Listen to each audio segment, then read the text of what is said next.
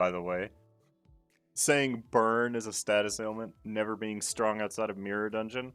You know, I did my first Railroad 4 run with burn and got 60 turns without any resets.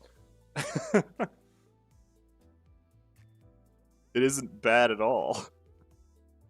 It's just not rupture. So people, like, true damage in this game is good, but people put way too much stock in it, personally. That's just my opinion. Anyways, hello. Streams always start with ads for everyone, supposedly. But how's everybody doing?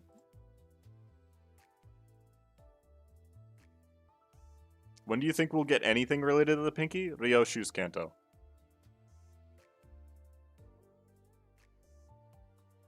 That's the earliest we'll probably see it. We didn't get anything related to any of the fingers until they showed up in the actual story, so. Okay, before we start, the ground rules. I'm gonna be ranking the IDs based on how good they are, as opposed to how good I thought they would be before they came out. And I'm doing it that way because a lot of people don't, for some reason. Let's see what else. I'm not really going to be taking into account support passives because realistically they don't matter that much. There's almost no support passives that matter very much. Like the ones that let you inflict more of a debuff are pretty good, but ultimately not that important. And ego, I will be considering if an ID has an ego that specifically makes it powerful, but if the ego is just generally useful, I'll probably not consider it. Like, I'm most likely not going to take into account stuff like regret, because regret is obviously going to make everything better, so it's not exactly a good judge of whether or not an ID is good.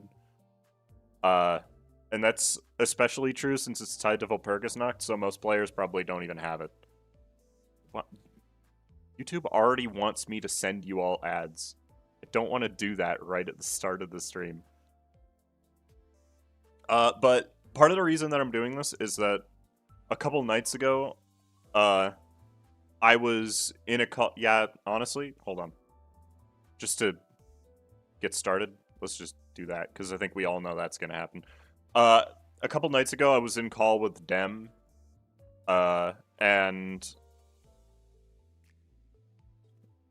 there was a tier list that got posted on Twitter, or whatever it's called now, and it had a lot of stuff that I didn't agree on, and it made me realize that, like, people really don't know how to judge the strength of these IDs. Realistically, every single ID goes in C tier and above, but obviously that's no fun, so.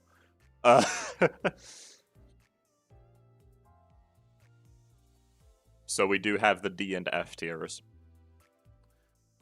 There was also the Devyat Sinclair video that I uploaded, and we'll get to him.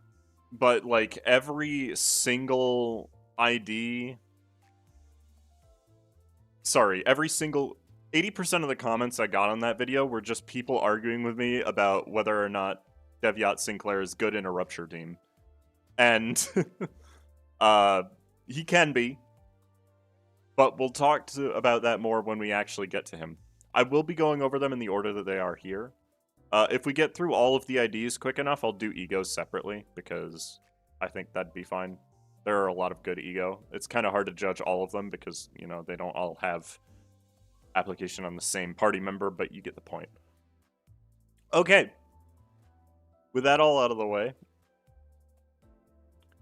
this is the absolute correct rankings for every single one of these, and if you disagree, you're not correct. I'm kidding.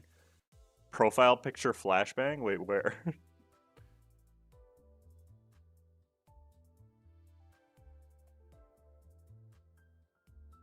So, we start with the first guy. Put Chef Greg on F tier? Yeah, that's fine. Hold on, where is he, actually? I genuinely don't know where he is. There he is. Because that's correct. Like, some of these, we're just going to know right away that they're just not very good. In a team, this guy is useless. Um, Outside of a team, his support passive is actually pretty decent. So, you know. Starting off, we have LCB Sinner Yi Sang. LCB Sinner Yi Sang doesn't roll very well, but I'm going to be considering the base IDs a little bit differently just because everybody has them, so everybody has the opportunity to use them. Compared to a lot of other base IDs, LCB Sinner Yi Sang is really good. He can inflict fragile, he has good speed, he has good bulk. Like, he has really good sin affinities as well. I think he honestly deserves to be in C tier. Like, he's one of the better default Sinner IDs, all things considered. And a lot of people just don't know because they haven't used him. I have used this ID, for the record. He's not bad in a sinking team either, if you need somebody and don't have any of the sinking Yi Sangs. Like, he's genuinely... Like, I'd put him in low C, for the record. Like, we don't have anybody else there yet, but he definitely goes in low C. His ego is mostly why I use him in hard content. He also does have good ego, yeah. Is this for Railway or such, or do we count Mirror Dungeons? We kind of just count everything. I'm not, like, factoring in solo, because every single ID in the game becomes a lot better in a solo. Because it's the only ID you have, so, you know. LCB Sinner Faust. I still stand that this is one of the worst LCB Sinner IDs in the game. She rolls like crap, all of her debuffs are same turn, she has really low speed. Like, her sin affinities are good. But I'd probably put her in, like, the top of F tier, personally. This ID is not good. And that's saying something because almost all of Faust's IDs are good. Right. It's just weird that this one specifically kinda stinks. Except Chef Gregor, he sucks even in solo. Yeah, that's just because that's a really bad ID. Her debuffs are next turn except skill 1. Yeah, but I also don't like her. Whatever. I'll put her in D. She does have an evade. She goes at the bottom of D tier specifically because she has an evade.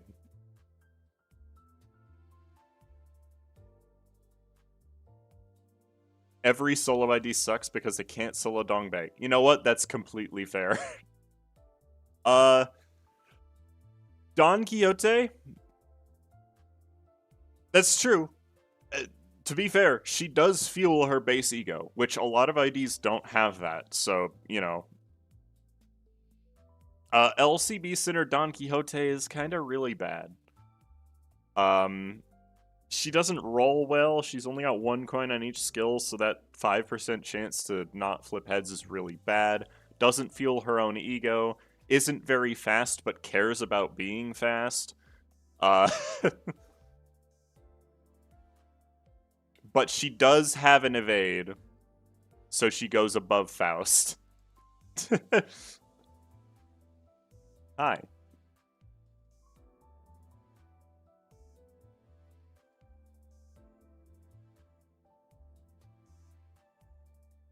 Like, that... literally, by the way, chat, the only evade ID we've gotten since, like... Oh, when was it? It was, like... Clicking noises. Since the maid IDs, the only evade ID that we've gotten is Saint Marceau. Does anybody realize that? Evades are crazy.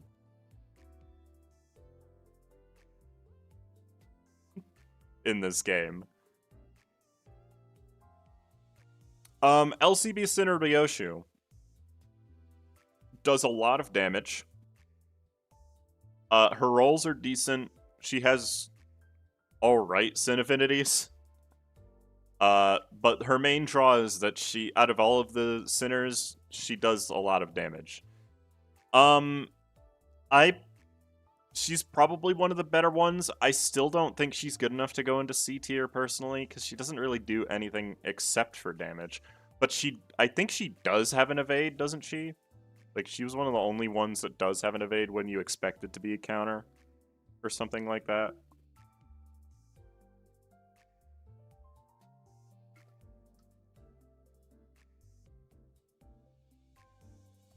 I don't know, I'm not perfectly versed on this idea. I haven't used it a lot.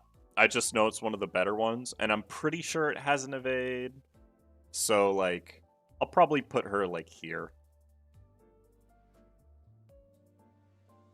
If I'm being honest.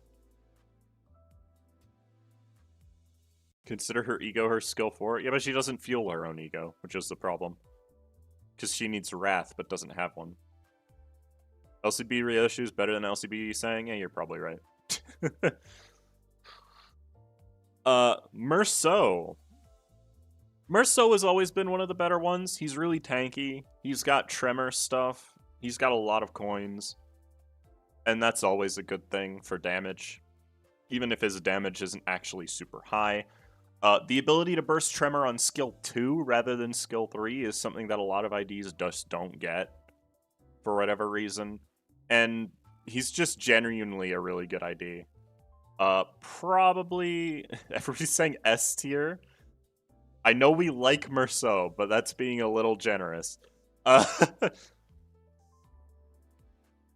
Probably, like, top of C, if I were to guess. Because he's just very, very good. I wouldn't say he's the best one, but he is very good. The Merceau tier. I'm not doing that. Depends on whether you're using Regret. I think if you're using Regret, he definitely goes near the top of B. If you're not using Regret, probably the top of C. Is the thing. And since most people aren't going to have Regret, I don't want to include it in the ratings a lot, but I'll mention it whenever we talk about Merceau, because obviously, you know. Yeah, remember, chat, we do have other IDs. Alright. I'm not biased. I watched the Permastund Immortal Base Salt video. That doesn't count. LCB Sinner Honglu, that's a B. I don't think we need to explain this one. He's just really good. If you manage to not get hit on turn 1, he's got the best rolls out of any LCB ID. Without question. And he's just quite good. He even has attack power up, which is something that not a lot of IDs get to claim. I personally think that he's probably the best of the LCB Sinner IDs. Just because he's very, very reliable, plus he has an evade. But there is also LCB Sinner Heathcliff, and they're both B tier IDs. I don't know which one is better, but they're both incredibly good. I'm just biased to give the evade a higher placement than the counter, personally. He's like the only sinking Rupture ID. That's not true. There's probably another one. I can't think of it off the top of my head, though.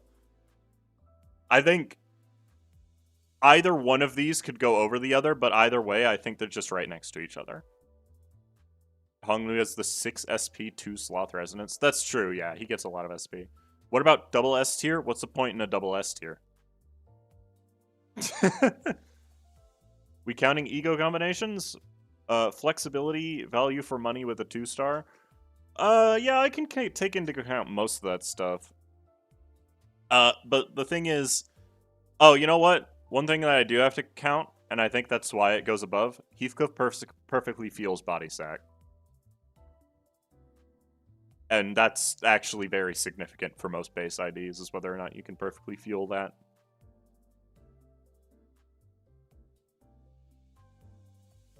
What's up? Double S tier to put... No, we're not doing potential man memes. Get a new joke. LCB Sinner Ishmael is interesting because she doesn't do a lot of damage, but she clashes really high and has really high speed. And perfectly fuels her base ego. Plus is like the only usable blunt fragility until multi-crack came out.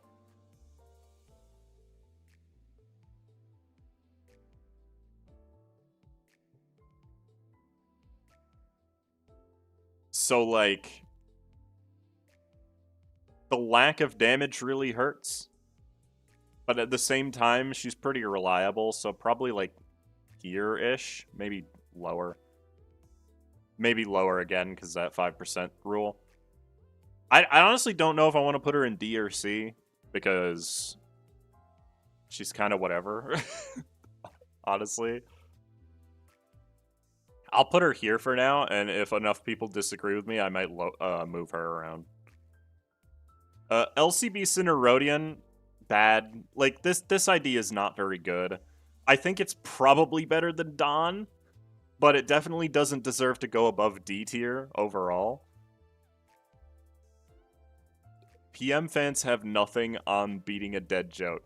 You know, as a Warhammer fan, you're probably right. Yeah, LCB-ish is still tied for the fastest base speed in the game, yeah. 5 to 8 is still the best speed range. We don't get a lot of those. Yo, Smiths? Yeah, fueling Snag Harpoon is important. Snag Harpoon is really good. But, again, she does have the stupid 1 coin on all skills thing. The 11, 12, 12 rolling character is bad. Wait until you get to her other ID that rolls worse. Because that's not even her ID that rolls the worst. We are counting passives, we're not counting supports. Because supports mess everything up. If you include them. LCB Sinner Sinclair is LCB Sinner Rodian, but slightly better. And I think that's all I can really say about him. So, like, you know... That's my only real opinion on him. We were talking about him earlier before I started stream. LCB Sinner Sinclair was meta at one point, and it was for grinding Hell's Chicken. And that was it. That was the only thing he was good for, because you had to bring him in the team. I remember when he was the best Sinclair? Yeah. How did this game last 2 years? That's a great question. Worse, a lot more squishy. The squishiness doesn't really matter when his damage is a lot higher. Like, overall, having low HP in this game doesn't really matter too much. Usually, if you lose a clash in this game, you're getting severely punished anyway. So, like, you know. +1 for being fell bullet fodder. So true. It's like he's the only ID that gives fell bullet Yisang an actual use case. And that gives him at least something. It's still not great. LCB Sinner Otis is generally pretty good. First off, only LCB ID with 3 coins on a skill 1, which is insane. I definitely think she's at least better than Ryoshu. I don't know if she's better than Merceau, but she rolls pretty high, deals a lot of damage, perfectly fuels her base ego. Like, she's got a lot going for her. I'll just put her above Merceau. The ID itself, after you take everything into account, compare it to other IDs in the game, kind of mid, but the ID itself is pretty good for what it brings to the table. His ring sang kind of fell off. I don't know where you got that impression. There's a reason we started this stream by putting him in S tier. Put her in B? I can put her in B. Oh, and she has an evade. Yeah, she goes in B. She definitely goes in B tier, in that case. Better than Honglu? Definitely not. Like, Honglu, you need a lot to be better than Honglu. And again, for anyone just joining, we're ranking the LCB IDs a little bit higher than usual because everybody has them and they're really cheap to upgrade. Important question, are we counting Regret Merceau? No. The reason we're not counting Regret specifically is because it's a Vulpurgis Noct ego and not many people are likely to have it. I hate how Evade is so much better than the other defenses. I mean, me too. He did less damage than Rodian. So? You say that like it makes the ID itself worse. Base Otis's account neutral rupture skill that makes her better than Deviat Sinclair. Everybody's gonna be mad at me about an hour into this stream. For the record. LCB Sinner Gregor, I'm gonna be honest with you, I've never used this ID.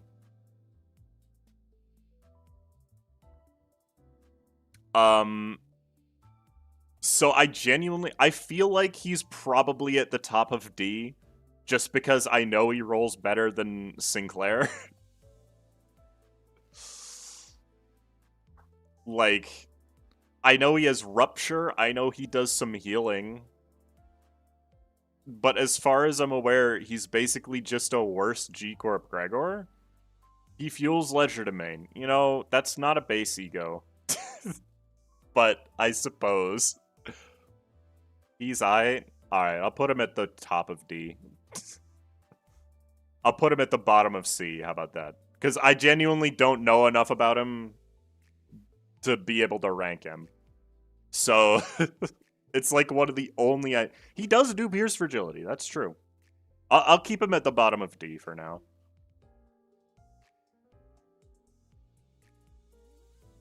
But even though we're not counting them in the ranking, 3 Gloom resources held for the support passive is insane.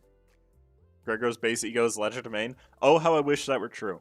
Here's the thing about Gregor's base ego. It's actually pretty good. The problem is it's not Legerdemain. So, what the heck? Do more with... No. Will you give She Ishmael the base ID availability bonus because everyone has her? Yeah, I can do that. She was gonna score pretty high anyways, but yeah. Zwei Association South Section 5 Sinclair, F tier. Probably a... I actually think he's below Greg.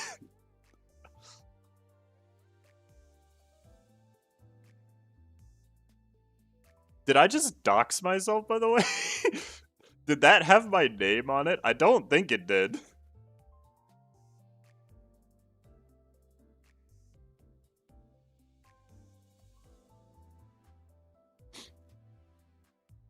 He's really bad. Can we make a new tier for Zwei Sinclair for literally being outclassed by his new Zwei? No, because there aren't going to be very many IDs that go in F tier, is the thing. There's almost no IDs in the game that are worth putting this low. No? Okay, good.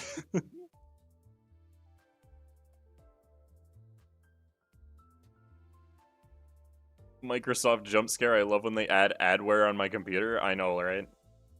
I wish they didn't do that. I'm not going to update to Windows 11 until I literally have no choice. I think it's better than Chef. Cazador? That's not my real name. Anyways, yeah, I think this is a safe place to put him. Like, yeah. Zwei Association South Section 5 Rhodian. I'm about to have a very contentious opinion. I think she's better than base Rhodian. That skill 2 really do be rolling 6 to 14, honestly. Like...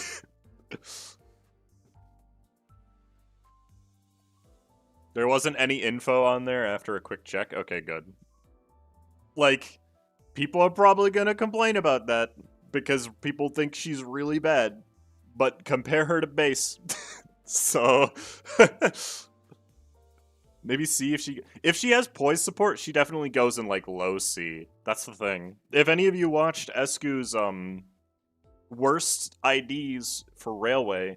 The poise buff for Railway 2 makes her genuinely pretty decent.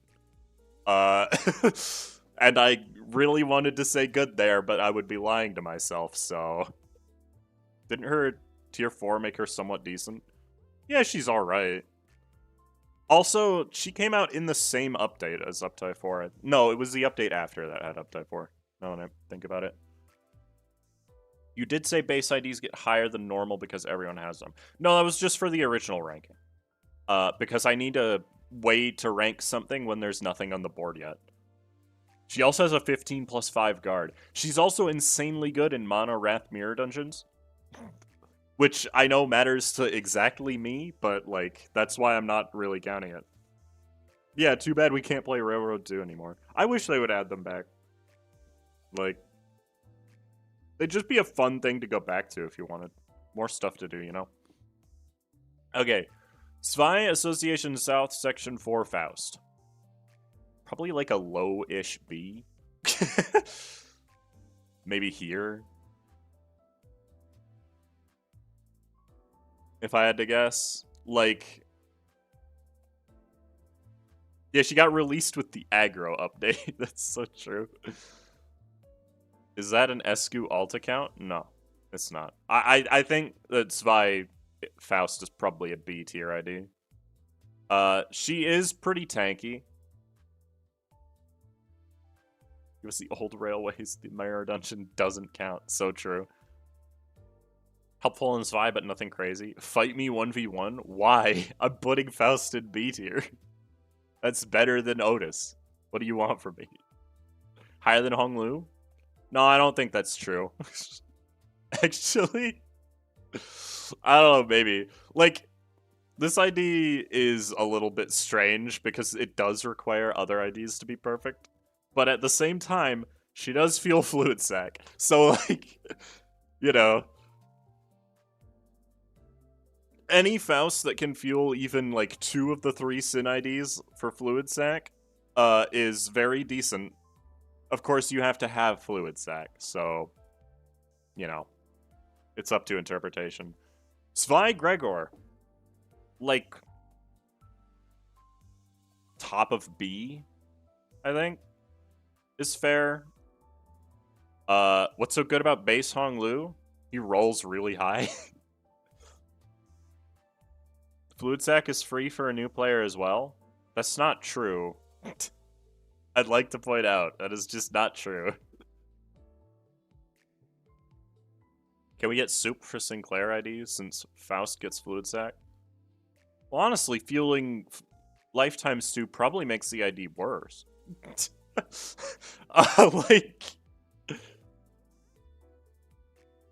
The man that literally can't get his shit full power. That's not true anymore. If you run him with all 4 of the decent Zwei IDs, that's just not true. New player awards? Do you get a free ego with new player awards? Or is it just a free uptie in ego? Yeah, Zwei Gregor plus Legerdemain. I did the 3 Sin Affinities Railway 4, and Zwei Gregor was actually my DPS carry. Because after the first section, I used Legerdemain every turn. So...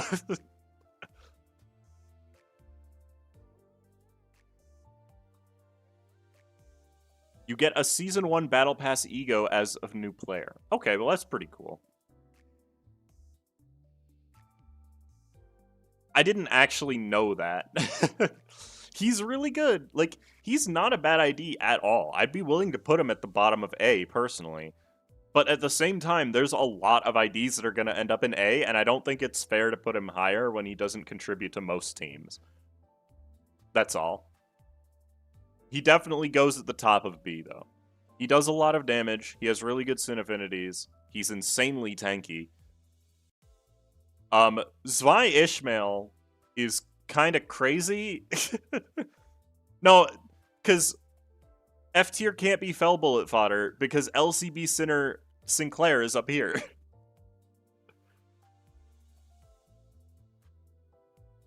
Zwei Gregor's biggest reason to live is giving defense level up to Zwei-ish with that skill 3. Sure. Anyways, Zwei Ishmael is kind of crazy. In terms of the IDs that give themselves self-tremor, I don't think there's an ID that's better than Zwei Ishmael, just in general. Because she does have a defense skill that just gives her 10. Despite having a thing that fixes her speed to the minimum amount, she can redirect without caring about speed. What else is there to say that's good about her? I mean, her Sin Affinities kind of suck. Let's be real. She can't get staggered. Yeah, that's also a good one. She's also just really good. She does a lot of damage. She rolls good. She supports a decent archetype. Probably either, like, the very top of A or the bottom of S, in my opinion. Because at the end of the day, she is still a tank, and there's still not much of a reason to need a tank. She's really good though. Even as an ID that relies very heavily on our block, if you don't use it, she's just an ID that rolls really high, and there's a lot to be said about that. But she is genuinely a really good ID. She would be S if she had Sloth. She can't deal slash damage? That's not technically true. She can use Wing Beat.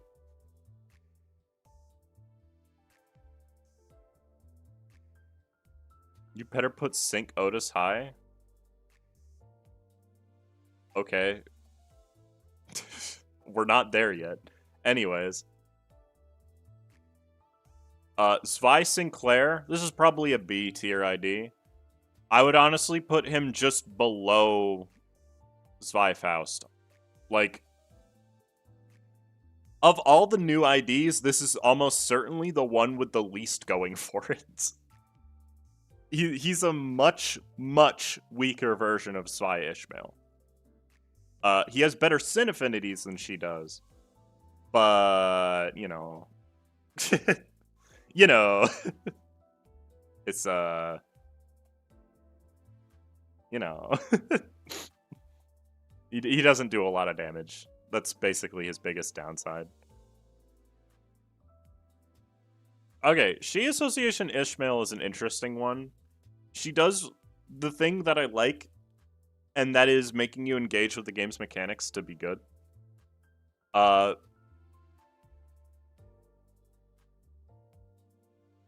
Her peak is pretty high, but at the same time, we've gotten a lot of new IDs that have a much higher peak with much less investment. I think she's probably the best base ID in the game, but you don't need it anymore, is the thing. Is Swi Sinclair good only in Tremor teams, or can he sustain conditionals in general teams? His conditionals rely on defense level up, right? He can't really sustain his conditionals unless you have at least one other Svi ID. But at the same time, yeah, everybody does have this ID. It's very strong if you get it going, if you know how to use it. So, like, top of B? I'll put her at the top of B for now. She's very fun. Is Tierlist updated until dawn? Let's find out. Yes, she's there.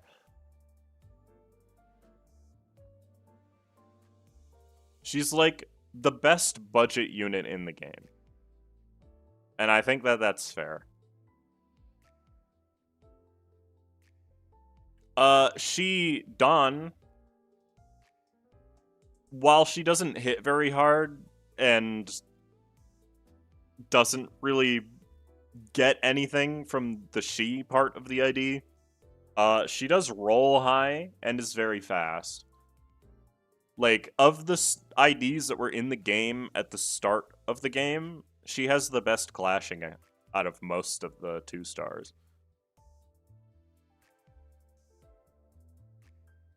Like, what do you... High A. She Dawn is power crept by New Dawn? I don't think you know how power creep works. You need to have the New Dawn for it to work. Like... it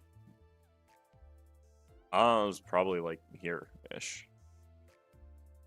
Like, she still rolls really good. I honestly, I wanted to put her at top of C. So, I'm gonna put her there. She rolls really good. Has good sin affinities. Perfectly feels lifetime stew. That doesn't matter.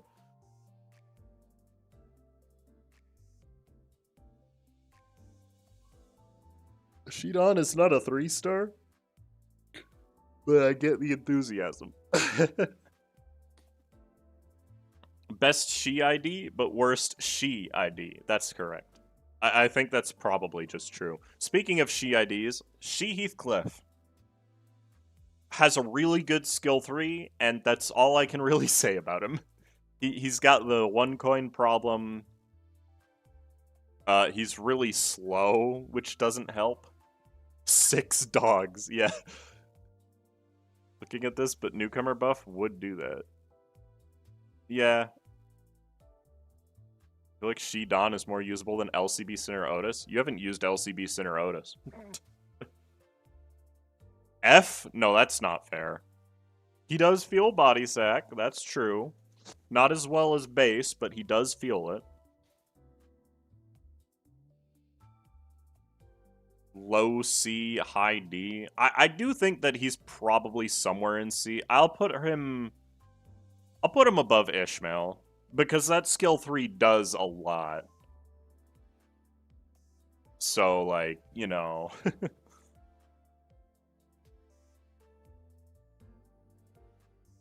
He also fuels telepole. While true, I would like to remind everybody that base Heathcliff also fuels telepole. So, you know. that doesn't help.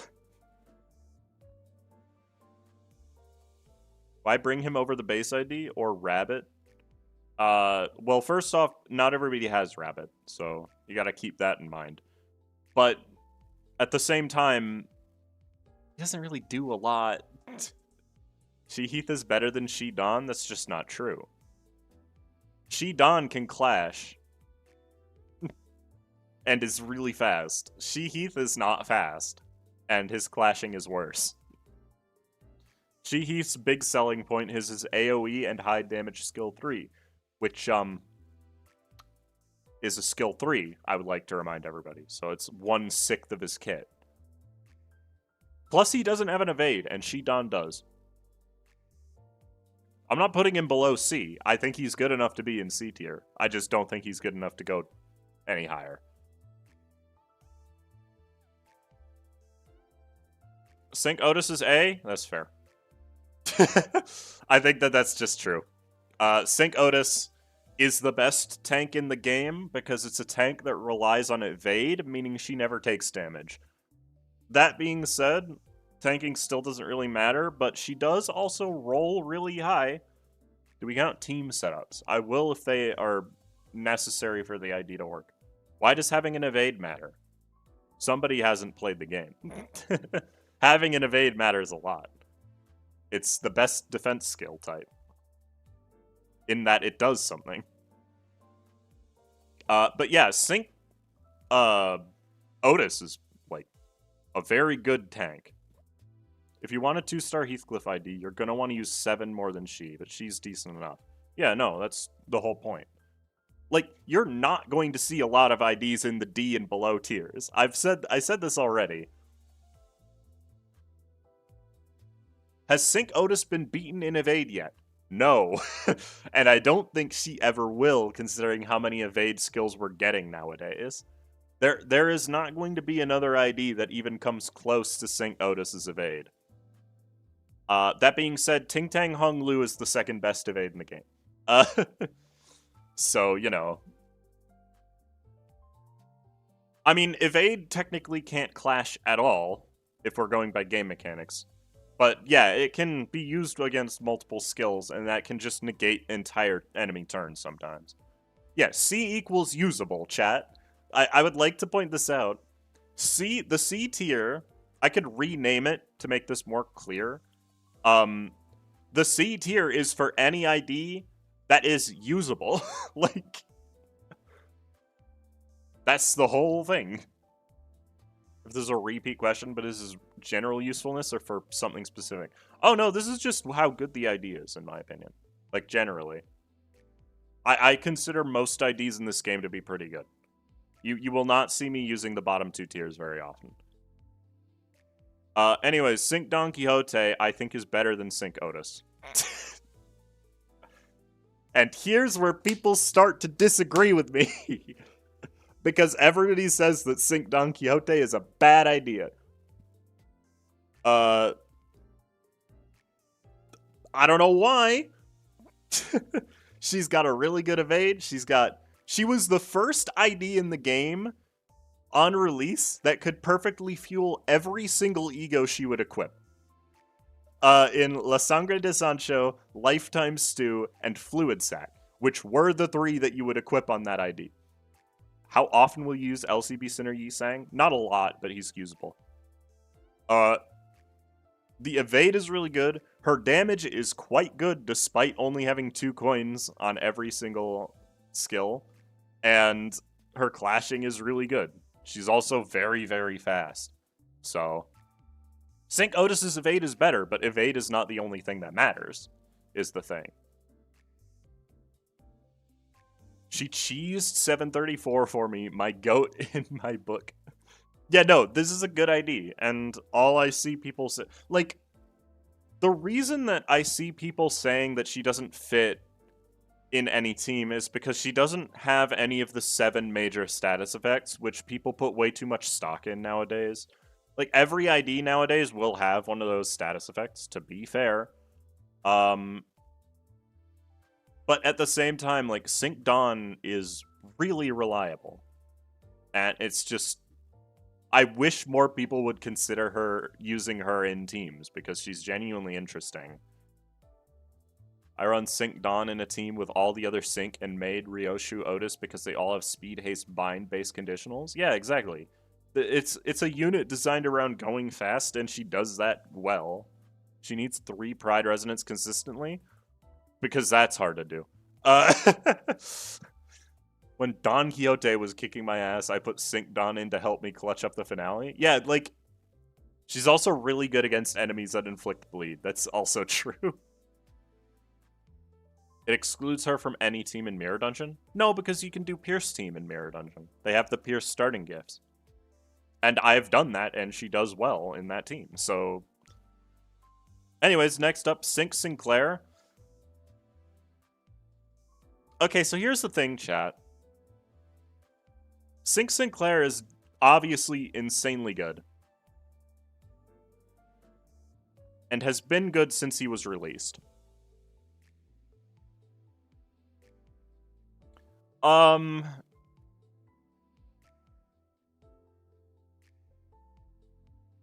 think it's fair to put him in S. I'm trying to figure out if he's better than or worse than Ishmael, to be honest. Because the main thing you use him for is the fragile, right? Any ID that can inflict fragile is automatically really good. The one person in chat that says A, you know what, fair. He's F tier because he's Sinclair. You know what? You're so true. He definitely goes in S. Is he better than Ishmael? Worse than Ishmael, but still S.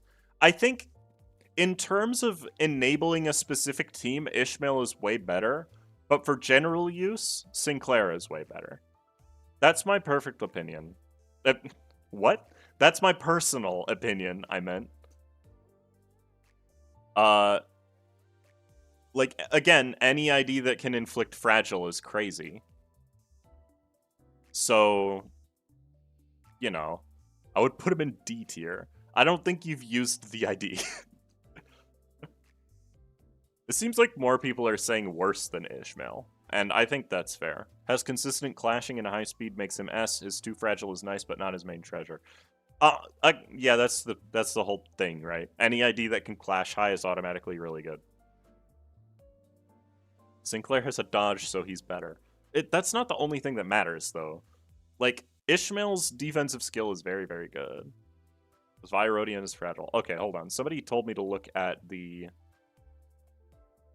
AI update thing.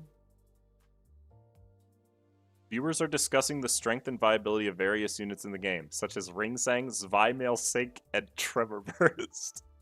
That's amazing.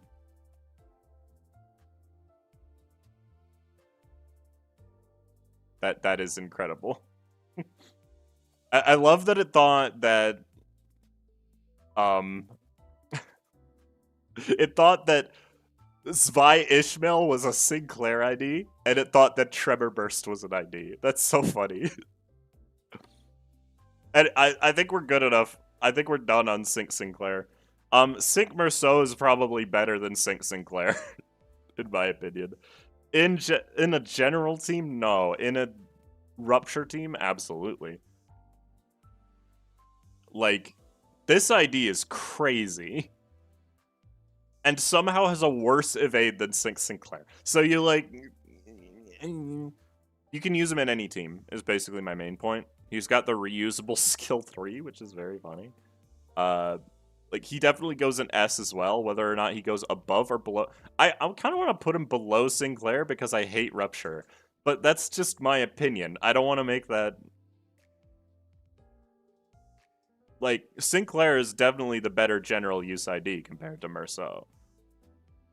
He goes in S, though. That's not even a question in my mind. Remember when people were doom posting over his kit? Every single time we get a new Rupture ID that has the 15 Rupture and 3 count conditional, everybody says it's going to be bad, and then it comes out and it becomes a staple in Rupture. This is a thing that people always do, and I've gotten numb to it at this point. He feels weird, but he's still as good as Sinclair. Yeah, that's the thing. He focuses stuff down really good, and that makes him good.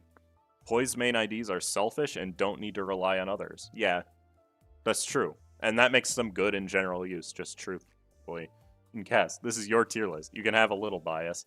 No, but I want people to be able to look at it and use it as a general guide of what's good. Anyways, Liu Gregor goes in F tier.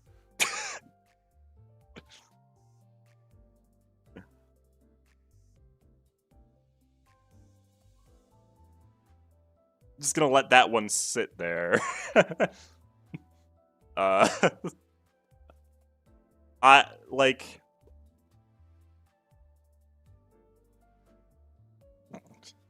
Have you seen how high he rolls? His unboosted rolls are 8, 8, and 12. Like, he's so terrible. His support passive isn't even good. He's better than Chef. But, you know... there's genuinely... I believe there are 4 IDs in this game that under no circumstance have any place in a team. Not even for their support passive. 2 of those IDs are Liu Gregor and Zwei South Sinclair. So you know we're doing good. Hold on, I gotta take a drink of my mango pulp.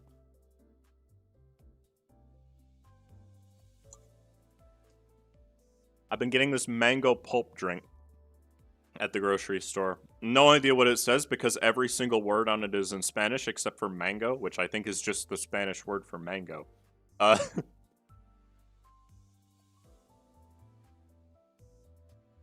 So, you know, it's a really good drink. I like it. If you have every burn ID, Gregor is the worst burn ID. So true. If you don't have every burn ID, he's still the worst burn ID. I'd like to point that out.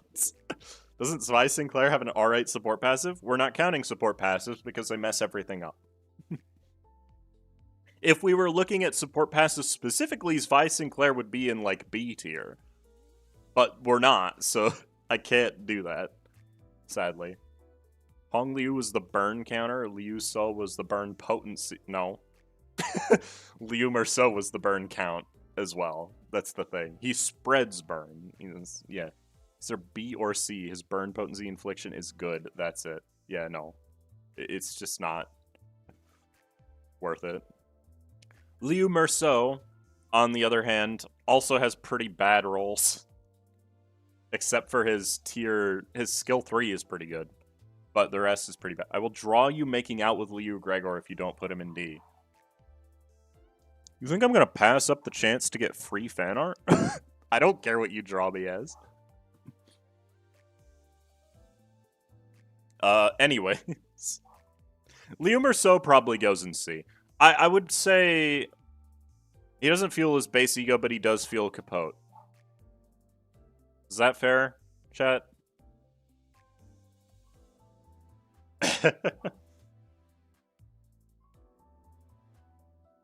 Like, I don't think Liu Merceau is that bad of an idea, but that's mostly just because he has a lot of ego that support him very well.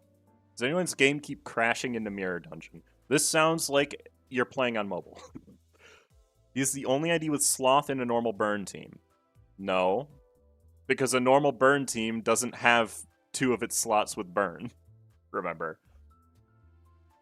Merceau carried by having a burn ego. That's very true, is the thing. I think if Liu Gregor had a burn ego, he would be a lot better. Just, yeah. What does Sank Merceau do? Damage? He's insanely good for damage in and out of Rupture. And he's also fast. And a fast Merceau is rare. So I'd have to put Liumer in D, but that's just because I don't put as much stock in what ego they fuel. Well, it's not even just that. I'll put him below Ryoshu. I think having the option to have the ego gives him a lot of an edge. If you don't have the ego, he definitely goes in like D. Is the thing. Most of the early burn IDs just suck. Is the problem.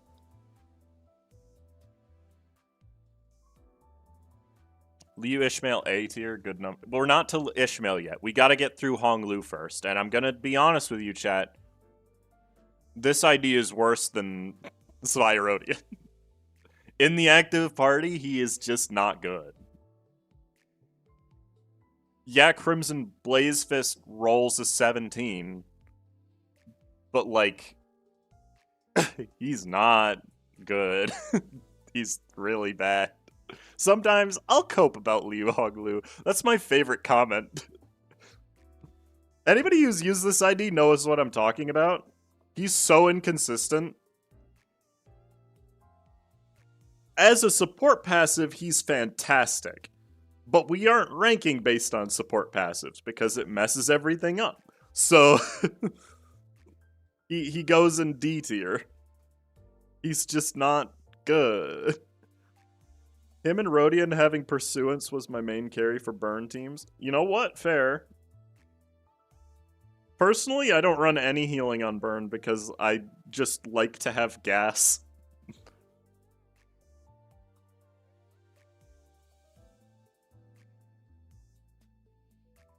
He has good animations for a launch ID. His skill 2 animation isn't even finished. 17 rolling skill 3 means nothing if you can't use it often. I'm more concerned with his skills 1 and 2 that roll 11 and 10 respectively. Not even Lantern? No, I don't have any Gluttony in my burn teams. I literally do not have a way to generate Gluttony outside of Effervescent Corrosion.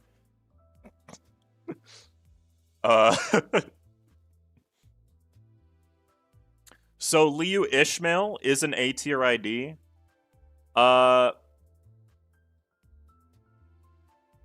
In terms of general usage, she's probably better than Syncdon. That's questionable. She doesn't clash as high. I'll put her below Syncdon for now. But it's definitely an A tier ID.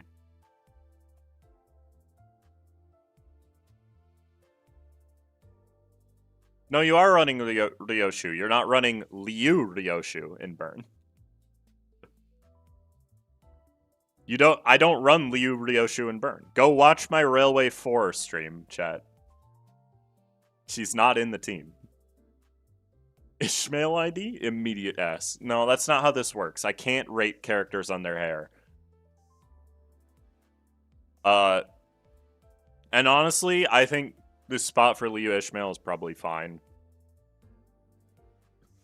Liu Ryoshu, this is like a B tier ID. Like, I don't know where in B, further, maybe like here-ish, I'd say. She's a good ID, it's just that she doesn't do a lot by herself a lot of the times. So, like, she definitely goes, like, there. She does good damage. And her rolls are passable. Once you get burn going. Even before you get burn going, skill 2 clash is pretty good. So. Burn team question, does Manager Dawn replace anyone in burn? She might replace Merceau, yeah. But I haven't tested it, so I don't know. Because the thing is, you need Envy in burn, right? But what you can do is, instead of using Butler Ryoshu, you use Chef to get your Envy. What is that question? It's a reasonable question. What does bro run instead of Liu Ryoshu? You can run either Butler or Chef, both of which do better than Liu Ryoshu in a burn team. Like, people undervalue burn ego, personally. Burn relies more on its ego than any other team in the game because they just don't have very many good IDs. and so they have to. And once they do, they're really strong. You don't even need burn units, because any character who can inflict more than 2 burn count in a turn, which is every burn character, by the way, thanks to Liu Honglu's support passive, burn is the easiest status to maintain. Are we not counting conditionals? No, we're counting how easy it is to hit the conditionals, too. Like, it's pretty easy to hit Liu Ryoshu's conditionals. Even after you hit them, she doesn't gain too much compared to newer IDs. Liu Rodian, as much as I hate to admit it, is just a better Liu Ishmael in a lot of circumstances. She does slightly less raw damage, but she is just better for the burn team than Ishmael is, and definitely goes at the top of A. I think this is one of my favorite IDs in the game, and I'm not really willing to put it into S. I think it goes near the top of A, and I think that's the highest it gets. If burn were supported way more, then she might go at the bottom of S. But skipping burn IDs is wild. Why? I got 60 turns on that run. And I never reset. That stream was only 3 hours long. I didn't do any resets. I used 2 non-burn IDs in my burn team, and I got 60 turns on my first attempt. Like, N-Corp Sinclair is either B or A. Yeah, 7 Association is next. I can go do chores. What? Why does none of this matter to you? These are good IDs. And by good, I mean they're passable.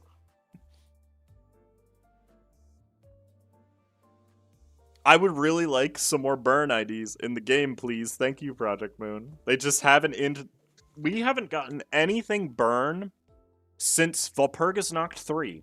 And we're getting something related to burn now in Walpurgisnacht 5. They need to stop doing this to me. The 7 are all F because they're British. That's true. Okay. 7 Association South Section 6 Yisang. Probably a C tier ID. I don't know where in C. Like, I think definitely above base Yisang. I would probably put him above Ishmael just because he has fragility infliction. Blue Archive and burn in the same sentence.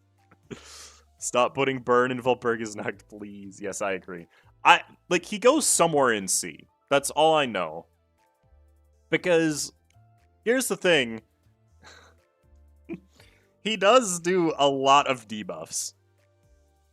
And that's important. He has really good sin affinities. Can you stop saying their section number, please? I guess. And Pierce fragility. Pierce teams are good. Like, that Pierce fragility goes a long way. So he definitely goes in C. As a general use ID, his rolls are pretty bad. But you can get his passive activated pretty easily. He's really fast. One of the best burn IDs before we got good burn ID. You know, people were running burn in Railway 2, and they legitimately used 7 Yisang. He's not a bad ID. And I watched a video on it, and the reasoning checks out. You use him to use 4th Match Flame turn 1 and activate all your burn conditionals immediately, because that inflicts 10 burn. But you don't really need him anymore in most teams. He's passable, though. Listen, burn team building is something I could write a thesis on, chat. Okay? Don't worry about it. I know more about the team than you do. I've worked on it way too long. By the way, my burn video is not outdated yet. Okay, 7 Ryoshu. Has the same issues as 7 Yisang, but rolls way better. You put Ring Sang in burn teams now? No, you don't. You don't need him. Can anyone direct me to a vid to learn how to use a La Mancha land team? You don't really need to know a lot. Just put the 3 good Blood Fiends, leave Otis on the curb, and then run other bleed IDs. 5 Slash fragility is insane. I wish Slash was just a better damage type. This ID is better than Yisang. That's not saying much. Probably put her, like, Honestly, I'd put her above base.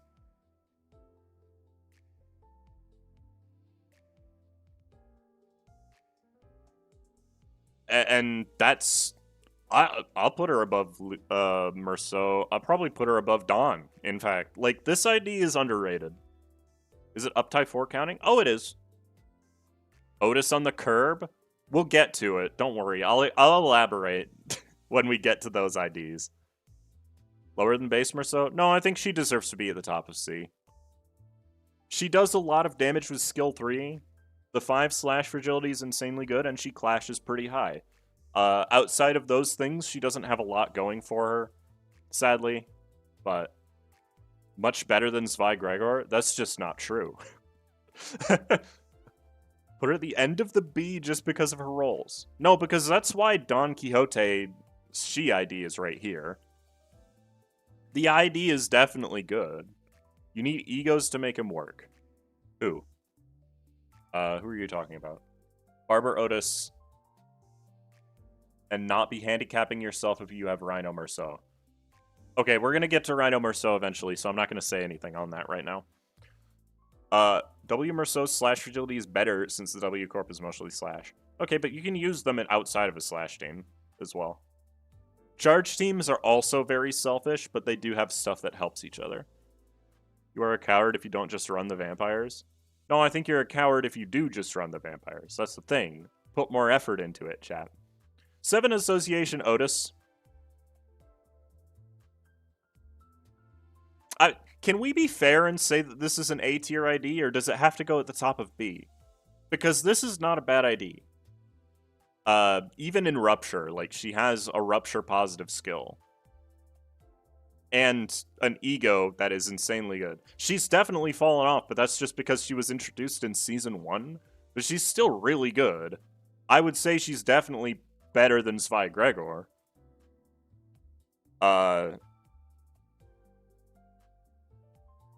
And, like, there's a lot going for her. Honestly, I want to put her above She-Ishmael just because she's really easy to use. Is one thing that I want to keep in mind here. Is if an ID is easy to use, then that's important.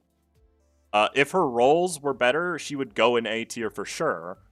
But even without her rolls being super high, you gotta remember that all of her skills effectively roll 2 higher than what they say because they all have that effect in Clash. I definitely think putting her at the at the bottom of... Can I speak? Putting her at the top of B is fair, right? 2 count, skill 2 positive is a big plus, yeah. No, it's not just the count positive skill 2. I genuinely think she's a really good ID. She's very usable in almost any team, you just have to put her in it. If you don't have a better option for Otis, then she is definitely your best option, obviously. And it's not like, if somebody started the game tomorrow, got 4 3-star IDs, then Otis would be on their team 100% of the time.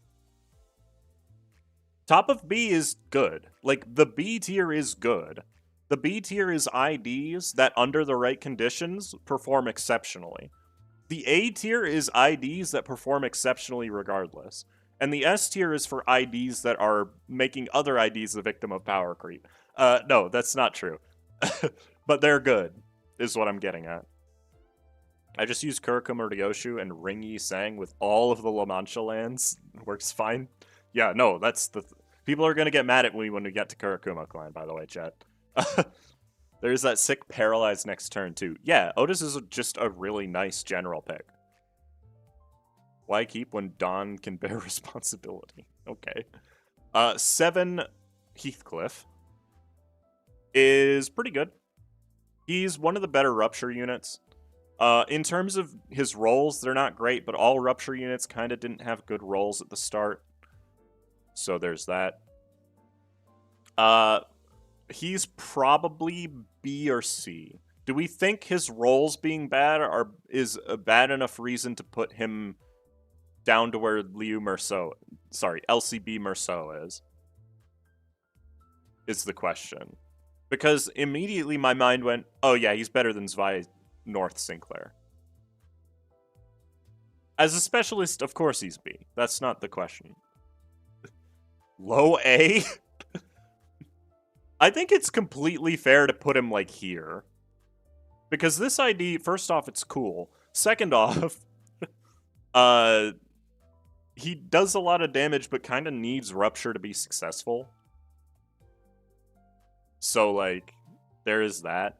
He can be thrown into any team just fine. But his rolls are not great, is the problem. And that's a really big deal. I think low A is pushing it. I don't think I'd be willing to put him higher than B.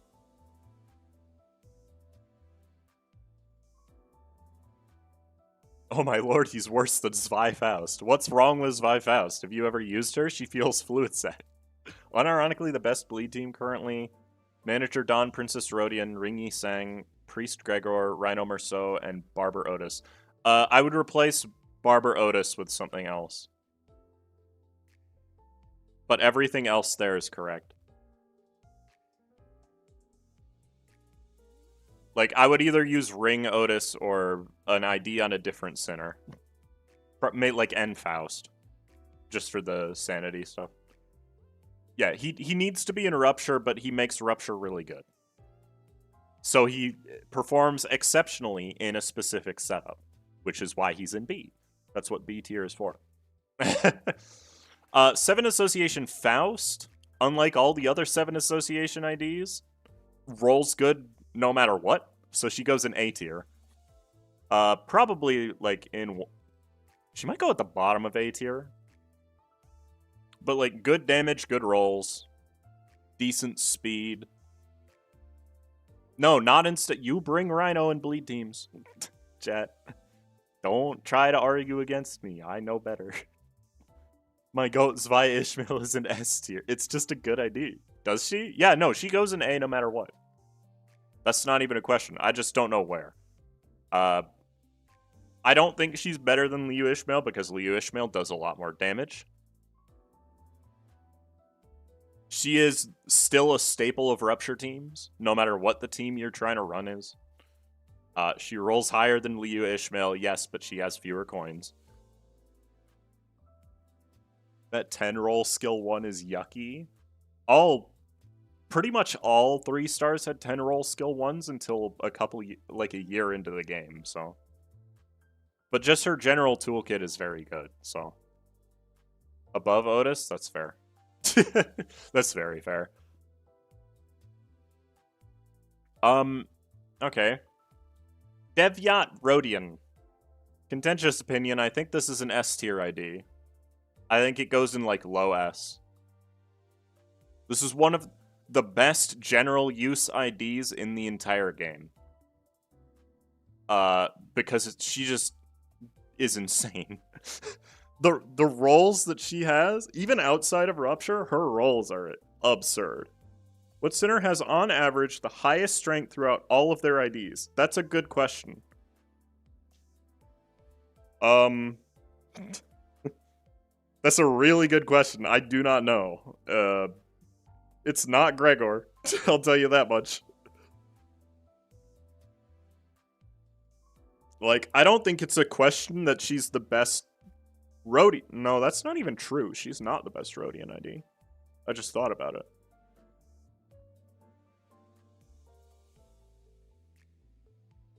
But, like, no matter what team you throw her in, she's going to do insanely well. Just because of how much damage and how high she rolls. 7 Heath's passive worth bringing 4+7 IDs? No, I don't think so. And then we get to Devyat Sinclair, the most contentious ID in the entire game.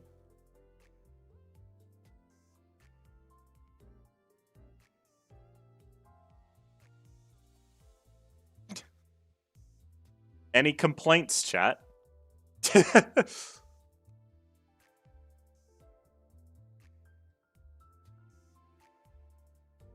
Check your Discord DMs. Did you make it?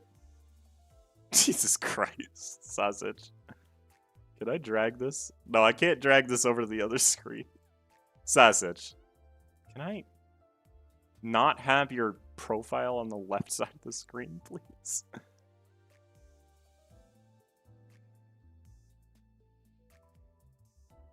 Like, I want to be able to show this, but I can't. I have to... No, because if I download it, it's going to crash the stream. I did this once before. So... Here's the thing. Devyat Sinclair is literally just a slightly worse version of Devyat Rodian. Show it? I don't want to show his Discord account, is the problem. And if I wanted to drag Discord over to the other screen, it would show the Discord account. I don't want to do that.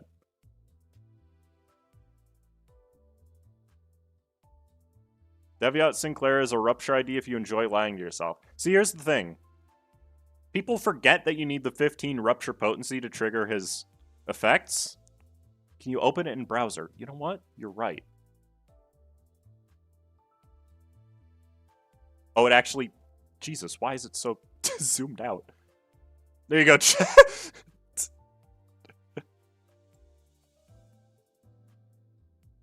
Sausage just drew this.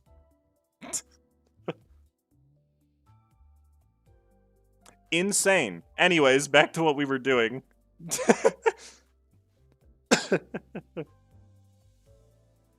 Yeah, nobody knows how good Devyat Sinclair is at applying rupture in wave battles. Here's the thing. Devyat Sinclair applies more rupture count than any other ID in the entire game. And also, he deals insane amounts of blunt damage.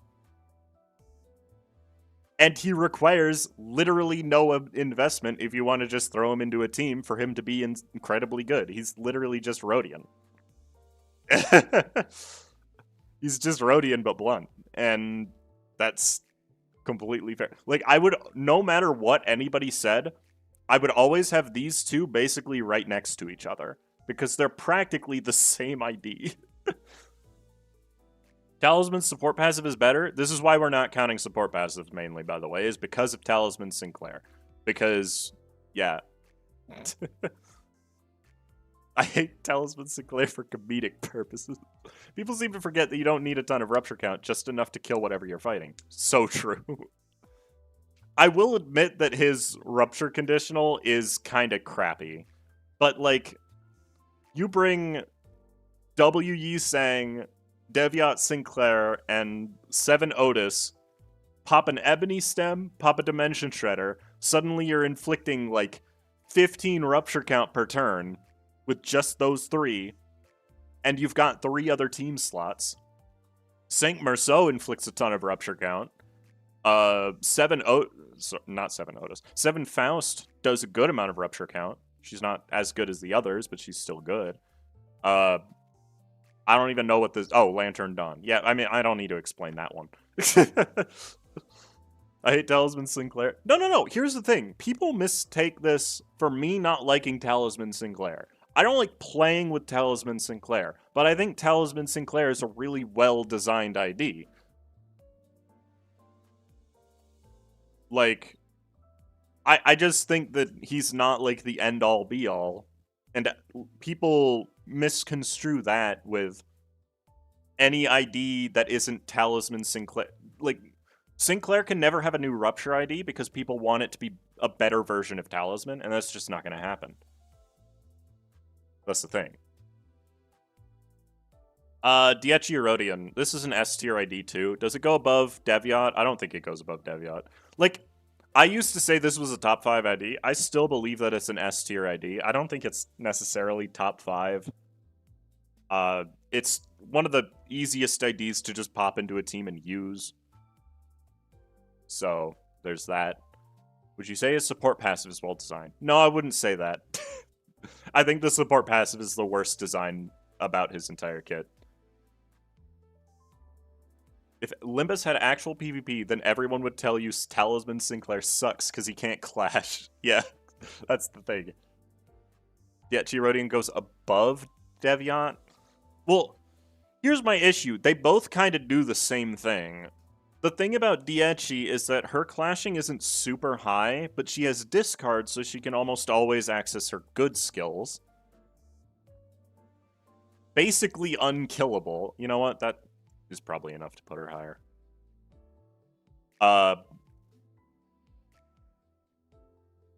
Like, this ID is always going to be a really, really good ID for anybody to just pop into a team. And also always going to be at least an option for good syncing teams. First off, because her skill 3 is syncing count positive, and because she has discard, she gets her skill 3 twice as often, and because Rhyme Shank is crazy. I don't want to rank her just... If I was ranking this ID just because of... While including Rhyme Shank, she would be, like, here. But I don't want to include Rhyme Shank because I think it's unfair to include it. It's one of those ego that's like, yeah, if you have it, it's crazy. If you don't have it, the ID is still really good. Like, Yechi is unkillable and Deviat kills herself. Yeah, but Deviat does more damage. Even with fewer coins, Deviat does more damage. That's the funny thing. You know?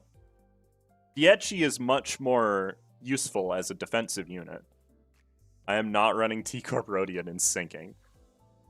Did I say T-Corp? I don't know who said that. Yechi Rodian is incredibly outdated for syncing. No. No, she's not. She's really not. I still run her in my main syncing team. I think she's always going to be an option for your core. Her Sin Affinities are great. Her damage is great. She has really good skills. She has an amazing ego. And she's unkillable. There need to be more IDs that just explode sometimes. Oh, I'm sure we'll get more Deviat IDs. Anyways, on to Diechi Association Yi Sang. This is an interesting one. I think this is probably a high B tier ID. He rolls a lot better than old IDs do once you get his insight started. I think his gimmick is interesting, wanting to discard his high rank skills instead of his low ones. He's basically just Diechi Rodian, but with worse damage.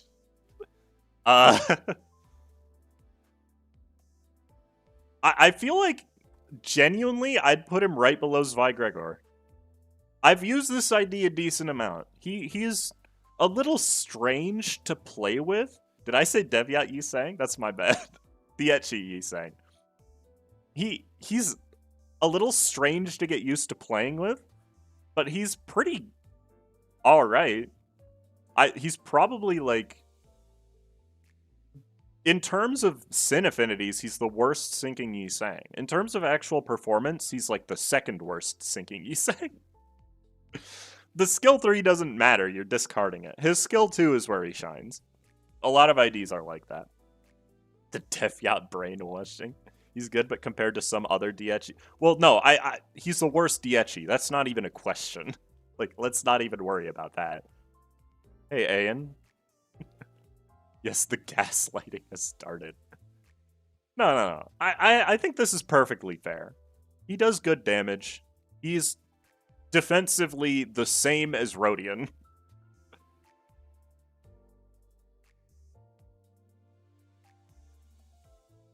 Like, you know, also, Hermie, be fair. Liu Ryoshu's skill 3 maxes at a 20, not a 17. I'll move her above Faust. How about that? His release is so weird because Diechi team wants Gloom Resonance, but he has no Gloom. You know, that is fair as well. I don't think it hurts the ID itself, but... yeah, Diechi Honglu is S tier. I think that's fair.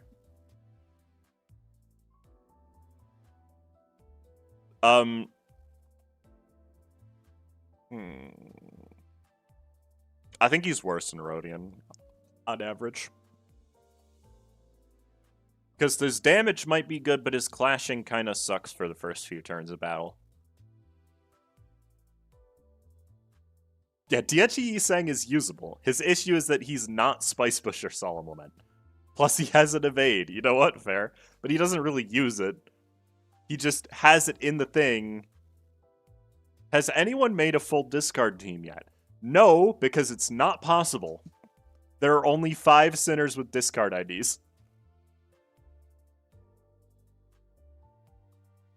Can't wait for Up-to-Fi to give him the 4 coin skill 1. I still think he'd probably be worse than Rodian. And all things considered. You've been lied to, Liu Rodian. Did I say Rodian? I meant Ryoshu. Why are people talking about Rhino Merceau? We're talking about Diechi Honglu. Are you sure? Yeah. No, I'm pretty sure. I've used both of them quite a bit, for the record. Liu Ryoshu's skill 3 is max 17. No, that doesn't make any sense. It's 4 coins and by default has a cap of 12. It's literally not possible. Full discard team before full burn team. No, there are at least 6 sinners with burn IDs. That's the thing. Diechi Honglu is a badly designed ID. You're wrong. Because you can tell PM didn't realize the discard guard trick when designing his passive. I think even if they knew about that, I still think it's a pretty good designed ID. It encourages you to think, and that's the important part. You need to have keys on the screen and shake them when chat stops paying attention. So true. Liu Ryoshu rolls 20 with ego gifts. Oh, that's probably where I'm getting that from. Okay, she goes back down a spot.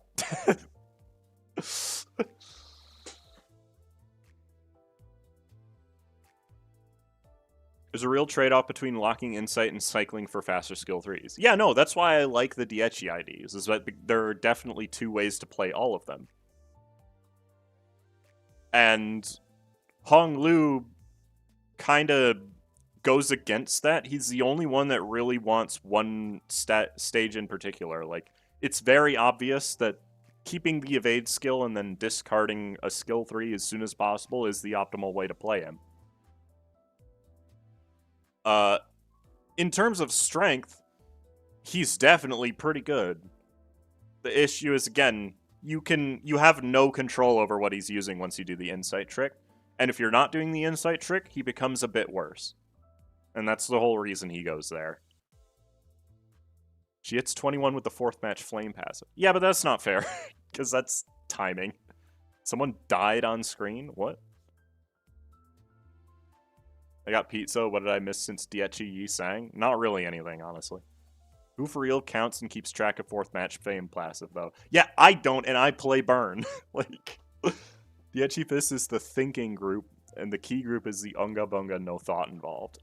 It's interesting because technically the way that you play Honglu is the most involved out of all of them. Alright, Diechi Merceau is an ID that I think got an unfair rap when it was first released. He's definitely an A-tier ID. Probably, like, a low A-tier ID. I think this is fair for him. Being discard at all gives him a lot. Like, people definitely don't consider how powerful discard is when ranking an ID. He does a lot of support for syncing, for discard stuff. But as an ID by himself, he doesn't do a lot. I think that if the fact that skill 3 did syncing potency and count at random wasn't random, he would be a lot better. Definitely. He's the weakest ID we've had in like 5 months. That is completely unfair. We got Fang Hunt Honglu a month ago. Alright? But it's just the randomness of his skill 3 definitely does hurt him a lot. As an ID, he's not bad, though. You can just throw him into any team and he will work. Him being discard helps him by a lot. He's just not super meta in syncing, and he probably never will be. Now, if we get more discard support with really good discard IDs, you might see him pop up in actual discard builds for his +1 clash power. It's an unfair comparison, yes, but people treat him like he's a 2-star. So. I would say out of every ID we got in the last 6 months, Diechi Merceau is probably the 4th weakest. And all of the IDs that he outranks are 2 stars, so You are a coward if you're scared of a skill 3. I'm not scared of it. It's a good skill 3. It hits pretty hard. It's just not good for sinking. Out of all the 3 stars we've gotten recently, I definitely don't think it's a question to say that he's been the worst one. I have to leave and sleep for work. All right, see you later, Coffee. Thanks for sticking around. Yeah, it's the Merceau curse. He's either really good or really bad, and the community won't accept an in-between. Diechi, Merceau, and Zweigregor are the only IDs I don't own. Interesting.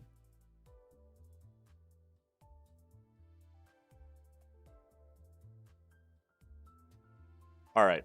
Elfie Heathcliff is an ID that people hate for no reason as well.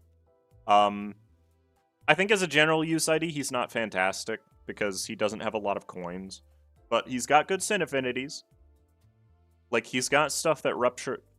No. He's got stuff that Tremor really needs. The big downside being he doesn't have Sloth. Is the list in alphabetical order? No. It's not.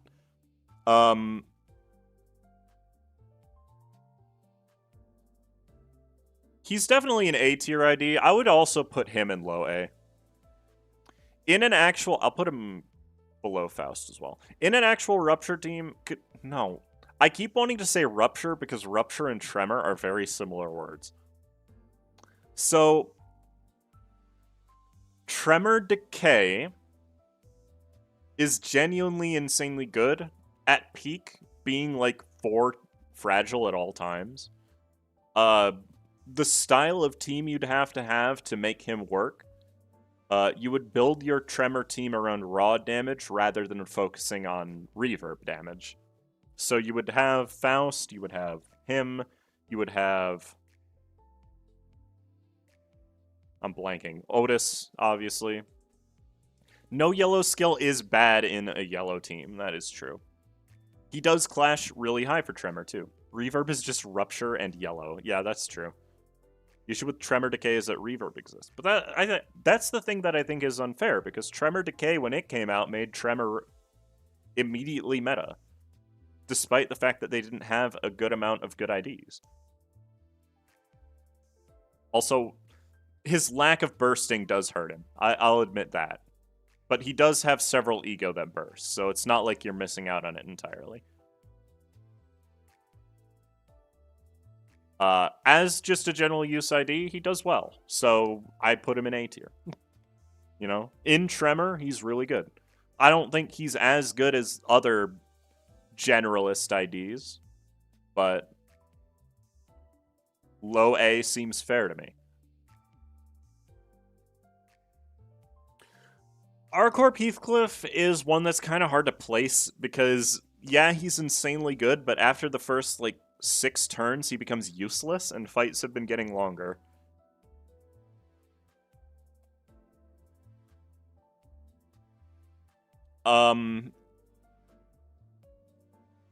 He's definitely a good ID. I really don't want to put him in S, is the problem.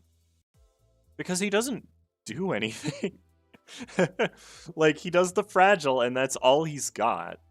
And then you've got to either have him be dead for 5 turns, or just waste all of your ammo so you don't get a second use.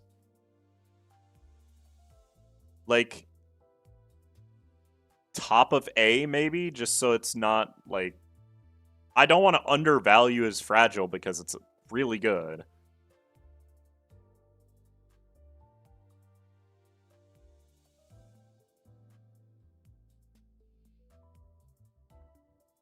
And the fact that he gets more ammo at Uptie 4 is funny. You know, I almost don't even feel like he's better than Deviot Sinclair. Just get a crit kill with Fell Bullet. You know what you just said, don't you? You understand the problem with that. Is there a list above S? No. I'm going to put another tier above S that has the top 5 IDs in the game, but isn't asymmetrical good with Arheath? Yeah, it is. It increases his max speed, so it makes it more likely for him to have a 6 or higher speed. Updive 5 will give him a reload mechanic. Trust in the plan. I don't think it will, but I appreciate your enthusiasm. Did Kim say that? No. You need Sloth Resonance. You do, but it's not like you can't get Sloth Resonance with the rest of your team. Plus, the ego itself contributes to that. Remember, it's a Sloth ego. Alright, R-Corp Ishmael is an ID that maybe hasn't aged brilliantly. It's still good. And as a charge ID, pretty much every charge ID ages pretty well. This is one of the only ones where the unit themselves got a bunch of other IDs that are easier to use. People think Uptie 5 is actually going to be real? Yeah, I don't think B is fair. I think this is an A tier ID easily. I think it's probably better than Syncdon. The thing about R-Corp Ishmael is that, again, she relies very heavily on her skill 3. Has some of the best charge gain in the game, for the record. Was and still is one of the best Ishmaels. And she clashes really good, yeah. That's the thing, she has really good clashes. You need SP management. No, you don't. Not at Uptie 4. If you activate her passive at Uptie 4, she only loses SP at the end of the turn if you fail to deal damage. And she usually deals damage. But she's pretty good. She can work in syncing. I don't think she's optimal in syncing. I'm not ever going to say that. But love it, she hits Gregor. You know what? Fair. Reindeer Ish has never let me down except when I hit auto battle. Yeah, see, that's the thing. Yeah, she just needs to deal the damage and clash high, and then she's got it. Uptie 5 that makes the IDs worse. You need PP management, she's Ishmael. Okay. A whole lot of people I know who hate her skill 2 so much that it brings her down. Okay, but they're just not thinking about it right. Rhino Merceau. Everybody's favorite ID to shit on when they don't know how he works. Rhino Merceau is a genuinely very good bleed ID. I don't think he's that great of a charge ID, even though he does have charge. Rhino Merceau rolls really high once you have enough charge. He has really good Sin affinities, especially in bleed. Inflicts more bleed count than any other ID in the game. Except for Ring Yi Sang if you get really lucky. I keep saying this is the last season I max level Rhino Merceau, and this is the 3rd season I've said this. Top of A, really good bleed count. The bleed count also isn't the only thing that's important, though, is the thing. And he genuinely doesn't hit that hard. With Screw Loose Wallop, he can hit pretty hard. That's true. He's pretty much a staple in bleed now because of how good his count infliction is. He'd be okay if better IDs didn't exist and Kurokuma passives didn't exist. No, here's the thing. The Kurokuma passives make him better. That's the thing. They almost always apply to him. What, Rhino rolls high? Yeah, his skill 3 caps at like 21. Top of B? God, no. He's an A tier ID without question. I think this is fair. Like, obviously you're bringing him in bleed. But his lack of damage really hurts him. Just in general. You can use him for free no matter when you want. Like, he's an ID you can just throw into the team and he'll be successful if you have an at Uptie 4. There we go. But there's a lot of people that think he's terrible. Or worse than he actually is. He has pretty good clashing. Really good bleed count. Useful ego. The only thing that's really holding him back is his damage. But also his skill 1 is pretty crappy. I'm not even going to deny that. But most IDs are held back by their skill 1 being kind of crappy. So, you know. You don't want them to apply to him. 12 potency skill 3 with 6 count begs to differ. People genuinely forgets he exists. That's true. 14 rolling skill 1. That's pretty average for now. I always defended Rhino Merceau since release. On release, he kind of wasn't that great because he was released before Uptie 4. When Uptie 4 came out, he immediately became one of the best IDs in the game and has since been kind of power crept out. Do Kurokuma support passives affect Rhino?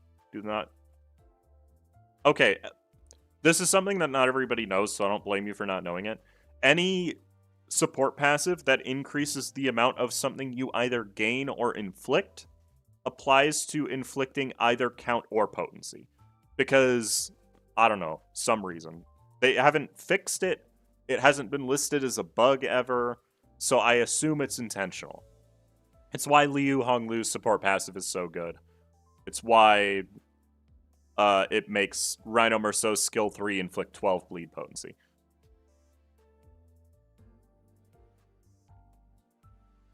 So, yes, it does apply to bleed count infliction specifically as well. Also, yeah, he has the potential to be very fast. But that potential is often not seen because it's random. So, that's the problem with wide speed ranges. W Corp Faust is an ID I vouched for bringing in Burn. Because of course I did. I still believe that that's the case. Why don't the gifts work? See, that's the thing. I don't know. I can't explain that.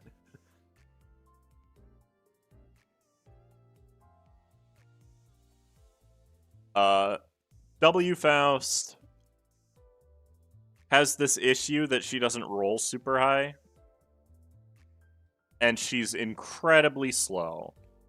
And the combination of those two things puts her in the C tier, I think. Like, there. Because admittedly, she does roll better than these guys. So, yeah. What? So I did that exclusively because of Sin Affinities and also because it would allow you to bring Fluid Sac. That's why. Her debuffs are really good, but half of them are same turn. Like, I think it's the attack power-up that's same turn, or something like that, because there's one debuff that she inflicts at same turn, despite her speed being 2 to 4. And she does help, but, like, she's not great. And the speed is the most annoying part. Like, any ID with 2 to 4 speed automatically loses a lot of points. Are they all next turn? It's not worded like that. I'm here. Why is LCB Sinclair in D? Because that's where he belongs. Have you played Stalker? No. I haven't. Sorry. Doesn't W Faust have, like, the worst guard in the game? That's true. She does. It's like a 7 to 10. No wonder you never used Pursuance Burn if you had Fluid Sac. I never used Fluid Sac in Burn. What are you talking about? I brought Telepole when I brought Faust. Because of the damage. And yeah, she did kind of just get replaced by Multicrack. But that's not, like, entirely fair to weigh it on because not everybody has Multicrack. So I can't just count that, you know? He belongs there and so does LCB Heathcliff? You're just wrong. Who uses guards? Nobody, but it helps to have a good guard. Isn't Liu Greg quite viable in Mirror Dungeon? If only Mirror Dungeon was the only content. No, Liu Greg is at the bottom because he deserves it. W Corp Don Quixote is still an S tier ID. Like, Fragile Infliction, Rip Space, those two things on their own would be good enough. She also rolls really high. So, like, here-ish, I would say. I think she's better than Saint Marceau, maybe. She's definitely an S tier ID. That's not even a question. The best ID that was on... The best on-launch ID and has consistently been one of the best IDs in the game.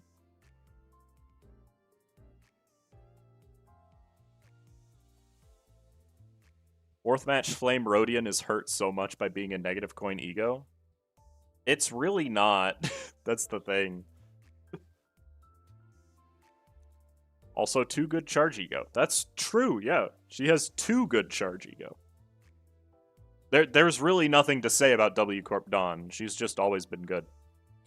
W Merceau suffers from not having great charge gain without Electric Screaming.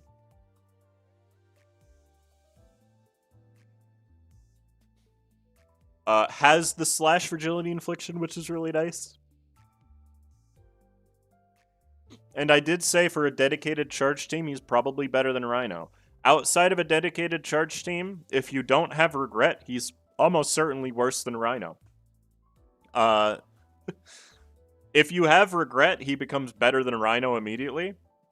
But I don't think that's fair to measure by. So, like, oh, is this fair? I think this is fair. And without his charge gain is kind of iffy, and his clashes rely entirely on his charge. So I think he's actually probably worse than Spy Gregor. He's fine, but I just don't want to use him. You know what? Fair. You like the slash fragility and defense level down help Don and Ryoshu deal so much damage? They do, but you have to have a way to up his charge gain. And not everybody does.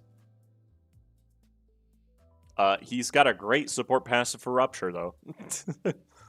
Next is W Hong Lu. W Hong Lu is similarly an ID. It's like W Hong Lu had a lot of potential. He's really fast. He's pretty tanky. Has the ability to spread charge to other units. Unfortunately, his damage is Garbo.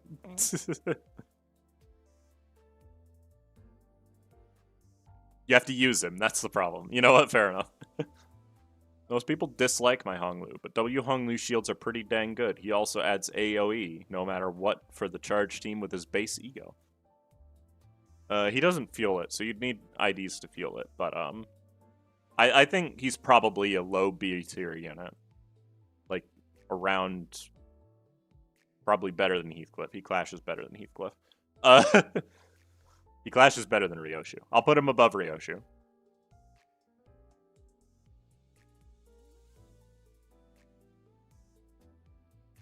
W Otis being a thing is irrelevant because they're different units. He's not bad, but there's just better stuff you can be using.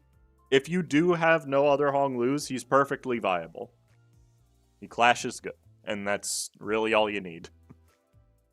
But his damage is meh, you know? Okay, W Corp Ryoshu. Okay, W Corp Yisang. W Corp Yisang, probably A tier. Overall, he rolls really high once he has charge. He's got the same issue that Merceau does, but he can actually gain the charge. Outside of a Rupture team, he does kind of suffer a little bit from not being in a Rupture team. I would probably say he goes above... I wouldn't feel good putting him below 7 Faust, so I'll just put him there. He's really good in Rupture. And he's also pretty good outside of Rupture. So he's got good Sin Affinities. He has a charge ego that he can fuel by himself. And also, he can perfectly fuel a lot of his own ego anyway. He does have an evade, though. One of the few Yi Sangs that has good clashing. I don't know where you people get this. Like... W Yi Sang adds depth to charge, simply being a simply Unga Bunga team. If the W Corp units had more Rupture count infliction, all of them would probably be higher. He does have really good skill animations, yeah. Now you can balance 2 statuses in the fight. That's true, that's true, that's true.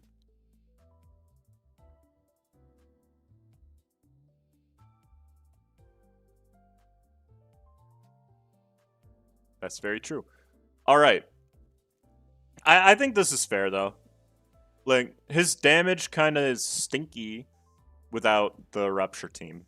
And I think that's the biggest thing holding him back. He really wants AEDD Gregor. I think that's unfair, but sure. W Corp Otis is an ID that was like, everybody just kind of looked at it and said, meh. I feel like, and now it's actually like, charge stable, unquestionably. Clash is insanely high for no reason. I would put her like here personally.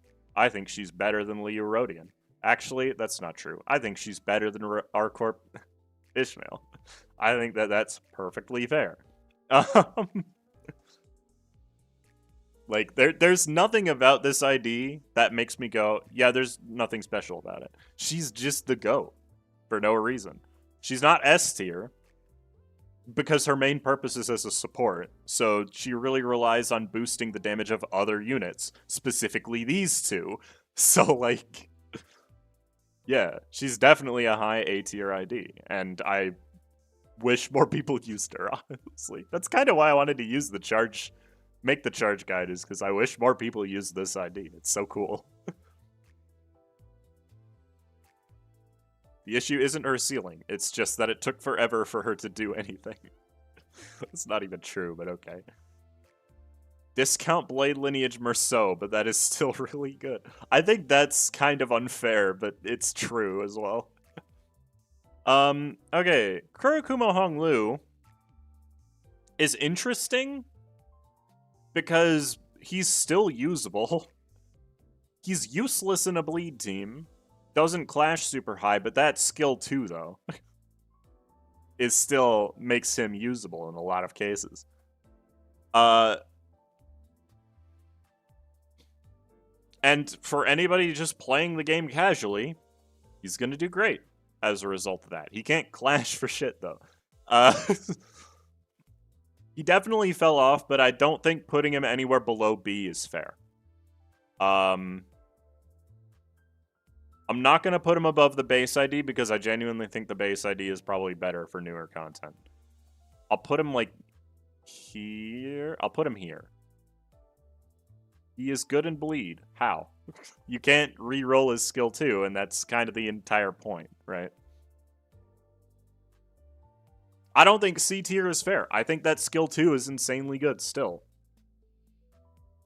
I think like in the middle of B is perfectly fine for him. Because for any early game content, I mean, any ID can sweep through the early game content. You would be fine if you didn't care about maintaining count. You're just rating Cloud Cutter? Yeah, because it's that good. That's the thing. You have to keep that in mind. It's important. He can't Cloud Cutter every rind. He doesn't have to. He does have really high bleed potency infliction. That is entirely true. But it's like the skill 2 damage is too good to ignore. It's what... Look, like, he's in this tier for the same reason that she Ishmael is. So... Skill 3 with a billion paralyze. That's true. Skill 3 with the only effect that literally means nothing. I'm talking about the combat start effect, because it only applies to that specific skill for some reason. He does have a good support passive, but again, I'm not counting that. So, Kurikumo Rodion is an ID I wish was better. It was my first 3-star ID, and I have to admit, it's just not that good. Why is Arcliffe an A? Because that's where he goes. Like... This ID deserved so much more. But I can't put her above D tier. It's just wouldn't be fair. She has the strength similar to, like, a base ID. The only thing she has over other IDs is that her skill 3 rolls really high. And does a lot of damage. And can inflict a lot of bleed potency. But, like, what does she have that other IDs wouldn't also be able to bring you? You know?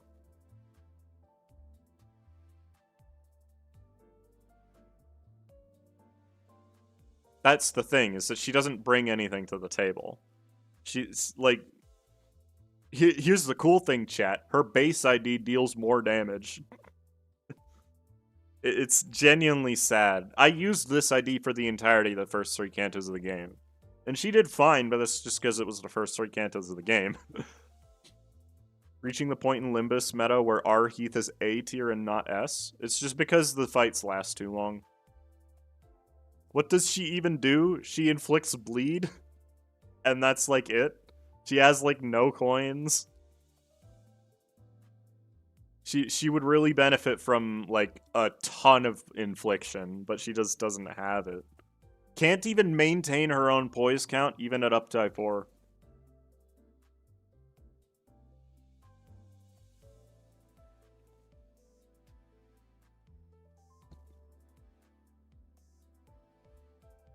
Kurokuma Ryoshu is an ID that people don't consider very often.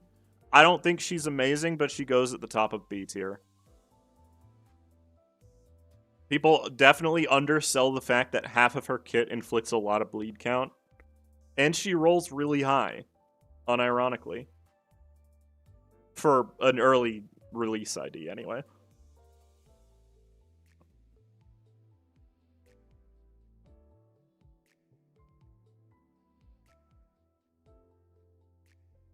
What A IMO? I don't think it's fair to put her in A. She's got good sin affinities for bleed now. But, like, you're arguing for me to put her next to Sync Otis. Do you think that's fair? I think Sync Otis is unquestionably better. Like, it's not even a competition in my mind.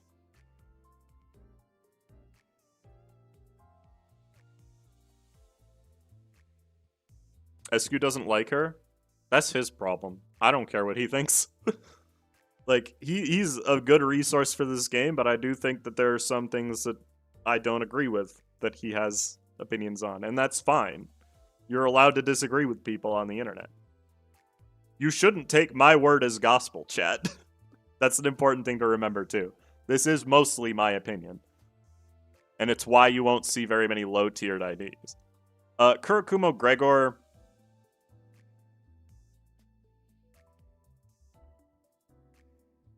I don't, is it fair to say that he's just kind of bad? Because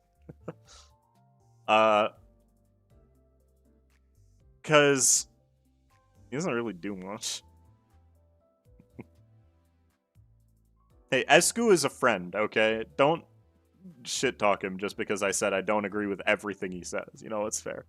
I like him. I like his design a lot. I think his skills are really cool. I think he belongs in C tier. I think that this is probably fair of a placement. Because he's not useless in Bleed. But, like, he doesn't really have a place in any team. So, like... yeah.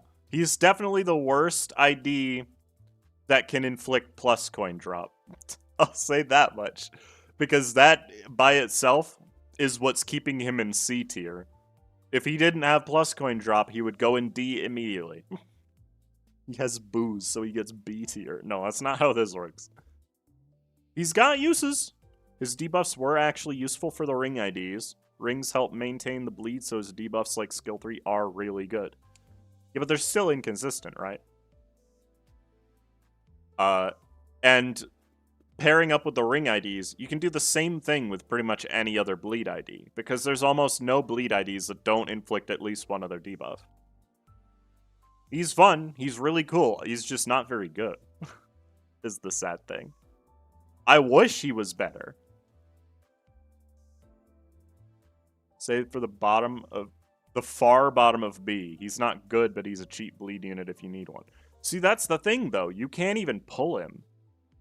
There's almost nobody that are going to randomly get Kurikumo Gregor because he was an event ID. He's never been in the pull list.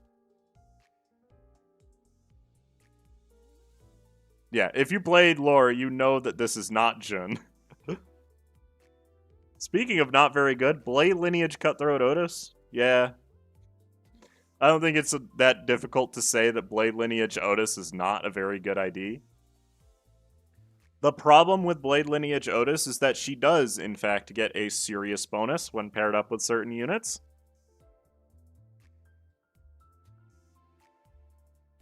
Don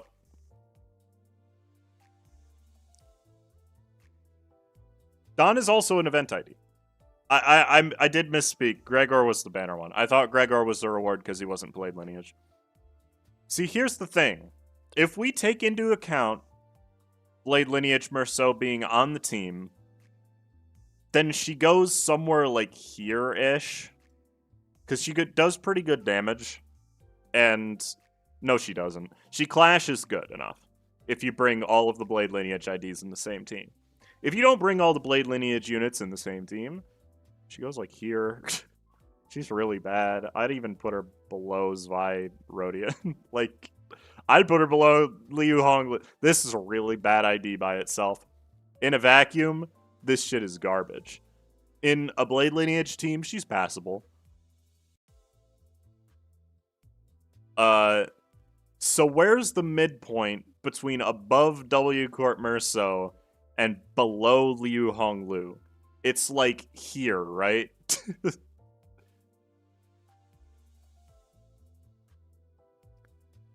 Like, this is the highest she would be if we average those out.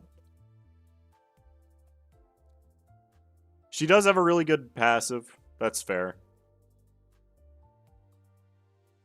I think it's fair to average her out, personally, because, let's be real, most people are going to want to use the entire Blade Lineage team together anyways. Below Gregor? She is below Kurukuma Gregor. What do you mean? Too high? Okay. There you go.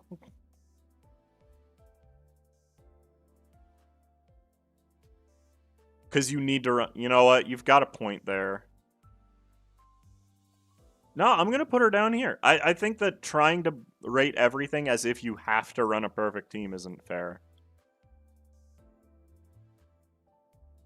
Because my Poise teams usually are 3 Blade Lineage IDs and then 3 other ones. So, like, and she's not one of them. Anything higher than F is too high. That's so true. But I'm going to put her in D because she rolls better than base Faust. I think that's not a difficult thing to go by. Blade Lineage Sinclair has similar issues. He's not really that good without the full Blade Lineage team. But to his credit, in the full Blade Lineage team, he becomes A tier. Outside of it, he's probably like a C-ish. Like, I would say like a mid-C tier character. At a Blade Lineage Otis tier under F, I'm not going to do that. That's not helpful. That wouldn't be helpful information. In a full Blade Lineage team, she and Sinclair go straight to the shooting range. No, they're good. Blade Lineage Sinclair does really good damage in a Blade Lineage team. But she's not nearly as bad as Otis when outside of a Blade Lineage team. So, you know, there's that. Now, Blade Lineage Yusang is an ID that is very good even on his own once you get him to Uptie 4. I think it's not unfair to put him, like, here. He does so much damage once you get his poise going, and he actually has enough poise generation to get that high.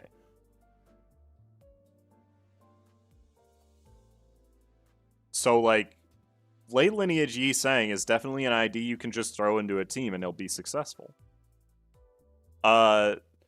In a full Blade Lineage team, he's an easy S. Outside of a full Blade Lineage team, A is fair. Like, he does a lot of damage regardless. The poise go... He is the damage dealer in poise. It's very true.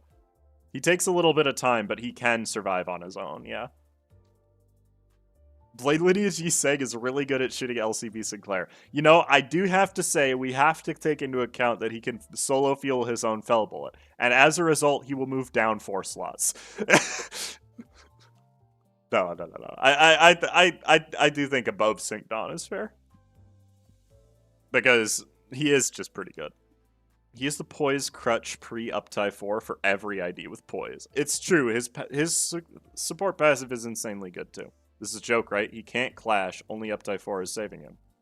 Somebody didn't use him during the first 6 months of the game.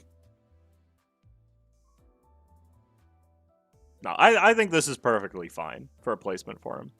Don Quixote. This is the most B tier ID of all time, and as a result, she goes above Blade Lineage Merceau. Or, sorry, W Corp Merceau. You get the point.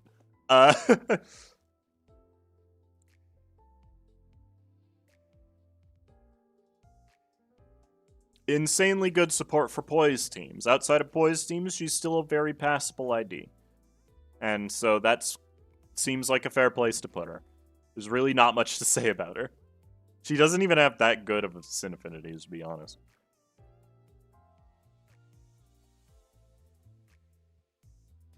She feels electric screaming, yeah, but she doesn't do anything with it, is the problem. Okay, Blade Lineage Faust. People might disagree with me on this one. I'm gonna put her, like, here. So, the issue with Blade Lineage Faust is that, yeah, she's gotten an insanely good skill 1, but that skill 1 entirely relies on Blade Lineage Merceau being in the team. If you just throw her into a team by herself, she's definitely worse than Yi Sang. But she is better than Dawn. I hate this ID for no reason. I think that the ID is perfectly fine. She should go a bit lower, fine. There you go.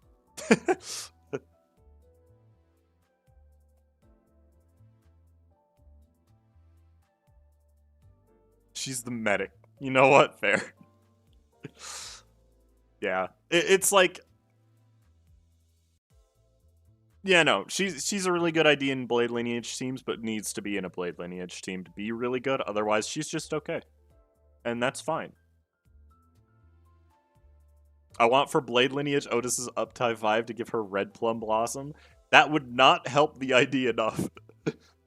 She would need more. Why is LCB Merceau so high? Because we have to consider the LCB IDs where they deserve to be. And that's where he deserves to be. He's one of the better base IDs. It's not even a question. Blade Lineage Merceau is an interesting one because his benefits mostly rely on his ability to buff other teammates. At the same time, though, to claim their bones is funny. So, like, he can deal insane amounts of damage. But chat, is he good enough to be S tier by himself? Is the question. Because I agree he goes at the top of A no matter what. That's his lowest point.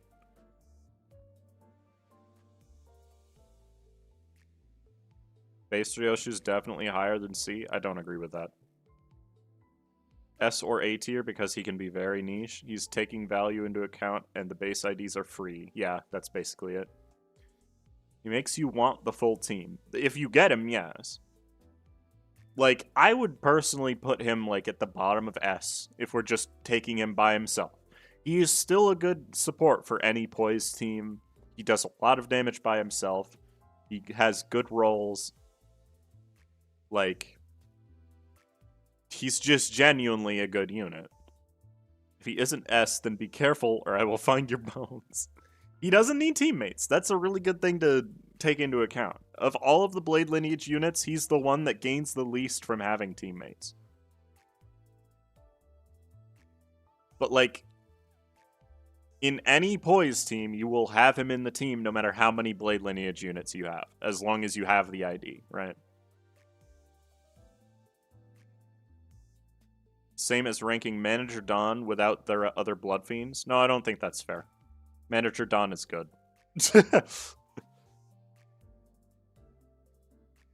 LCCB-ish is a weird one. She's kind of got the same issue as R-Corp Heathcliff, but she's a lot more focused. 5 Fragile is really good, but you also have to keep in mind that she's slow. It's like any Rupture or Tremor team can use LCCB Assistant Manager Ishmael to good effect because she inflicts a ton of Rupture and Tremor. But I don't know. is the thing. She's got the same problem as Heathcliff. I feel like high B is probably fair. If she was faster, she'd go a lot higher, but she's not faster. And she doesn't have any way to increase her speed. So, like, I feel comfortable putting her, like, here. Because if you're not optimizing your team, you're not going to get that much out of her, but she is still going to be good. The longer fights get, the worse this ID becomes, just in general. So, like, the middle of B seems fair, and it looks like most people say mid-B. She doesn't clash well, that's true. But at the same time, she's like one of the only IDs in the game that has benefits to not clashing. So, like, there's that. LCCB Assistant Manager Rodion has the great pleasure of having one of the only IDs in the game to ever have been nerfed. For some reason. I don't think it's a stretch to say F tier. If you're bringing her in the team, she goes in F tier. This is actually not one of the 4 IDs that I believe is never useful. Because her support passive is genuinely pretty good. In battle, she doesn't do anything. She's got, like, the exact same problems as Liu Gregor. Except that she's worse, because she doesn't fit into an archetype. So, like... yeah, her support passive's really good, but nothing about her actual active kit is that useful. Losing her skill 3 conditional in the middle of using it is funny. Yeah, that one I always questioned as to why they did that. Excuse me. Now, here's the problem. LCCB Ryoshu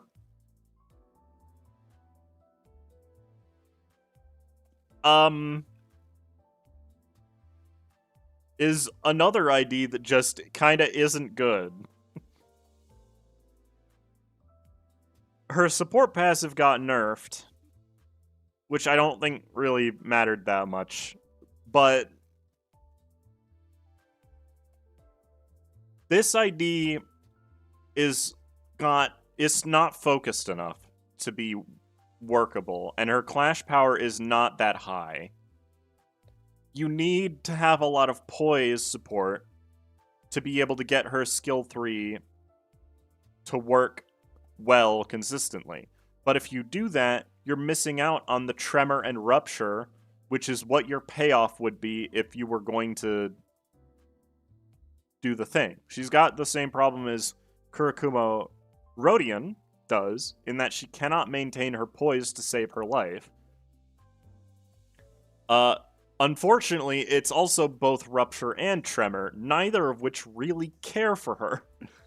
Like, if we take everything out of her kit and just look at her clash power and damage, she also kind of sucks there too. Would Blind Obsession help? No, it just doesn't. She's one of the fastest Ryoshus. That's not gonna save her. I will riot if you put her over Liu Ryoshu. There was no chance of that ever happening. You want to know why? Because I think this is one of the 4 IDs that has no use case. I put her in F tier, above Liu Greg, because granted she clashes higher than he does. If it'll let me, there we go. Like, there's just no benefit to using her, is the problem. I would even argue that base Ryoshu is better, is the issue. Like, when they nerfed this ID, I got it up to Updive 4, and it's still at level 1. It's just that it's too hard to get to a payoff that's suboptimal in the team if you make it possible to get to that payoff. And it's just not worth it, is all. Someone call Wellvader? No, I'm not putting this ID that low. This ID is genuinely useful. I put this ID at, like, the bottom of B. I think this is fair. She has a lot of good support effects, and she's fast. That's important. She clashes really high. The only downside to her high clashing is the fact that, you know, 1 coin. But she perfectly fuels her own Sun Shower, which is one of the highest clashing ego in the game. I don't think G-Corp Otis deserves to be talked bad about. I actually think she's probably worse than base. But it's definitely one of the worst B-tier IDs, which means you can definitely use her in any team you want. If you're just playing through the game, great support unit. Decently tanky, in fact. Like, it wouldn't be fair to put her below B tier. Actually, that's not true. Here. I'll change this. There you go. Yeah, we're definitely not calling her bad. Like... You know what? Actually, I'll just put them both in B. Who cares? But yeah, she's really easy to use. You don't really need to think about it at all. G-Corp Gregor. She suffers from Season 1 not knowing what they were doing. Yeah. G-Corp Gregor has the benefit of being able to perfectly fuel Ledger Domain, and as a result, he was meta for the first season of the game. This is not an exaggeration. He genuinely was. The problem is that if you compare G-Corp Gregor to modern 2-star IDs, he's about on par with them. Like, for some reason, this ID was the meta in Season 1, and then immediately disappeared from the map. I don't think it's fair to put him above C tier. Do people use him still? It's not like you can't. He's not useless. It's just that he needs something. Nah, he's probably better than Base Marceau. Is this fair? I feel like this is fair. He fell off super hard. Unfortunately. I wish it wasn't the case, because I like this ID. It's just not very good. You know? At least many Season 1 support passives are very general use. Yeah, that's true. That's what they all have going for them. He was the least bad Gregor ID. So true. Lobotomy Corp Remnant Faust is one of those IDs that just kind of works. Is he better than Kurakuma Gregor? Yeah, I don't think that's a question. Remnant Faust is pretty good. Like, there's nothing bad that you can really say about this ID. She's just good. In general use, is bottom of A sound good? Like, she's just really good. Yet another Faust that perfectly fuels Fluid Sac as well. And that skill 3 is crazy. I don't know what people are saying the middle of a B. Is there something that I don't know? The Queen of B? You know what? That's fair. I'll put her at the top of B. She was meta as well. Like, that's the thing, right?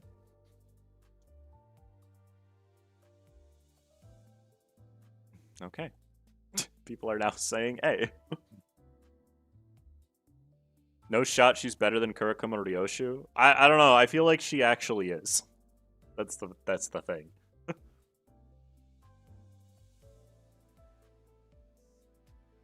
Los Mariachis Jefe Sinclair. This one's just unfortunate.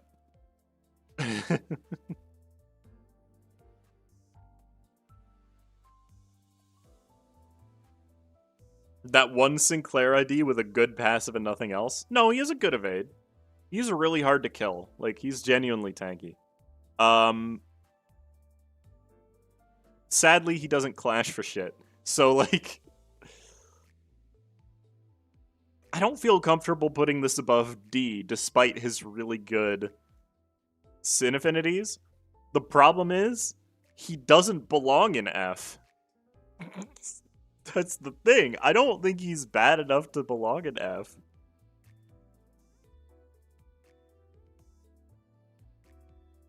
He can gain aggro.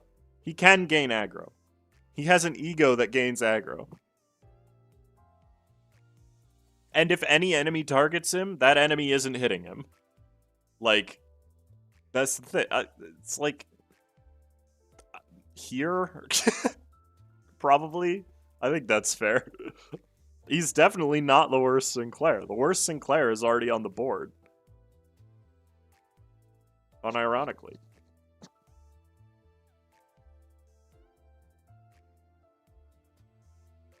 $10, $14, $19? How often are you getting those conditionals? Let's be real. You can use him in Railroad 4 to give him permanent aggro. That's true. But it doesn't really feel good to use a lot of the time. No, I think Molar Sinclair is better than Mariachi. Ting Tang Gang Gang leader Hong Lu.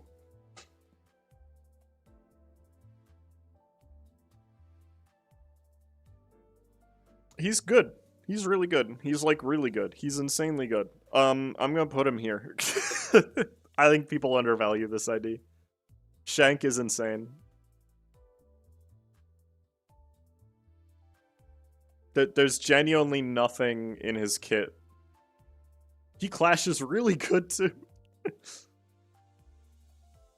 He doesn't belong in A at all.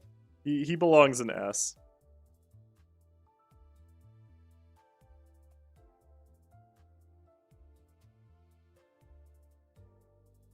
Anybody who disagrees with this, you should try using him in the newest railway. He does so much damage. Has he really not fallen off? No, he hasn't. The thing is, he's another one of those IDs that everybody doesn't consider because he doesn't really fit into any of the traditional status archetypes. He has bleed conditionals, but doesn't really inflict any bleed himself. But people don't read the skill 2 anymore. Better than Dietchi? That's questionable. Like, the thing about Dietchi is that not only is he a good ID, he also does work well in a status team. So, Ting Tang Hong Lu does lose points in not really contributing to his status, but he's a really good ID. You're undervaluing him if he thinks he belongs anywhere lower than low S. He can literally be used in any team, yeah. Okay. Now we're getting into some of the fun ones. You ready, chat? N-Corp Rodian. The only Rodian in the game that even without conditionals rolls that even with conditionals rolls worse than base Rodian. But deals more damage.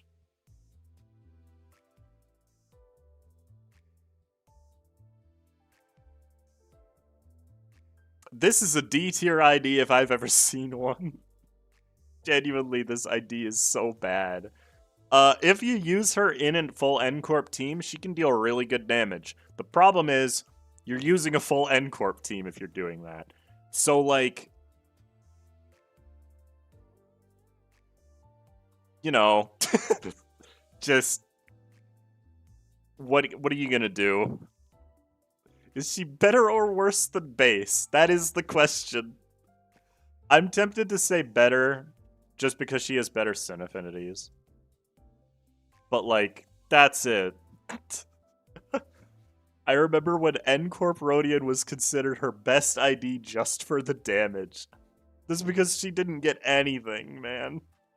She was done super dirty in the early stages of this game.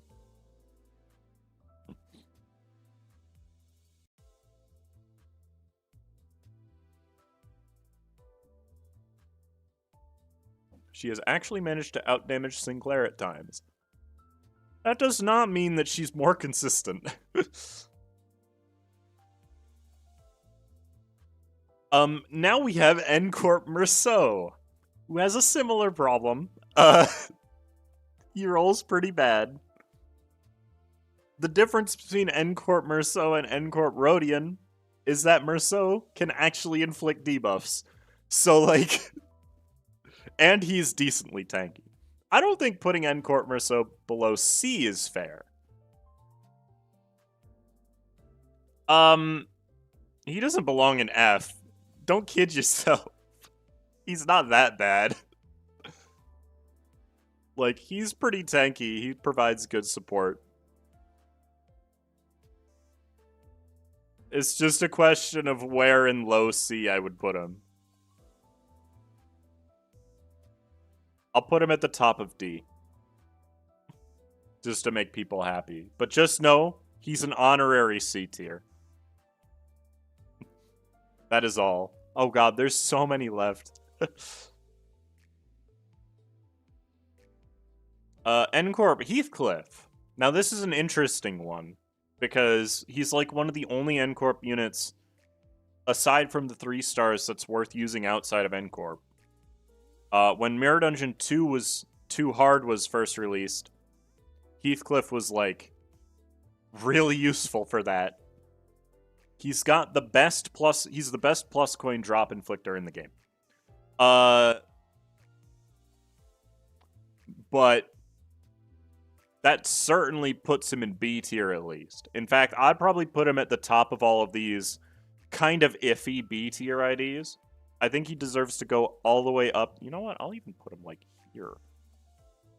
I think this ID is genuinely still pretty good. Like, that coin drop is just so nice, no matter what team you're running. Hey, Regret Faust is better at that? No, she isn't. She inflicts less. It's just that she can inflict it on AoE. Okay. N-Corp Faust is a funny one. Because her clashing, she's like the only ID in the game where the clashing is not that good. But everything else about her is insane. If we were just looking at her passive, she would be in low A no matter what happened. Because her passive is crazy. Since we have to include all the other support stuff she does,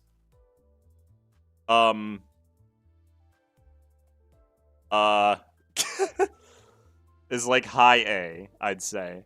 Still a very strong contender for permanent status as a core for Bleed. Like, N-Corp Faust has aged so well. The ID I fall asleep to because she takes so long to do her attacks. That doesn't mean the attacks are bad. She just does so much for every team that she's in. And it's definitely worth putting her in high A. Below Deviat Claire is insane. You should try using Deviat Sinclair sometime and then come back. She's the reason that Lust Resonant exists at all. That's also true. I hate her personally. Can you put her in F tier? No, I can't. N-Corp Don Quixote is an ID that I still think people undervalue, but at the same time, she's like C, probably right above Merceau. Like, she's one of the best tremor count inflictors in the game. Genuinely. But, and she has the same benefit that LCB Sinner Merceau has, the skill 2 that just bursts for free.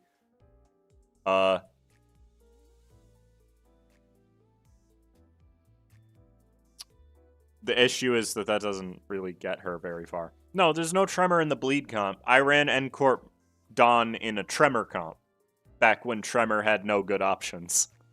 And she did better than a lot of IDs that people were using otherwise. So, you know, she's not bad, but you're really only going to use her in either an N-Corp team or a budget Tremor team, and that's her only real place. Has N-Corp Sinclair aged well? No, not really. There was a time period where N-Corp Sinclair was the best ID in the game without question. Unfortunately, that time has gone, I think, at this point. He's still good, but, like, the inconsistency and the fact that accidentally corroding with the wrong ego can just kill you. I genuinely think this ID has fallen off a lot compared to where he was. Now, that being said, he's still a very strong ID, just in general. But, I genuinely think that the highest he could go is right above Reindeer Ishmael, and then that's probably where he'd sit.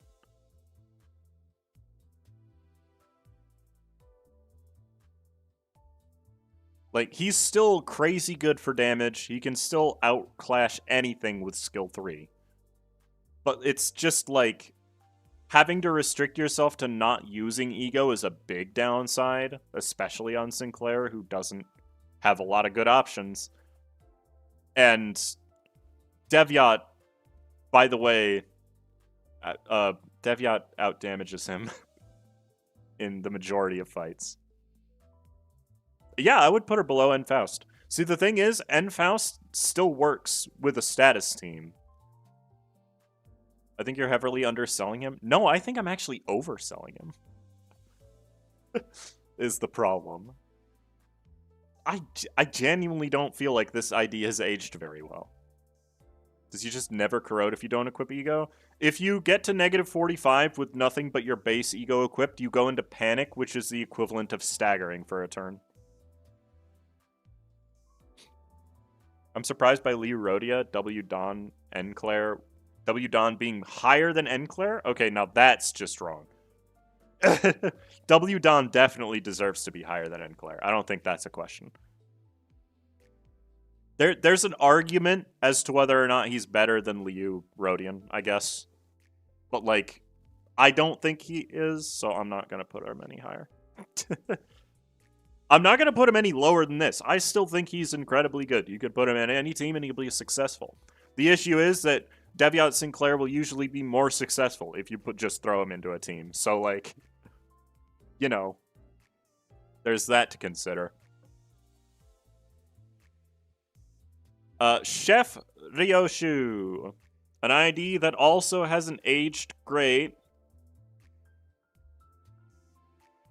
He does like corroding into Impending Day. I will say, if you have Impending Day, then that's, like, one of his only options to corrode into, because it only targets one unit, so even if you hit an ally, then it's still good.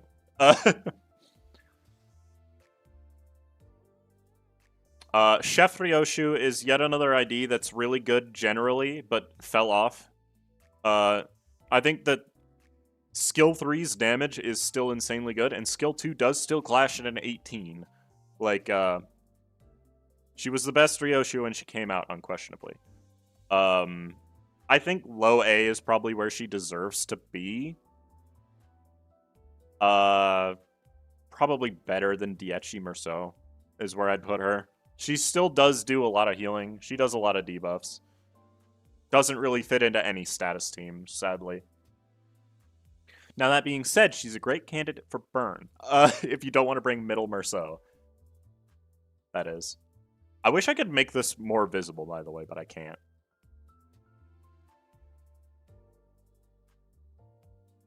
She also has the worst up-type 4 in the game. Yeah, that's true. She gains, like, what? 1 more bleed potency? The skill 3 literally gets nothing. Is that Rose Banner Merceau? Yes, that is. I think Rose Banner Merceau is a C tier ID. I think he's better than N-Corp Dawn.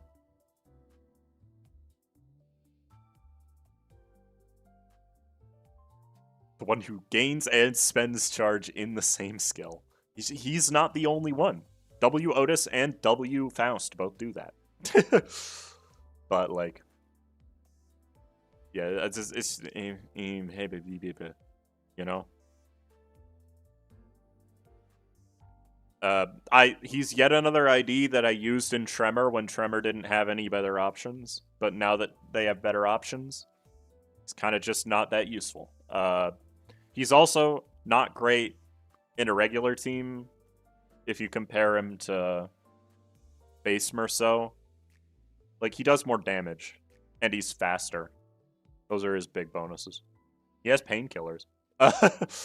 Just it is passive. Okay, chat. I'm going to take a quick break, and then I'll come back and finish this. I got to use the restroom. So I'm going to play an ad, and I'll be back in like 2 minutes.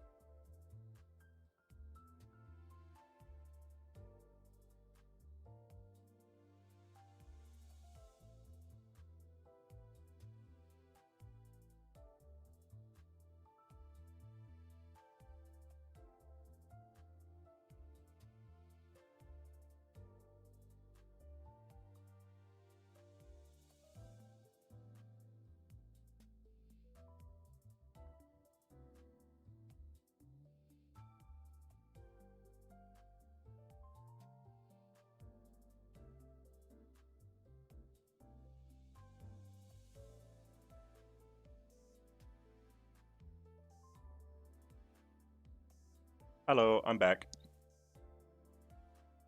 Yeah, Deviot Sinclair is really good. You should try using him before you dismiss him for non-inflicting rupture. Like, this is one, like, brief intermission before we get back to actually ranking things. Is I think that whenever somebody asks why an ID is placed somewhere on this list, the first thing I'd always want to ask that person is, have you played using the ID before? Because that's a really important thing when it comes to analyzing how good an ID is to know how it actually plays. And as somebody who, like, has to see how they actually play to make the videos on him, not only, first off, Ting Tang gang leader Hong Lu deserves to be this high. His damage is absurd, and he requires very little actual investment to make work. Secondly, Deviot Sinclair is not only a good ID in general, to the point where he outdamages N-Corp, but also a good Rupture ID. You just have to build your Rupture team into more inflicting count than you do inflicting potency. I'm not claiming that losing out on Talisman Sinclair's passive is better. I don't think it is. I think Talisman Sinclair's passive is objectively the better option for Rupture. I just think that Deviot Sinclair is not bad in Rupture.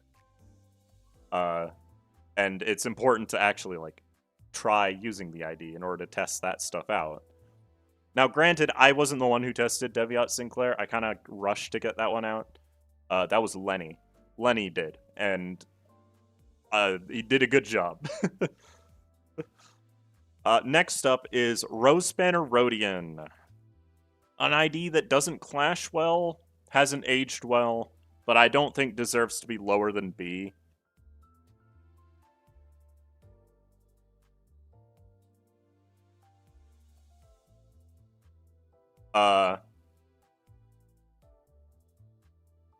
Like, she's still pretty strong. The double tremor burst on skill 3 is really nice. She just can't clash. That's her biggest problem. It's like, it's got the Heathcliff problem. Like, there. Because her skill 2 is kind of the equivalent of Honglu's. So, she's got about the same use as he does. She just clashes better. In fact, I'll actually put her over here. And can use Clam. That's true.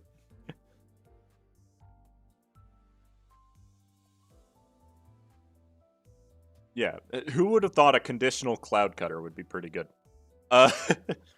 Okay. Rose Spanner Gregor is kind of just a worse 7 Heathcliff, right? The issue is that Rose Banner Gregor needs an ego to work, whereas 7 Heathcliff doesn't. And as a result of that, I'm inclined to put Rose Banner Gregor lower. So, like, I don't know, like, here, maybe? Really, the only reason you bring him in Rupture is to use AEDD. You're not using him for the ID itself. The ID itself only really works with the ego, whereas Heathcliff just kind of works. So, I think this is pretty fair. I do admit, he's better in Rupture than G-Corp. That's not accomplishing much. He also clashes better than G-Corp, so there's that too.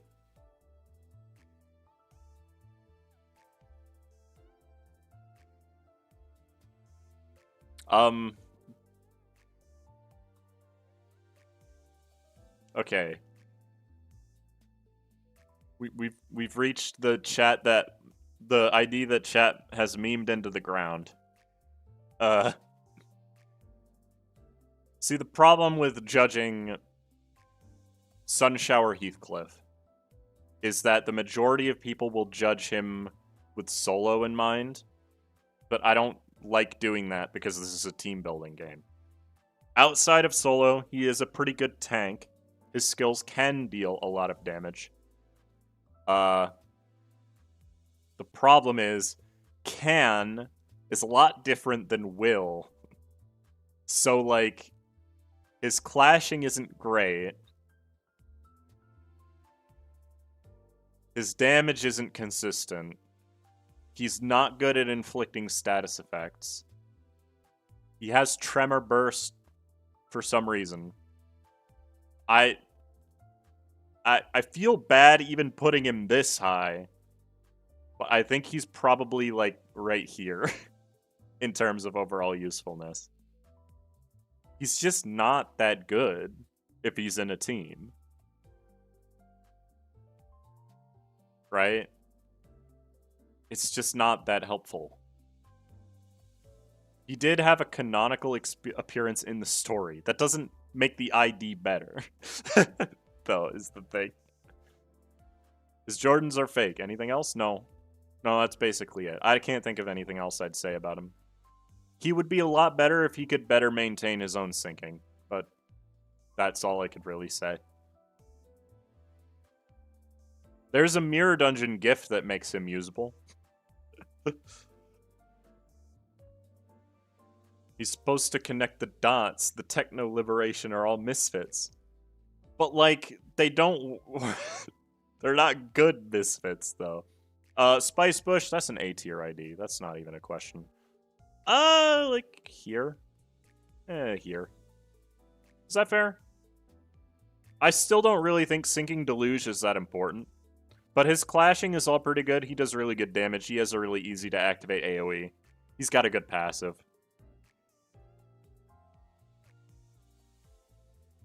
But I don't feel like he's an S tier ID, personally. Don't say C tier. That's just wrong. High A seems completely fair for this guy. This late, gonna disagree with base Sinclair and Ryoshu place. Someone's been doing a base ID only. Okay.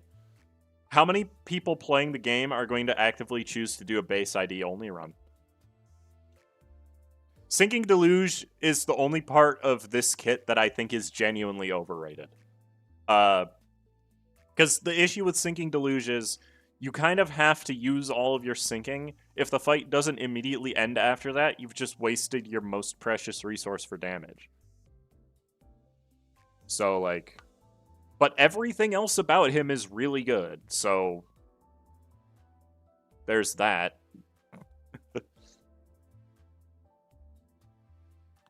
Okay. Sloshing Ishmael is the 4th ID that I believe has no use case. She's gonna go here because she clashes better than Gregor. But she definitely goes in F tier. So, I don't think we need to linger on that one very long. She just doesn't do anything. She wants to clash lose, which by itself is a big red flag. Doesn't work well in Tremor because she eats the way the count like nobody's business. Doesn't do very much damage. Her support passive is alright. That's the 5th ID you've said that for? It's not, actually, if you look back. The 4 that I believe have no use case are LCCB Ryoshu, Lobotomy Sloshing Ishmael, Liu Gregor, and Zwei Sinclair. These 2 have a use case because they have a usable support passive. The rest of these don't. Yeah, the only reason you'd ever use Ishmael is to tank slash attacks, but there aren't enough slash enemies to make that valuable. Talisman Sinclair is problematic because he heavily depends on what team you're running. Outside of a Rupture team, he's not that good. He does, like, what's the best thing he can do? +5 damage to your entire team against one enemy, right?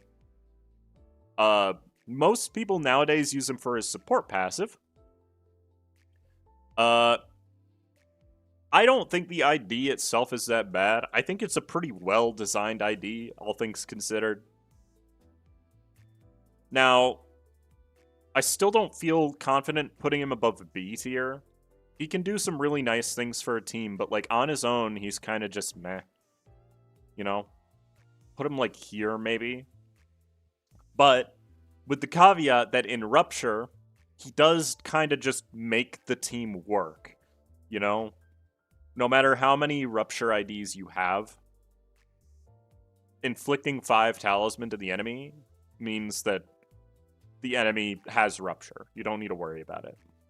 Like, pretty much everybody used him in Railway 3 for that reason, because Railway 3 had some really obnoxious bosses in its second section.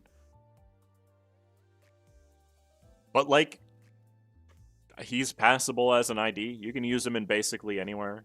You'll see some success, as long as you know what you're doing with him, right? S tier for Talisman, C tier for Sinclair. I think that's probably the best way to look at it, which is why he's in B. Unbreakable coins do also hurt him a lot, yeah. K-Corp Honglu is an ID that doesn't have a lot going for it. He's pretty much unkillable, so there's that. The thing about K-Corp Honglu is that he doesn't do a lot of damage, and he doesn't really contribute much to Rupture. But he is basically unkillable. So, what we can say about him, and he does clash good, is another thing to point out. And he perfectly fills his own Dimension Shredder. Those are the things he has going for him. Bottom of A, that's a little generous. I was gonna say, like, middle of B, probably. Like, somewhere around here. Because the thing about... somewhere around here. He's got some very nice use cases. He clashes well, he has good Sin affinities, but he just does no damage at all. And so, you're not... taking him makes the fight take longer, but you'll pretty much guarantee that you win it. And if you're just looking to play through the game, that's good enough. That's worth a B tier mention, you know? The problem is that that isn't what a lot of people look at.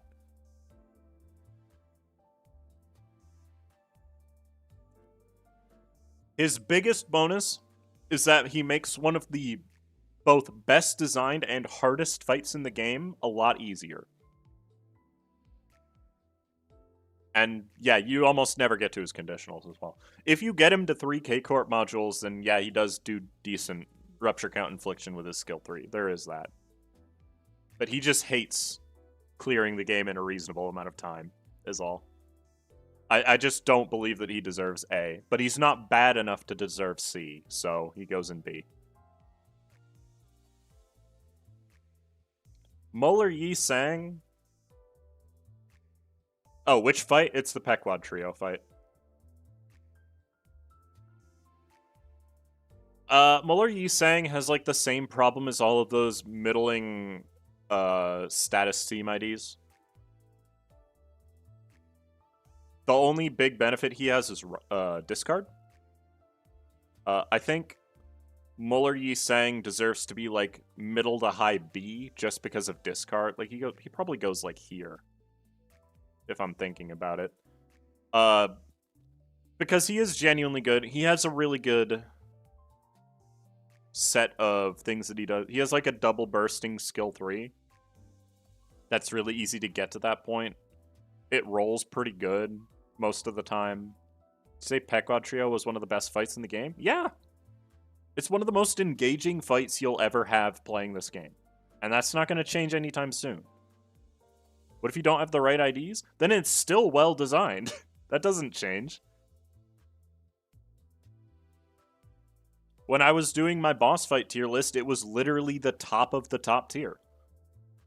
It is the best fight in the game. I'm not gonna argue that. Because it just is. What are we basing this tier list off of? Playing the game. But without support passives, because they break everything.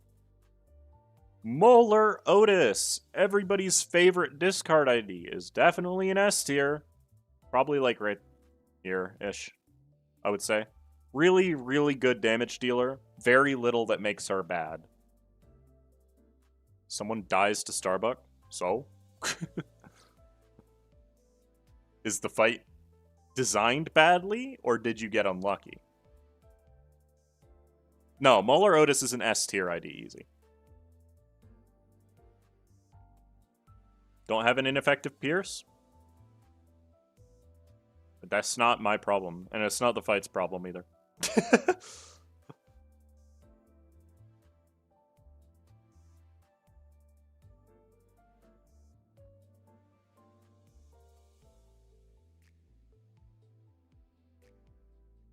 Listen, you're not liking the fight contributes nothing to everybody else thinking it's well designed. Just keep that in mind. You're allowed to not like it. How'd you like the end of Kanto 7 fight? It was kind of boring. If I'm being completely honest. It was just long. But yeah, I think that's a fair spot for Molar Otis. Just really good. Molar Sinclair is an interesting one, because I used to say he was terrible, but genuinely looking at his kit again, I think he's not that bad in Rupture. He's probably like a high C character. He still clashes pretty good. And his skill 1, I mean, isn't terrible. So, like,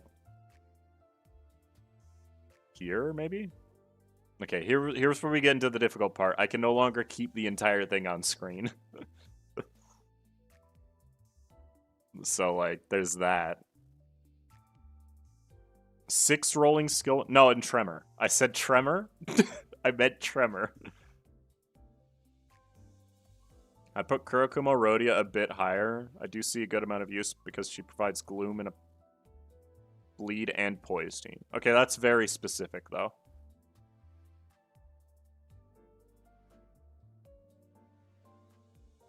Yeah, I meant Tremor. C's too high? No, it isn't. This ID clashes at a 16 with over half of his kit, which means he's automatically viable if you just want to use an ID that can get through the game. So, like, there's that. No, I can't delete the bottom row. That's the problem. I need to be able to scroll down to see this stuff. Molar Ishmael. This is probably not going to surprise anybody, but this is an S tier ID. The ability to inflict fragility and also inflict so much sinking.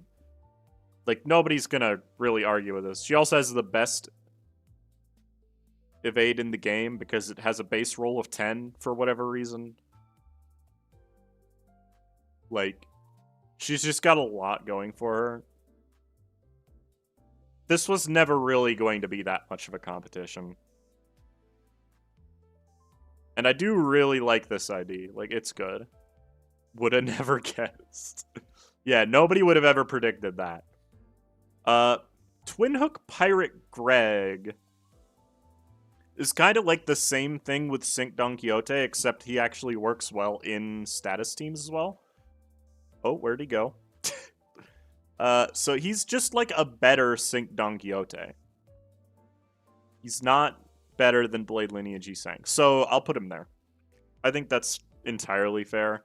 That skill 3 hits really hard after very little investment. And also he's just really good in Poise, Bleed. His Sin Affinities perfectly feel something, I'm sure. It's just a really good Generalist ID.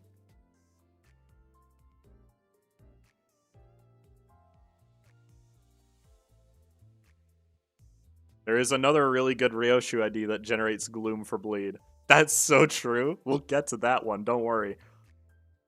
The Middle Little Brother Merceau. I gas up this ID at every chance I can get. He's one of the best IDs to bring in a burn team. If you're just using a general team, there is no better ID to bring that doesn't also have great ego just to be able to use. He's got fantastic Sin Affinities that a lot of IDs just don't generate multiple times. That just don't have multiple of those in their team because of how they've set up Sin Affinities. Awesome passive in combat. His skills do inflict some good debuffs, or at least they would if you could fulfill his conditionals. He's one of the best units in a potential burn team. But the ID itself is mid. And by mid, I mean perfectly passable. I would put him, like, here, if I'm being completely honest. In fact, he probably goes below Molar Yisang. Because the thing about him is that he doesn't really provide anything specific. Every team that you would run him in has a use for him, but every team also has a different use for him. Why burn? You don't need a burn ID on Merceau if you have Capote. It's just an awesome ID. I'd see you later, Lumiere. Have a good sleep.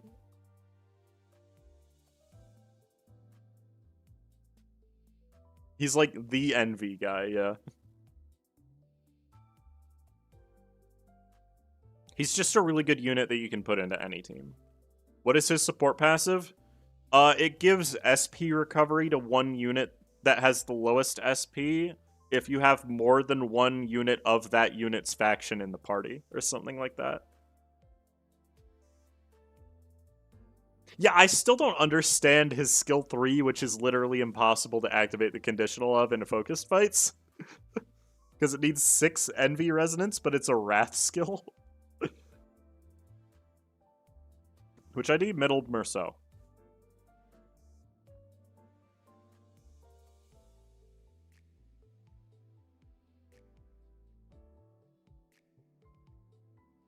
Middle Don Quixote is an ID that I really like, and unfortunately doesn't work that great. She's really good in Envy Resonance and not much else, but as a general ID, she's pretty solid. I'll, like, here, probably. I think that's probably fair. She does more damage than Diechi Merceau. She's like, if you're just looking to use IDs you like, she'll definitely work.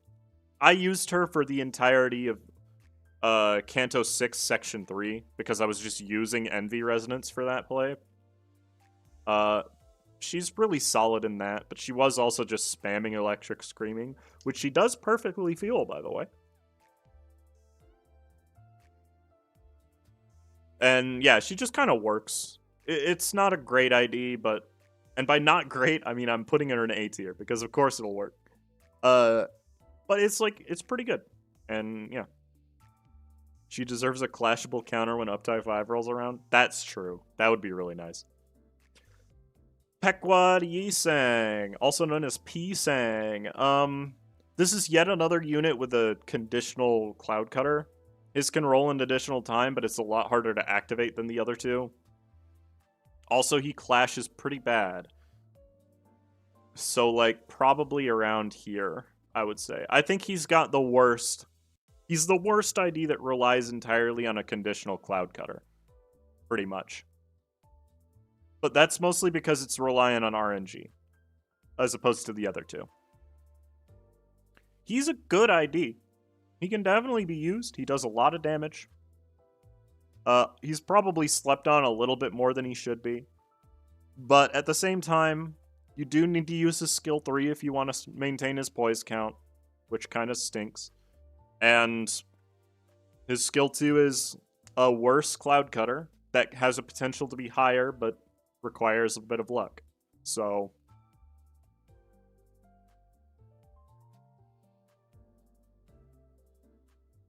one of only 3 IDs in the game that has a potential 5-coin skill. And all the other 2 are already on the list. They're Rabbit Heathcliff and W Corp Don Quixote.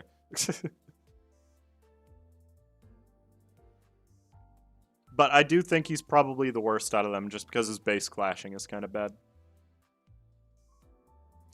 Pequod Heathcliff, on the other hand, first ID to be introduced that has 2 skills of the same sin affinity.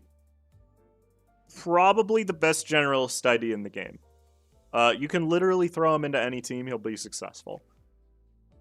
And he does pretty good damage too. Now, with how I've been ranking things, he doesn't necessarily deserve to go into S tier because I do think he's probably... No, he deserves S tier. He goes in the bottom of S tier, probably. Like, he's just really, really solid. Just genuinely. There's no ID that outperforms it just being there, you know? High S would be a top 5 if Railroad didn't nerf him by forcibly healing. No, I don't think that's true. His peak is not as high as some of these other guys. Escu loves this guy? No, I think rightfully so. This is a fantastic ID. It's just that he is a she ID, so like, goated in Envy Resonance, good in everything else. Yeah, that's the thing. He's just really good in pretty much any team. 10+ hour tier list videos in a couple years. I know, that'll be great. Pequod Ishmael does more damage and has assist attack. With the one major downside being that her SP works a lot differently than any other ID in the game.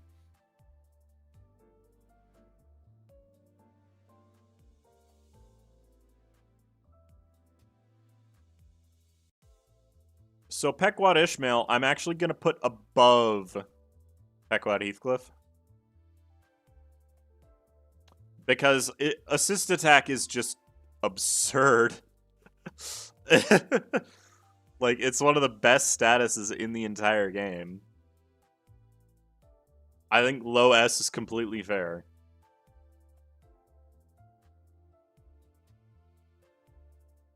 Two Cinder Generations on a skill is also, like, just really nice as well.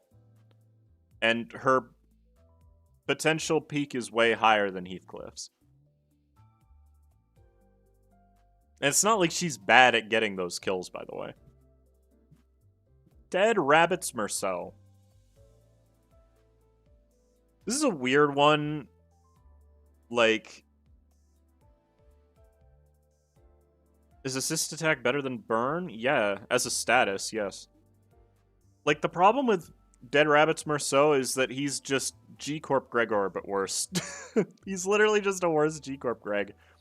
He has potentially some of the highest clashing in Rupture. Is a cool thing. like, it's very conditional because it requires the enemy to have a lot of rupture. The offense level down on Clash Win is really strange, but it doesn't necessarily hurt him. Without conditionals, he's a worse G-Corp Greg. With conditionals, he's a better G-Corp Greg, so, like, probably, like, here, if I were to be generous. Because he's got really good art, but his ID itself doesn't really do that well. I used him quite a bit. Nobody a word about a fight with Goat Ally in Kanto 4? I have genuinely no idea what you're talking about. He's certainly something. He was the first Merceau ID with a gluttony skill. So there's that. But is this with or without ego passives? No, it's without. For the most part. Like, I'll consider them, but they're not going to be a huge justifier for any of the ideas. Wuthering Heights Butler Otis is an A-tier ID, easily. Like, that's not even a question. I would put her probably, like, boom. I'll put her here. The thing about her is that she doesn't inflict a great amount of sinking, but Echoes of the Manor helps make up for that. As just a general ID, she does a ton of damage. She has really good coins. She clashes well. There's really nothing bad to say about her. She's just not optimal in sinking specifically. So putting her in the middle of A tier feels entirely safe. Is the sky blue? Yeah, exactly. She was my first 3-star? It's a pretty good first 3-star, to be fair. Wish she had a Gloom ego? Yeah, she doesn't have one. Oh well. She'll get one eventually.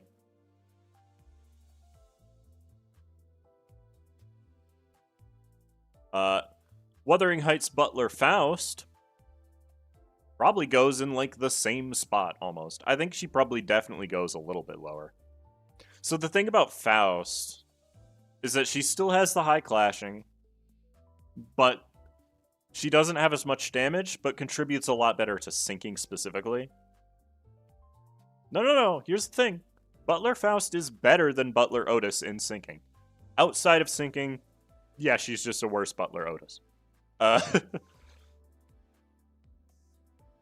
She's definitely really... You know what? I'll put her, like, here.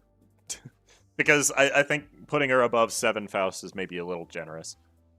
She's definitely an A-tier ID at the very least. Because she just is reliable in most fights as well. There's too much very good sinking IDs, which makes it too difficult to choose. You know what? That's fair. There are a lot of really good sinking IDs. That's just because they're mostly recent. Edgar Family Heir Gregor, believe it or not, perfectly fuels his own bygone days. And his own suddenly one day. And yes, I do equip Suddenly One Day on him. Thank you for asking. And AEDD. He perfectly feels like all of his ego, pretty much. This ID, I feel like people definitely underrate it. I would put him, like, here, honestly. He's really strong. He does a lot of damage. Really good sinking count. Got a big glow up because of Solemn Lament, but I don't want to have it be, you know, the only thing I consider. It's just generally an insanely good ID. I think high A is fair because in a general team, he's probably not the best thing you could be bringing, but he's still pretty solid. He has an evade, that's true. That's so important. That skill 3 is really good with Solemn Lament. It's true.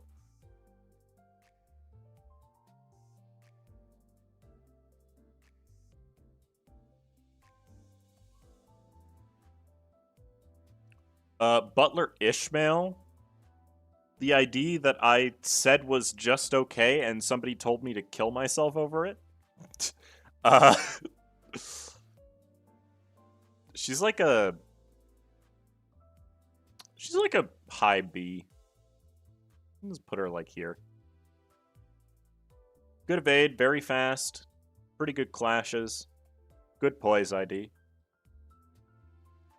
Yeah, no, I said she was just okay, and this person was telling me she was the worst ID in the game. It's genuinely really concerning that people got that upset over it.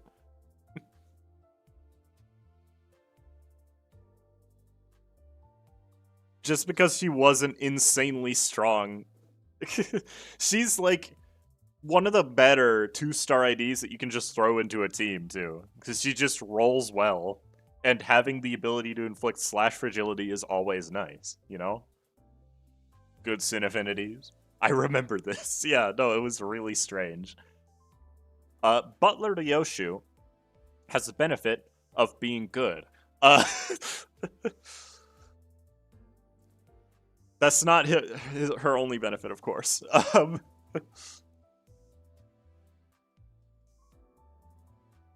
But Butler Ryoshu is like a mid-A tier ID. I would say probably around here would be fair. Mid to high A. She doesn't deal a huge amount of damage without the AoE, but that's just because she doesn't have very low, very high coin numbers. She can reuse her skill 3. But admittedly, while she's fantastic in burn, that's not the only thing I can consider her for. She's a mainstay in poise right now. I think as a unit by herself, she's pretty consistently feeling her own conditionals. It's just that there are other IDs that do better, right? Burn? Yes, I've been talking about burn a lot because I say something related to burn and then everybody immediately is like, what did he just say? Yeah, actually uses the passive on Blind Obsession. That's cool, too. Maybe she's better than W Corp, actually. Maybe she's better than Leorodian. No, she's better than W Corp, though. But yeah, she's a really good ID. That I think people probably underrate, but I haven't seen very many people talk about her, so I'm not sure.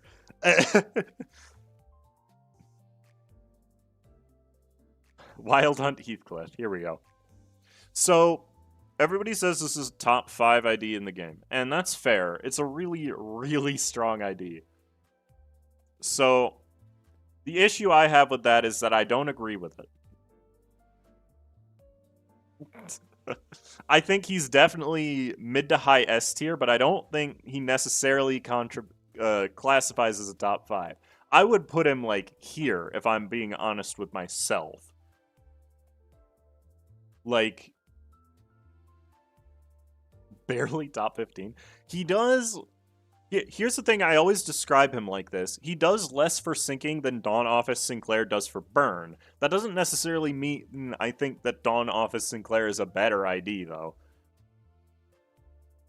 Like, he's absurdly good once he gets going. At the very start of the fight, he's maybe a little bit behind, but he gets going pretty quick. He does a lot of damage, good sin affinities. He's got a clashable counter, which means a lot. Oh my god, top 6. How will we ever recover? Did he explain his criteria? Yes, I did. I've been explaining it several times. I'm just ranking how good I think the IDs are. I don't think that putting him here is unjust, is what I'm basically saying. Because you can just spam his counter.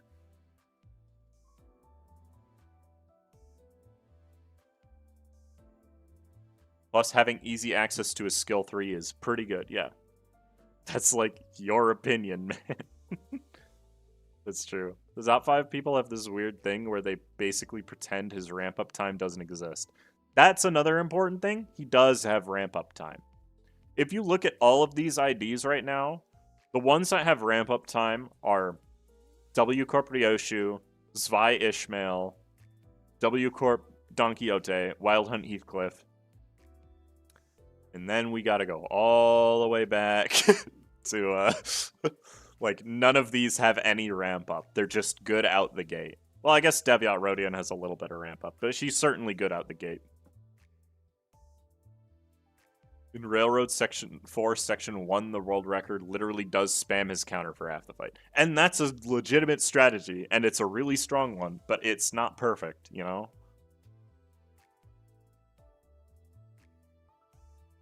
Yeah, that's the thing. She ramps up fast, but that doesn't mean she has no ramp up.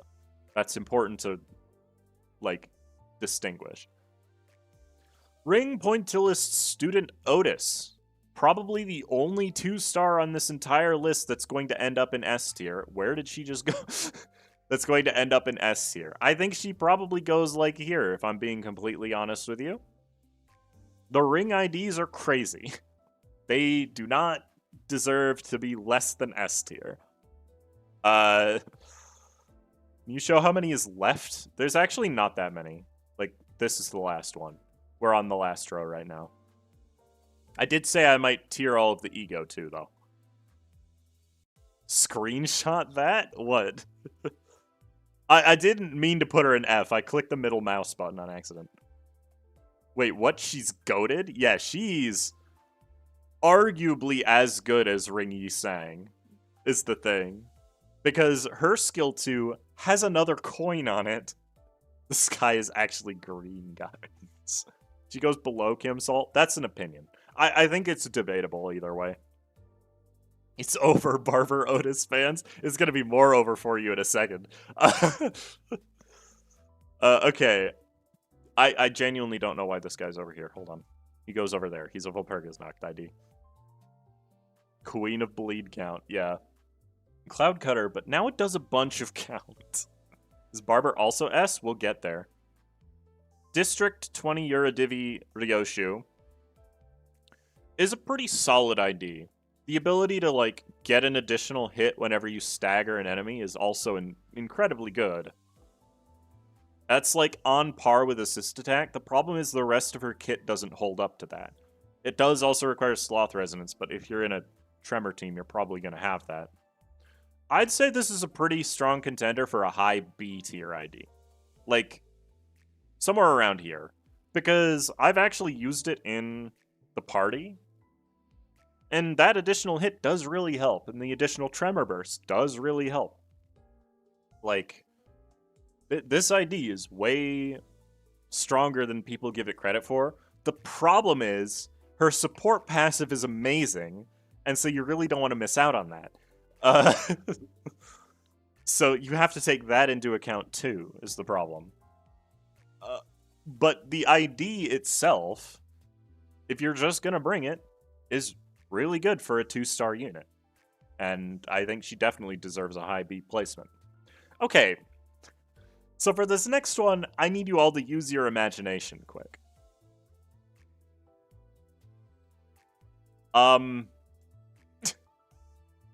He's a little good.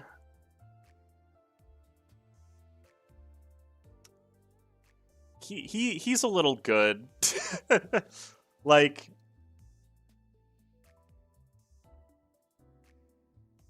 he's pretty good. I think Eurodivi Honglu is a pretty good ID.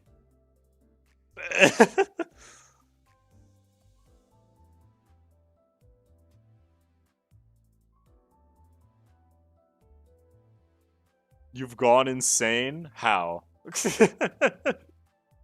I'm seriously considering swapping him and Ishmael, if I'm being real with you. Like, you gotta understand how good Reverb actually is, and how high he actually rolls. You know his skill 3 can roll a 31, right?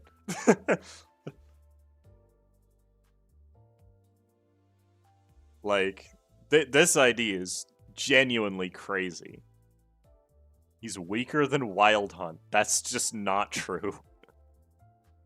Without a Tremor team, I still think he deserves to be that high. He's absurd. He's genuinely one of the strongest units in the game.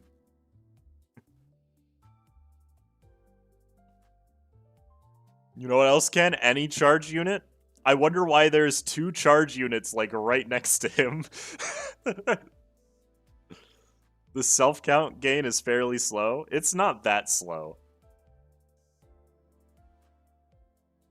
Like, I think if we're gonna be completely fair, outside of Tremor, he probably ends up, like, right here. If we're being 100% honest with ourselves. And it's like, yeah, his ego carries, but it's not like the ID is any worse because of that. You need at least 10 self-tremor to inflict this tremor. You don't need 10 self-tremor to clash at a 22. Actually, you do, but don't worry about it. Yeah, no, he's absurd. This ID is crazy. Even outside of tremor. So T-Corp Rhodian has this weird problem where people think she's bad.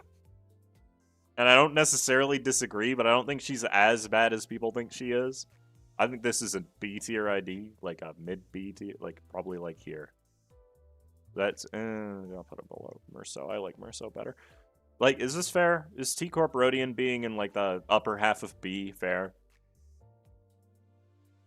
You put Otis in A because she's bad outside of sinking? That's not what I said. Who thinks she's bad? Everyone that plays Tremor.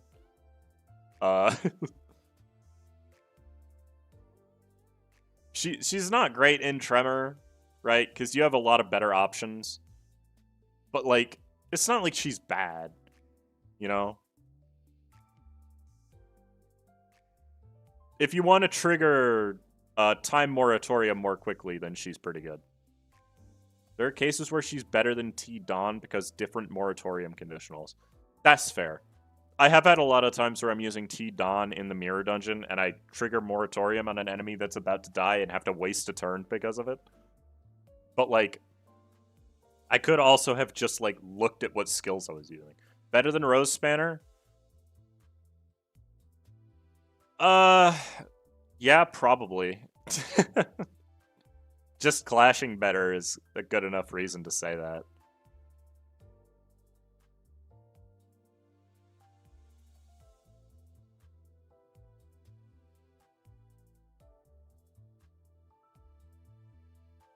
Also, having more access to Envy.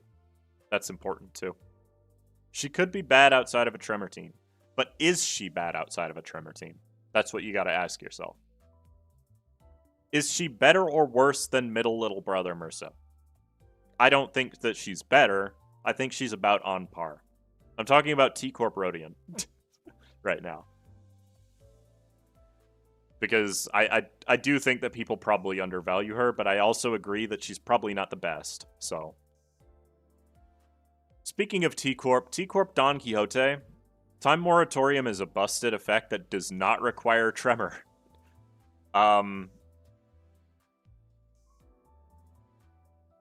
So, like...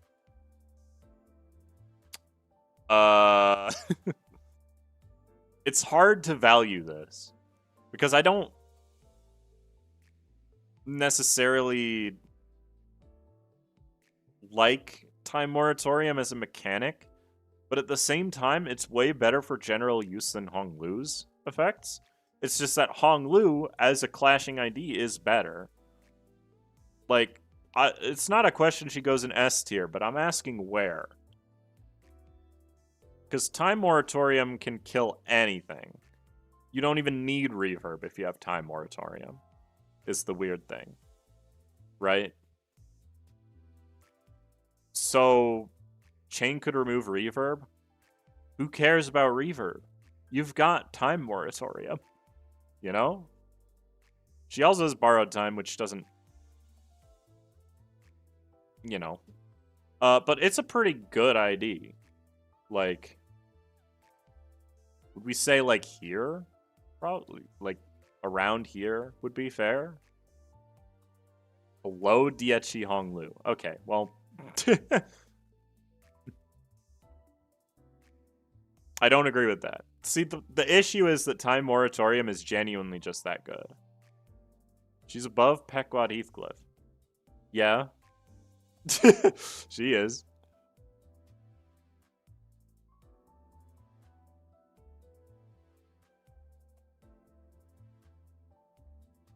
Moratorium plus reverb equals... Okay, you could have phrased it better, but that's true. Time Moratorium quadruple sloth damage. Funny. That's also true. It does do that. She's not better than Hong Lu. Yeah, but you were all arguing with Hong Lu being worse, remember. You're off your rocker if she's below Diechi Rhodia. See, that's the thing, right? Here's all the best Tremor IDs in the game. They're all up here. Rodian can inflict it too, but the ID is significantly worse.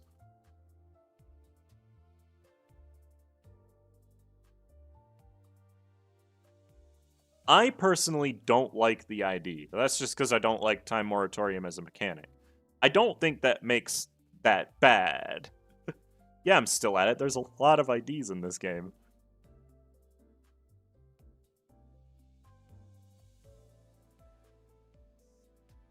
That's because I think Honglu is better than Wild Hunt, but at the same time, you brought up very valid points. So why does T-Corp Don Quixote worse than Saint Merceau? That's the question. If the enemy resists Sloth, Time Moratorium reduces damage. That's true. That's very true. Would you be happy with me putting her, like, here? Would that be fair? Does anyone actually enjoy Moratorium? I don't think the answer to that is yes. I think people just know that it's good.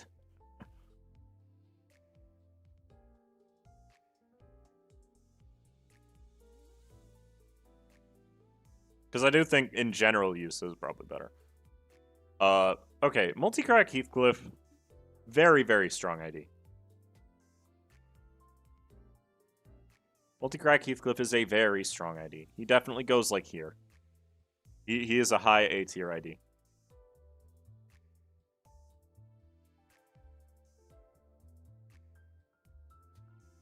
I like this ID. He's very fun. Why'd you use Tremor on sloth-resistant enemies anyways? Because I like having fun. And not caring about that. I don't think it was even a question that this guy was going to end up in A tier. He's just really good. I refuse to read the multi-crack IDs. Why?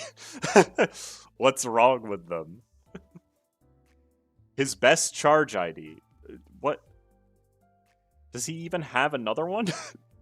I don't think Heathcliff has another charge ID.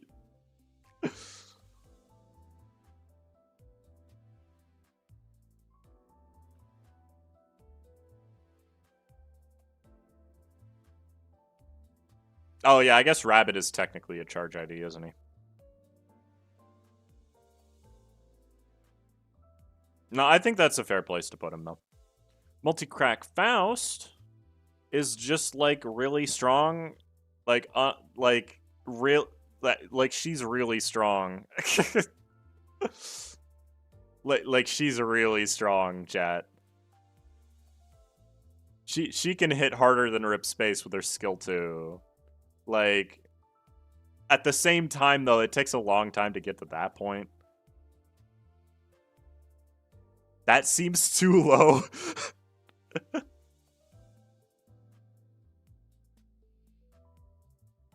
The one that can use the dog. That's so true. Multicrack Faust is over W Ryoshu. I don't agree with that. W Ryoshu is way too good for that. What if you released a W Corp ID that basically has 0 ramp up? She has a little bit of ramp up. You can't get to her skill 3 rolling a 40 without some ramp up. But I'm a telepole enjoyer, and if people would agree with it, I would put her higher than this.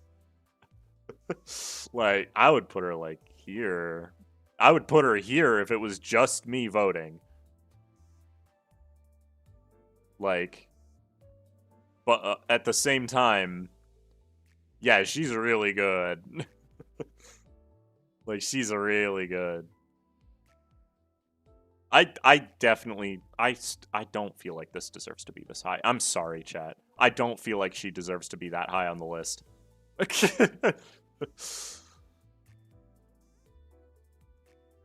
Like, I was looking at her this whole time and seeing how many IDs I wasn't putting above her, and it's just like, I don't feel like that's true.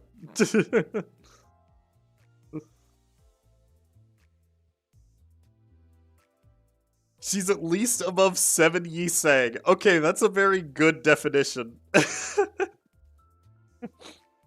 Because it's also true. Fang Hunt Office Fixer Hong Lu. I mean, he's pretty alright. People think he's not that good in Rupture. He's not that great in Rupture, but at the same time, his skill 3 is really good. He clashes well. He's really good in Canto 7 specifically, for reasons I will never understand. I think it's fair to put him, like, here-ish. Like, here-ish. As an ID, he's pretty solid. He has Shank, too. It's a skill 3, but he's also a 2-star, so, like, you know. Fang Hunt is a completely unoffensive ID, is what I'm basically trying to get at. So, I think that it's fair to put him in, like, the middle of B. I'll put him below W Merceau, because I think W Merceau does deal more damage on average. Should I up-tie Fang Hunt or not because of Rupture? That's not... You're going to have to be more specific. I think if you like the ID, you should up-tie it anyways. Because if you like using an ID, then you should use the ID. That's not even really a question. I find his existence offensive, but that's because I don't like Count going away. Yeah, but there's, like, more to the game than that, you know? The elephant in the room has arrived. It's not really that big of an elephant. Let's be real. Like... Barber Otis. Okay, people were arguing that Barber Otis should be an S tier ID. I don't agree with that. You know where I'd put her? I'd put her, like, here. Like, genuinely, people really like this ID. I don't think she qualifies as good enough to be S tier. Just because of what else is already up there. You know? She's still a very good ID. You put Ring Otis in S tier? Have you used her? Like, it is not every day that a 2-star ID is that good and also better than most of her 3-star IDs. What does she even do? She does a lot of damage. That's it. That's all she does. Like, not great in bleed. Doesn't contribute to Blood Feast. The Sin Affinities aren't that good for most bleed ego, with Yearning Merkala Dawn being the one... I'll put her below Enclair. With Yearning Merkala Dawn being, like, the big exception. No, I'll put her above Enclair. What damage? No, she does a lot of damage. She doesn't nerf Sancho. It's just that Sancho does better without her. She heals my enemies. That's not true. She empowers Bloodfiend Dawn skill 1. That's not even correct. She empowers Bloodfiend Dawn skill 2. So, like, you know.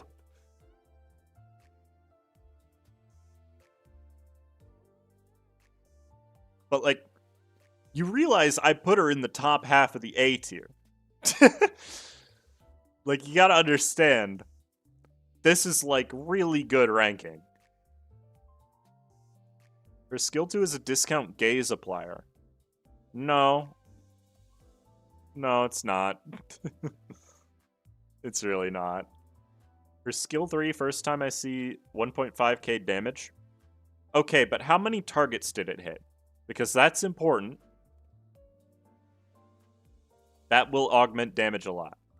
Rabbit is better than her. Have you used Rabbit? Like, Enfaust seems awfully high. You're just wrong. If anything, she's a little low. I want to put her in S, but I don't think she has enough going for her to go into S. She's just insane. Does Rabbit Heath need to be that high? No, he really doesn't.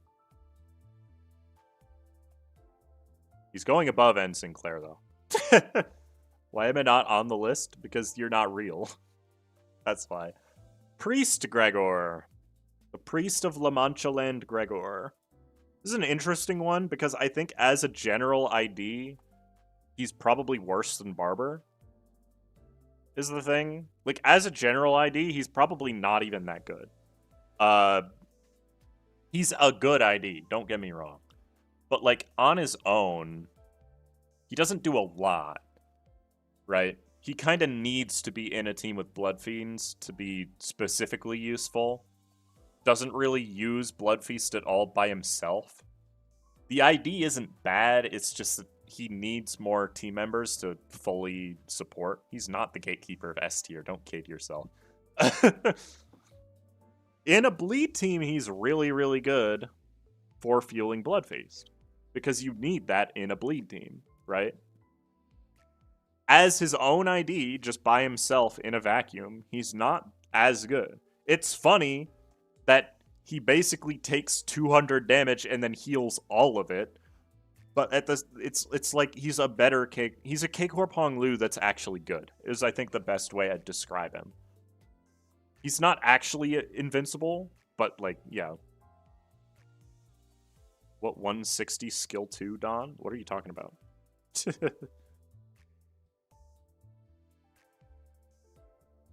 He's a phenomenal specialist, and that's why he's an abysmal generalist. Yeah, pretty much. He's his damage. He provides some SP regen and he tanks. He heals himself, and yeah, fair. Like, I'd actually almost say that he's probably worse than these two by himself. But that's just because by himself, he's going to ramp up really slowly. So, I think this is a pretty fair place to put him. Okay. The Princess of La Mancha Land Rodian is probably the second best ID in the game. Saying Enclair used to be the best ID in the game and then putting Rabbit above him despite the game evolving counter to Rabbit's strengths. Because it's evolved more counter to Enclair's strengths. That's how. Insane LARP? What are you talking about? I genuinely think that this ID by itself can clear most content in the game. Like, it is an easy top 5 ID. Above Ryoshu is wild? No, I don't think it is. I just got her, is she good? She's the second best ID in the game after Ring Yi Sang. Like, not ranking Volpurgis yet? They were later in the list. So I'm just doing it in the list order. She's, like, crazy good. 2 insanely good skills. And a clashable counter on top of that. What about without Blood Fiends? I wouldn't lower her at all. This is without other Blood Fiends. That's where her ranking is currently at. This is where I would put her without other Blood Fiends.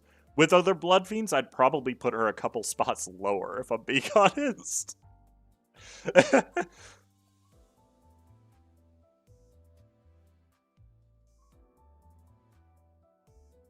Like, genuinely, I think not being able to activate her gaining her status on turn 1 makes her worse. Even though it's literally impossible anyways. Not being able to activate her status gain on turn 2 because of Dawn is how it would work. But yeah, she literally needs nothing to be a top 5 ID. Just like the other 5 that are up here. Why? Do I need to explain it in depth? I can. It's gonna take like 10 minutes. Yeah, she doesn't need autotune, basically.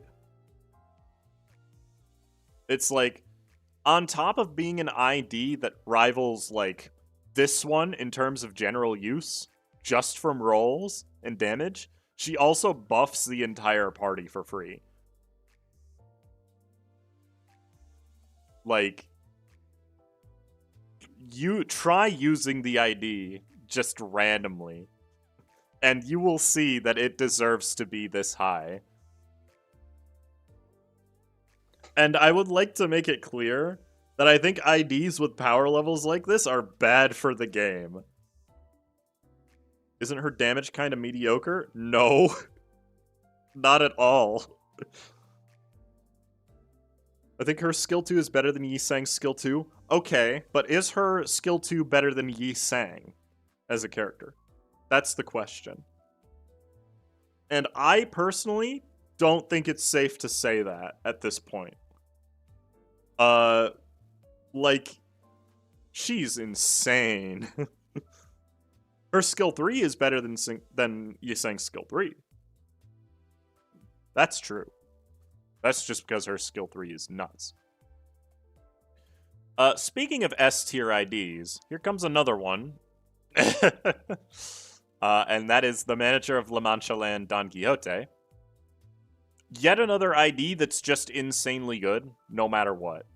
But without other Blood Fiends, she does hurt a bit.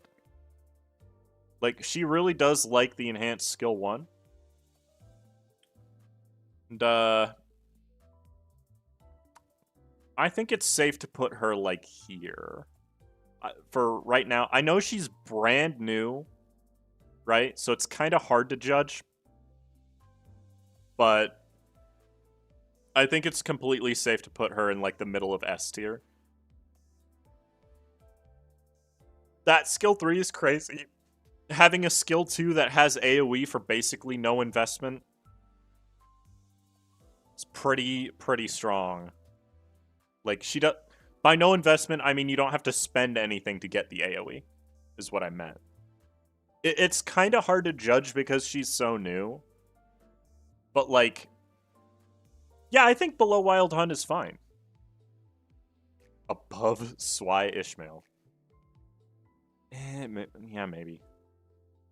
I think her support and skill 2 are her main selling point. No, I don't think that's fair. I don't think that's fair to the ID. Without other Blood Fiends, absolutely below Wild Hunt. Right. Chat, you have to understand. People are saying that this ID doesn't deserve to be good because of bad bleed count infliction. You know this is a team building game, right? You know who inflicts bleed count? We've got, and these are all other IDs that would be in the team.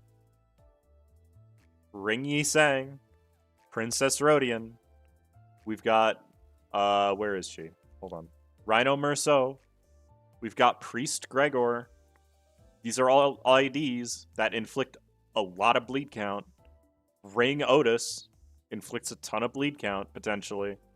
Kurokumo Ryoshu is not probably your best choice, but she inflicts a lot of bleed count. Like,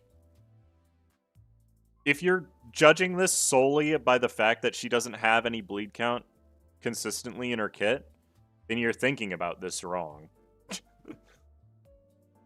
Her skill 3 outdamages any other single target skill in the game. It's not even a competition. Like, Sanguine Pointillism comes close, but hers does more damage.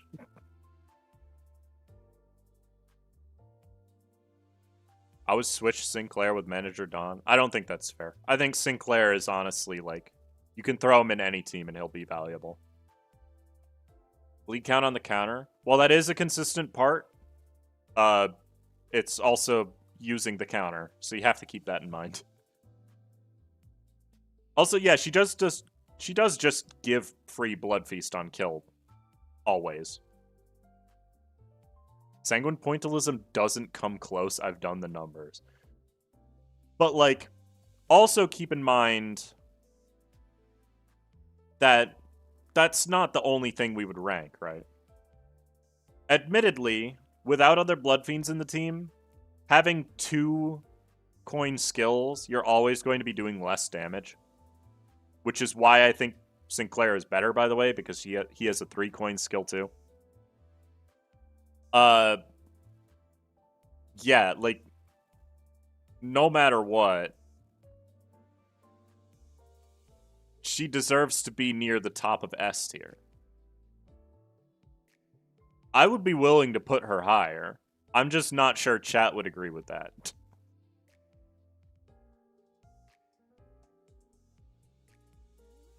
The problem I have with this idea is not that it's bad. Like, ever. That's never going to be an issue. This tier list is for general use, not counting full teams, and yeah, Manager Dawn is in the correct spot. I think she's in the correct spot in Bleed, too. I think she goes a little higher in Bleed. Surprised that Red Eye Penitence was rated higher than W Ryoshu? We haven't gotten to Red Eyes and Penitence yet. Higher than W Dawn? That's questionable. Maybe. W Dawn is just crazy, though.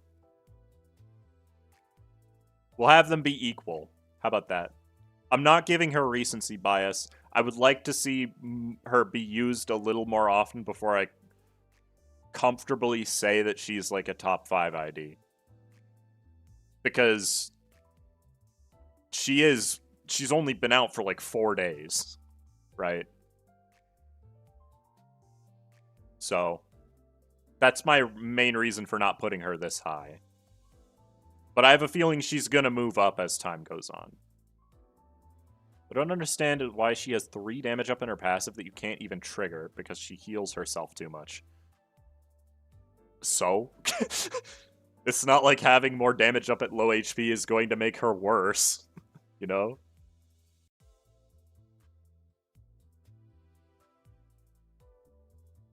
Anyways, Hook Hong Lu. That's probably like... If you're just looking at him as a general use case, he's probably a slightly worse Chef Ryoshu. He inflicts more bleed count, but also his skill 3 does less damage overall than Ryoshu's does. So I think that's perfectly fine.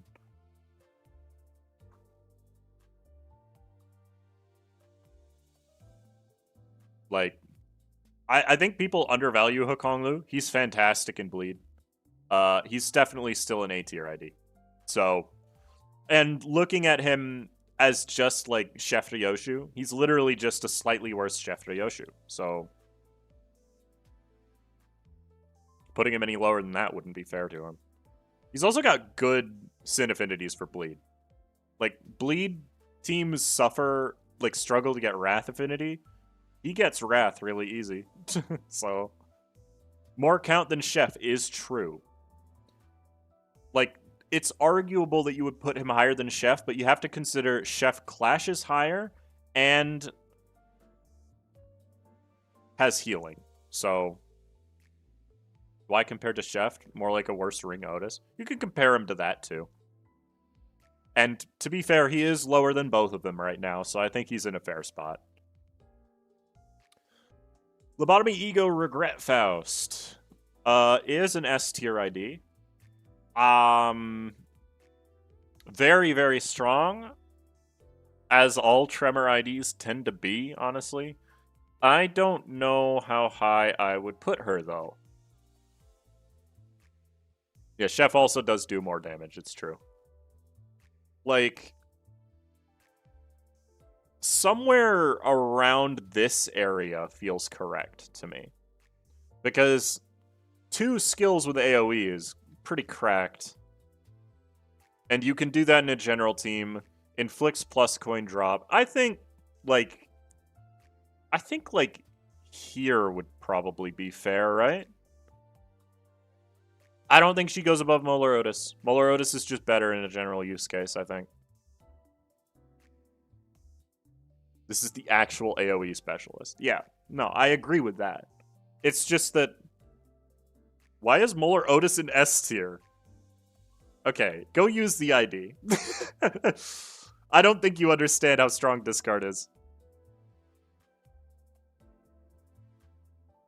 Overrated for anything but pure Tremor? That's just not true. She's better in Tremor, obviously. Molar Otis DPS is kinda meh. You have not used the ID at all.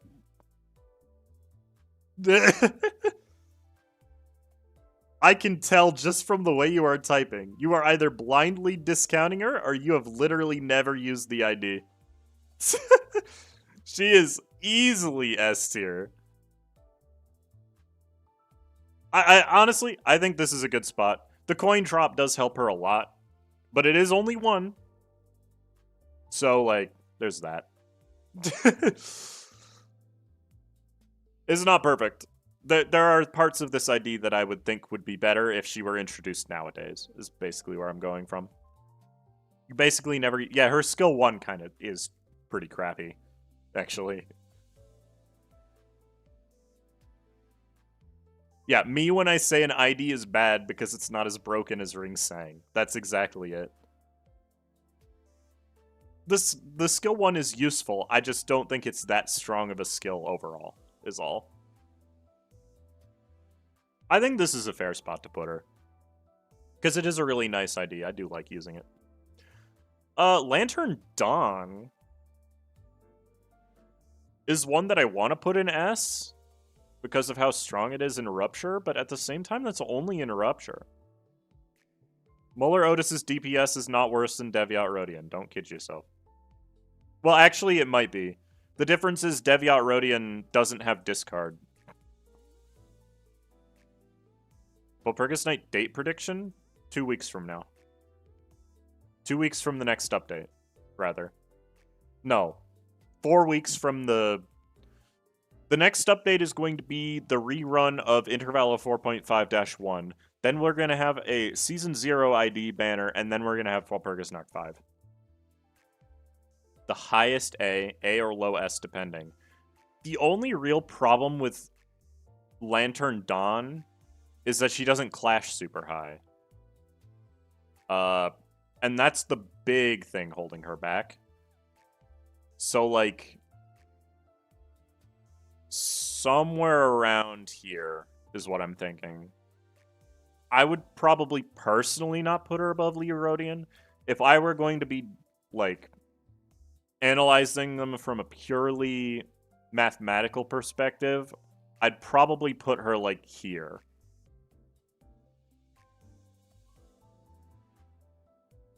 Just put the last 3 in S tier. We're getting there.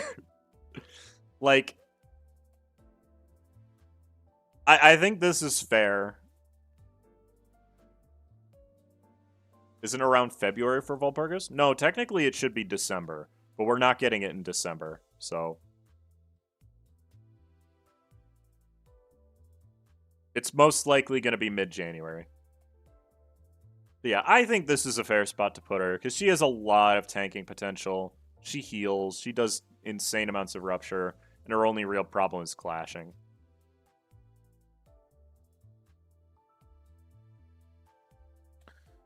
Magic Bullet Otis is, like, probably around the same area if I were to get... See, here's the problem with Magic Bullet Otis. Outside of Burn, she's kind of not very good, is the issue. She single-handedly makes Burn meta-relevant.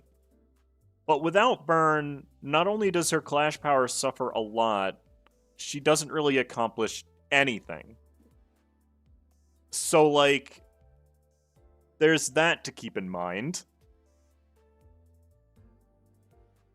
18 rolling skill 1 in Burn is a good asterisk. I think I would put her really low in A, because she's so reliant on being in her specific team to be functional.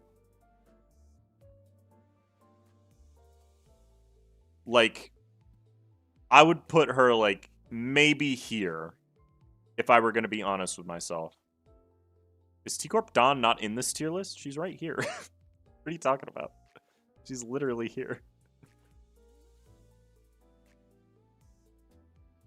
Like, she doesn't hit very hard. But the last 3 in S tier, we're getting to them. The question is not whether or not they go in S tier, but where. Okay? We'll get to it. Put Angel Sinclair in minus? Which one is that? Oh, Dawn Office, right. Magic Bullet Otis is another unit like Pregor that is an abysmal generalist and an amazing specialist, yeah. AI Summary says you're discussing Blue Archive characters. There's a person in chat with Blue Archive in their name, and I think that's where it's getting that. Still can't believe she doesn't trigger the 3 burn count ego gift in Mirror Dungeon. It doesn't really matter. Move Pequoddy saying up a couple of tiers? No.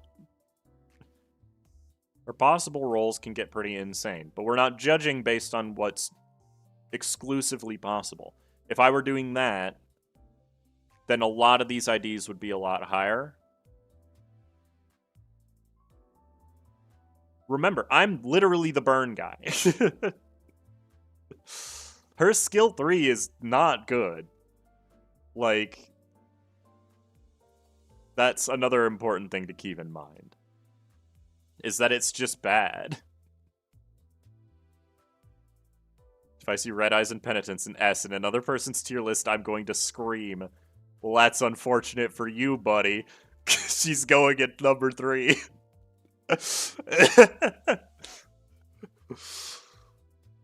We're skipping Dawn Sinclair exclusively because of your comment, and she's going at the number 3 slot.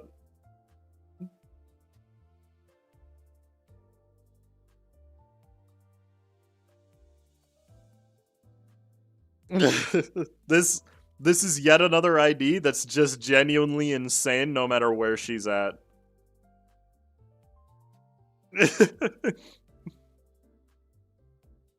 Right next to W Corp, yeah. I do think that she's probably slightly better than W Corp, even if W Corp's burst damage is higher.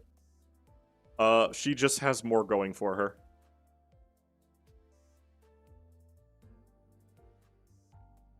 No, I agree. She's not better than Rodion. That's why she's below her on the list. What if we had better charge ID than W Ryoshu? That is a really big ask. And we do have one. She's right here. Her damage is lower than W Ryoshu on average, but not so much lower that it makes her a worse ID. And skill 3's damage is higher than DDEDR. That's not even a joke. If you use the empowered skill 3, it does more damage than DDEDR. If you need slash W, if you need blunt red eyes, that's incredibly true. She's at least below Ring Yi Sang. You're so right. The cooler W Corp Ryoshu. She's genuinely cooler, yeah. But she's insane. She's actually insane. Literally a D tier ID. I've used her so much. This doesn't come from ignorance. This is just not true. You're lying to me. They're absolutely interchangeable, yeah. I will say, I think that having Gloom is more useful than having Pride. But that's just a personal opinion. Other than that, they're basically equals in almost any way.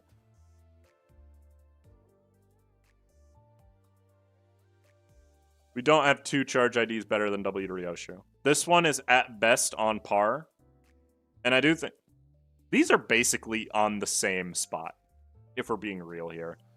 But every other charge ID is lower. She inflicts good bleed potency too. There's that as well. Envy Gloomlust is just always going to be the single best assortment of Sin Affinities you can possibly get. Also, fun fact, it was her first identity with a Gloom skill. She still doesn't have an ID with a Gloom skill that you get outside of Walpurgisnacht. It's kind of nuts. Blade Lineage Merceau without the BL team is just a stat stick with a fancy skill. I don't know, that AoE if you lose the clash with the thing is genuinely impressive. What do you... W Ryoshu skill 1 is a bit rough for Kanto 7. Most skill 1s are. Like, that's... You have to keep that in mind, too. There are 5 S-tier bleed IDs. Well, that's just because most good bleed IDs were introduced recently, and most recent IDs are always better. You haven't even counted the amount of Tremor IDs up here. Let's see how many we got. We got 1, 2, 3, 4, technically 5, 6. She can inflict Tremor, I'm sure. So 7 Tremor IDs.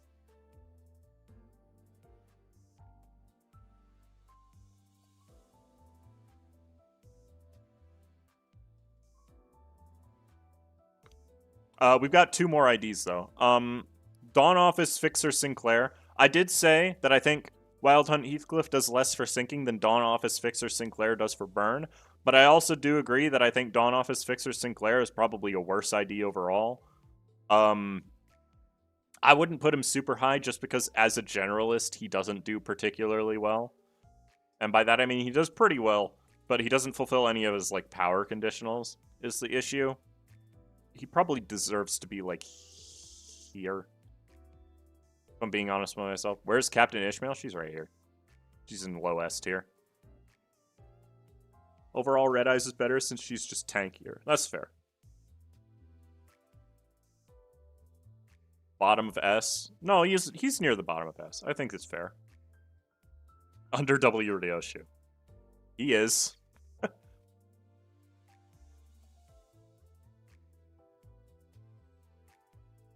He does have a nice pairing with Hexnail, but you have to keep in mind that Hexnail is kind of designed badly. That one, anyways. Yeah, skill 3 damage really struggles with a lot of burn. Skill 2 is always going to be good because it's an AoE skill 2. Skill 1 does have a re-rolling coin, but it doesn't clash very high.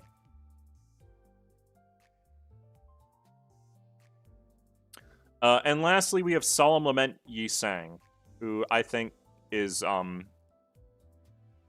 probably the best sinking ID in the like. I put him here. I don't think that's much of a stretch. Like, this ID is also insanely cracked. But he is like all damage.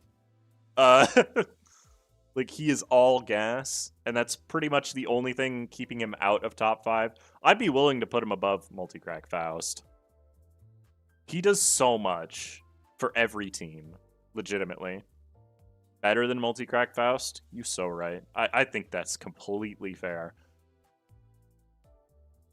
Just my opinion, though. Above Spice Bush? He is above Spice Bush. Almost literally, in fact.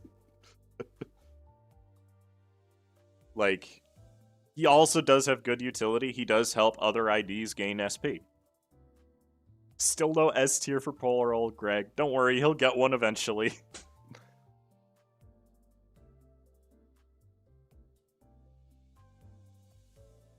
Does Butterfly give its SP gain to all allies? No, it just gives it to the person who hits them. But it is something.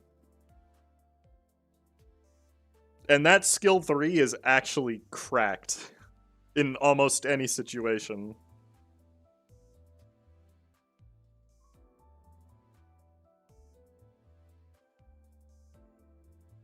Spice Bush is not better than Solemn Lament. Anyone who believes that hasn't used Spice Bush. And that is a real opinion. Can you put the full stop office IDs on this list too? No, because I don't know how good they are.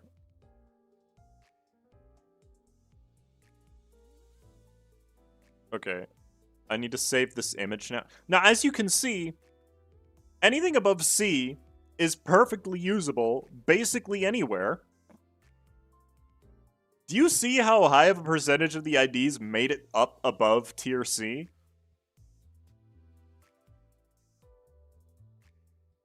Like, genuinely. Do you see how many IDs in this game are good enough to be used? Just generally. Okay? If we were talking about specialist teams, I would definitely be moving some stuff around. But I don't, because I don't think it's necessary to be that specialized in this game.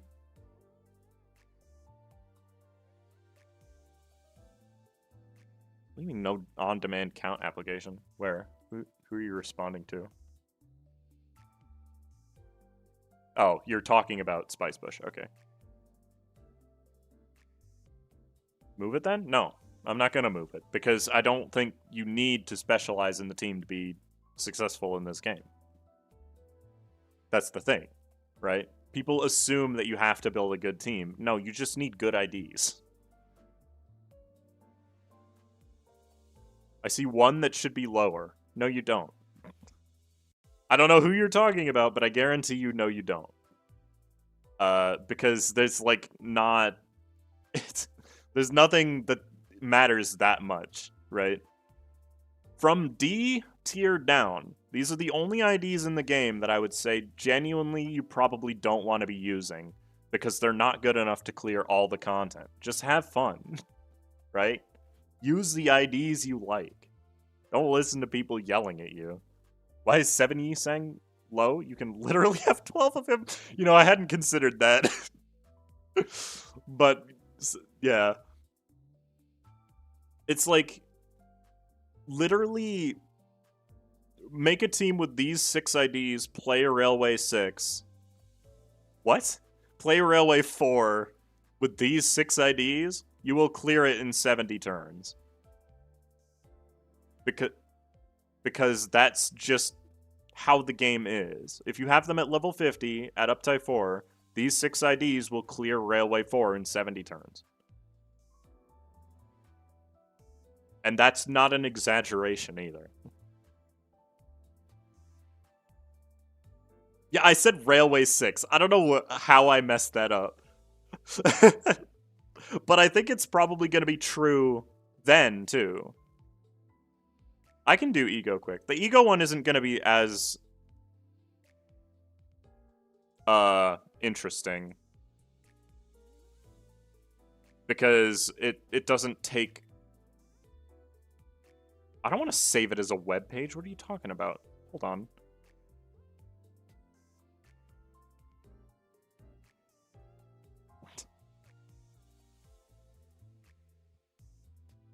I'm going to save this as my thing. ID tier list. Just so I have it. So I can send it to people later. Railway 5 secret boss Rat King Pete. Okay. Get over yourself. Alright, let's do Ego quick. It's not going to take as long because Ego don't matter as much. Priest Gregor should go to S tier. No, his damage is not that good if you don't have him in a Blood Fiend team. And that was his big reason for being that low. Okay, where's the reset button? Alright. There's not going to be an F tier for Ego, because I don't think there's any Ego that are bad enough to be there. I genuinely don't think any Ego in the game is bad enough to be considered F tier. Anyways, starting off, Crow's Eye View. This is going to be an A tier Ego. This is going to be basically our like, threshold for A tier Ego. Because it's just insanely good for supporting. Basically makes it so you can redirect anything on any turn you want. So, you know. Where is the next one? Representation Emitter. I mean, this is probably a B tier, but it's still incredibly solid. Group SP healing is never not going to be a good thing. So there's that. La Sangre de Sancho. Of the base Ego, it's probably one of the worst ones. It does inflict a lot of bleed and it's good healing, but it doesn't really do a lot otherwise. So I would probably put it in like C, because it just doesn't add much to the IDs that it affects. Forest for the Flames. This one's a pretty high A tier Ego. Like, it's pretty high A tier. Because Fragile Infliction plus it rolls insanely high for how cheap it is. And that's all I really have to say about Forest for the Flames, because it's just really good. Uptype 4 makes it a decent Clash tool, but it still clashes worse than a lot of base Ego. It's important to miss. Yeah, I'll put it in this. It is single target, though. Chains of Others. This is still incredibly valuable as a tool to debuff specific bosses. I don't think it's as valuable now than it was at the beginning of the game, but Chains of Others is still very, very strong, and for that reason, I definitely put it at A. Land of Illusion is just a splashable AoE. It doesn't have that much going for it, but you can just use it whenever. It's a good Ego. It's really solid. I'll even put this above Crow's Eye View, probably, because it's just more useful in a niche. But yeah, Land of Illusion is just a decent AoE Ego. Also, pretty much any Ego that has AoE deserves to be at B tier or higher. Like, yeah. Body Sack. I mean, by itself, this is probably like a mid-B tier Ego. Even being single target, because it does give him a lot of buffs, so... But in terms of how useful it is now compared to how useful it was at launch, it's definitely worse. It's fallen off a bit. It's still really nice if you plan to use Rabbit. It's still pretty solid as an option in most situations. I would put it in B pretty solidly. Snag Harpoon is an Ego that you pretty much only use for its passive, but it does enable a Tremor Burst, and that passive is very, very good. Snag Harpoon, I think, goes at like the bottom of A, just because of how hard it enables Ishmael in general.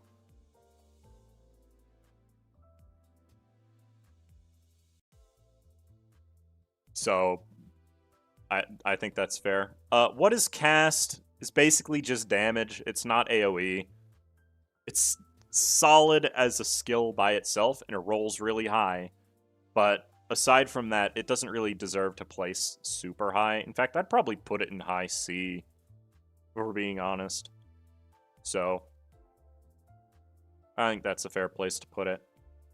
What's next? Branch of Knowledge. Now, this one is a little questionable. It rolls higher than any other base ego. The problem with it is that it costs USP.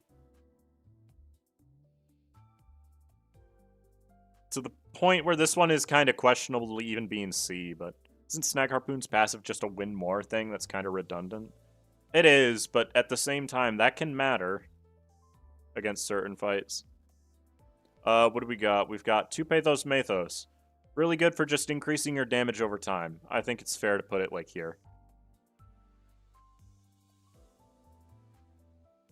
Suddenly One Day is yet another ego that just kind of rolls high, but it does even less damage than what is cast, so it goes below La Sangre.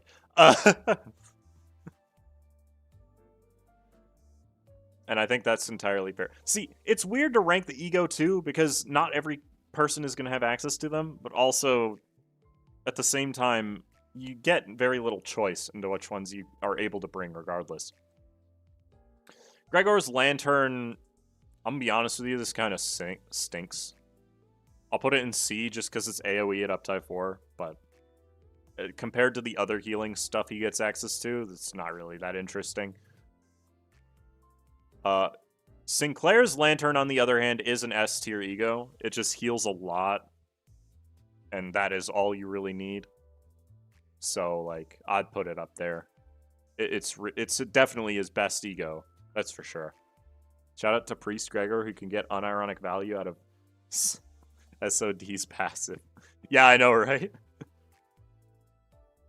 Wishing Karen Yi Sang is a good ego. It's an AoE. It does decent damage, but it doesn't have a huge amount going for it. If you use one of the faster Yi Sangs, you can inflict Paralyze at the start of a turn. That's really good. Probably put it at the top of B.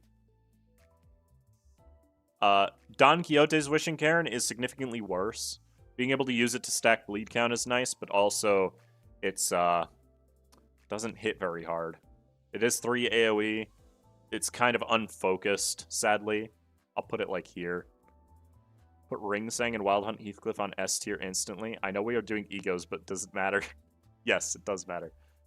Yasunyata Tedrapom Otis is an ego that's not unlike Hexnail. I think it's probably worse than Hexnail because it's not Envy. I would put it like here. I would definitely put it like here.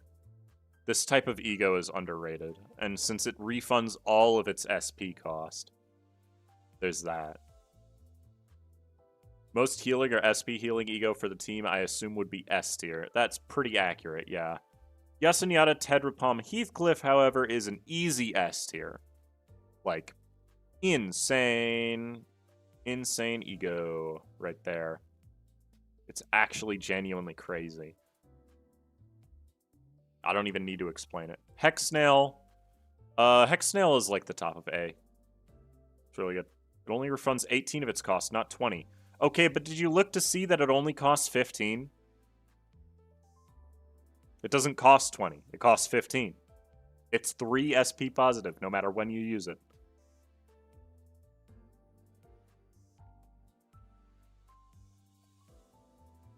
But yeah, Hexnail is just a better Yasunyata because Envy is better than Lust, so there's that. Also, Hexnail inflicts Slash Fragility, which is also good. Pursuance Merceau, crazy good. Is it good enough to go into S? Yeah, I think so. I think it goes like at the bottom of the healing EO. You do need to get it up to Uptie 4, but it clashes absurdly high. In fact, at Uptie 4, it's probably just better than Lantern. The only downside being it can't heal himself. Same for Rodian's Pursuance. I think it being one less target is significantly worse, but it also inflicts Fragility, so there's that. Slash? Did I say Slash? I meant Pierce.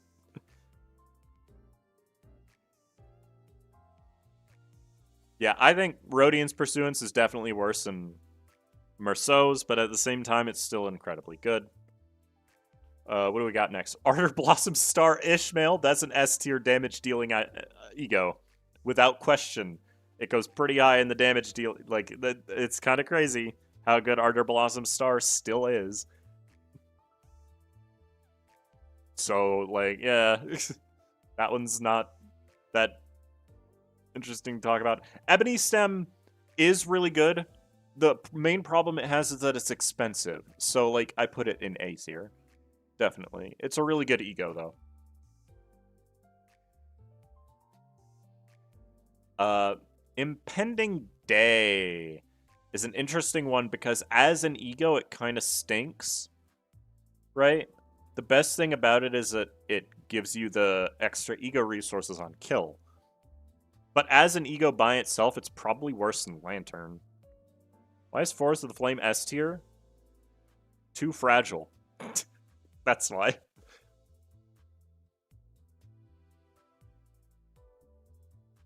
It's low S, high A for Impending Day? No. Ardor Blossom is good, while Burn is mediocre. I mean, that's true. I prefer to think that Burn is at least off-meta, but Ardor Blossom Star is genuinely just really good. It is a minimum 20 roll, and that's decent. But it is only one target. The healing is very conditional, but the passive is good. Ledger Domain is A tier because it's easily spammable.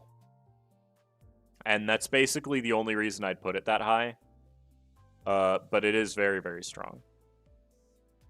3 strength on Corrosion is nice. That's also true.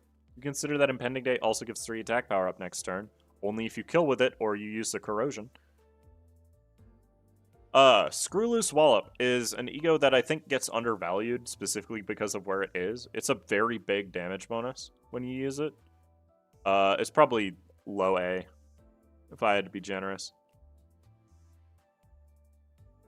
Roseate Desire Ishmael fell off super hard, D tier. Roseate Desire Honglu is at least AoE, so it has that going for it.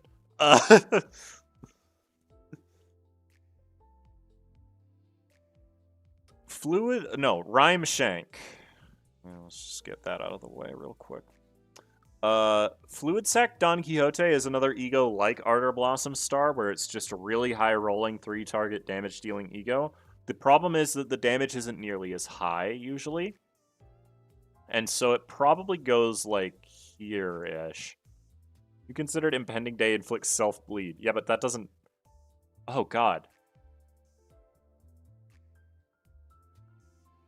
That actually matters now, doesn't it? It's not good enough until Sinclair gets a good bleed ID. Pink ribbons? No. Based on the ego, or is it the passive? No, I'm basing on the passive, too. I don't think Roseate Desire Ishmael is very good.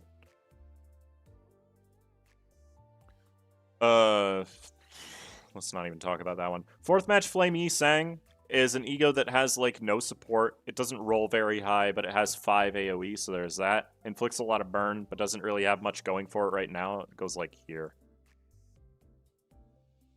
Cassetti Sinclair will not exist. 4th match Flame Rhodian is yet another ego that inflicts fragility, except it inflicts it AoE, which is significant. I think it's better than Yastunyata. I don't think it goes anywhere higher than that. It gives you a little bit of healing, but yeah. I think this is where you would go. Roseate Desire is good for Bind, but Chains of Others just does it better. So...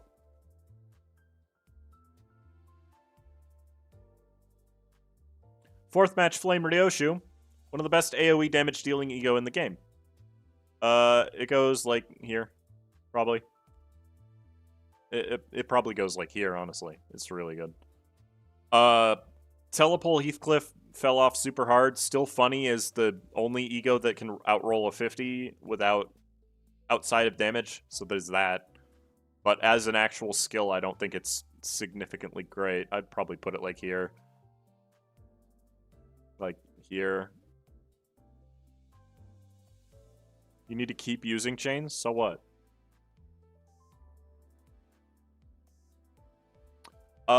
Let's see. Telepole Faust. Telepole Faust is a good damage-dealing ego. It gives you a passive that lets you deal a lot more damage. Probably just goes above Screw Loose Wallop, if we're being real here. Telepole Don Quixote, the single best enabler for charge on Don Quixote at the very least. If you use the corrosion, it gives everybody 10 charge. Like, it's really solid. It inflicts... It doesn't inflict rupture. It does that to allies. We'll put it like... Yeah? It's still really good. Let's see. Lifetime Stew Dawn. Very good for burn count. Good for damage. The passive kind of hurts it a lot. I'm going to put it like here. Even though I like it quite a bit. Lifetime Stu Sinclair. So here's the thing about Lifetime Stu Sinclair. It has a lot of shooters for some reason. The problem with Lifetime Stu Sinclair is that it rolls very low. It's not consistently usable in a team. In solo, it's literally just a 6-weight attack, which is something, but I also don't consider stuff for solo very often. You can use it to make Talisman more consistent.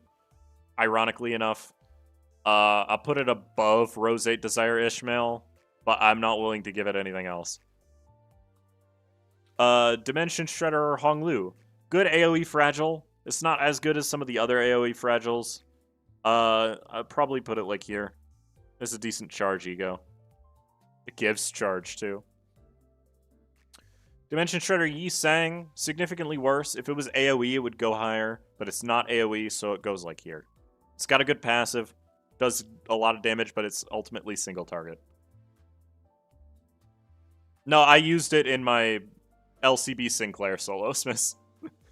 I had to. There was no other way I was winning that.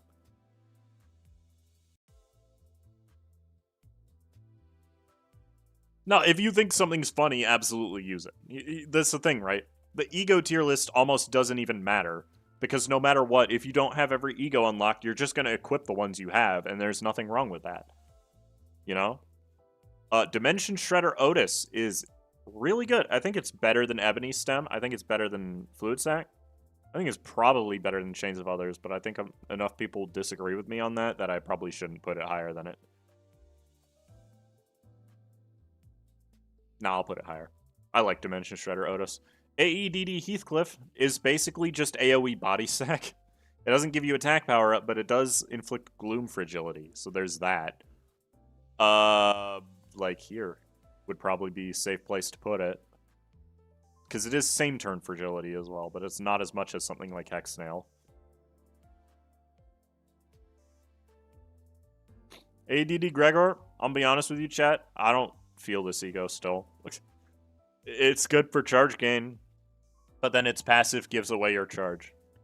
Like, Gregor needs a really good charge ID for AEDD to matter, in my opinion. And even Rupture teams nowadays don't even really use it anymore, because they just have better options. It's probably better than Impending Day, I'll be honest.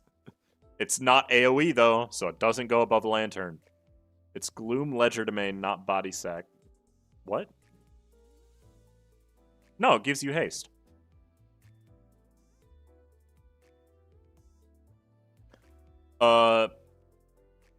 Capote Ishmael.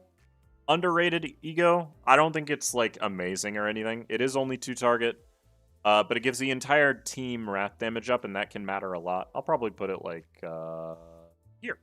Because Wishing Cairn is definitely worse. Capote Merceau is very funny.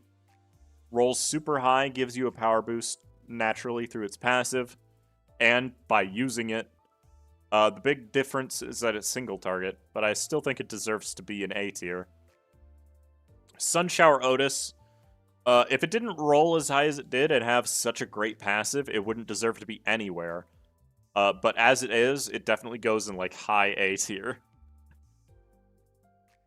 Also, it's 2 targets, if anybody didn't know.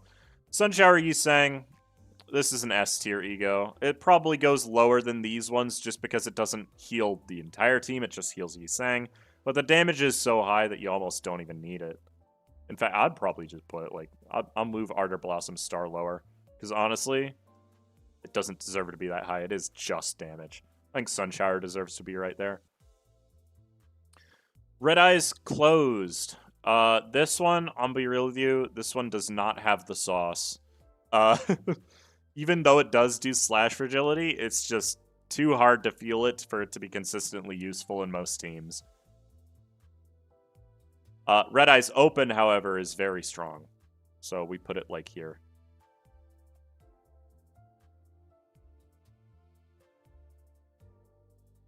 Let's see. Soda Ryoshu. I was told that this was used in sinking runs during Railway 2. I don't remember this happening. This ego does not have anything going for it. Like, ego resource boost on kill. It's like all it has. Soda Honglu gets a bad rap. I don't think it's fantastic, but it is still AoE healing for SP or HP. So, like, it doesn't deserve to be in bottom tier.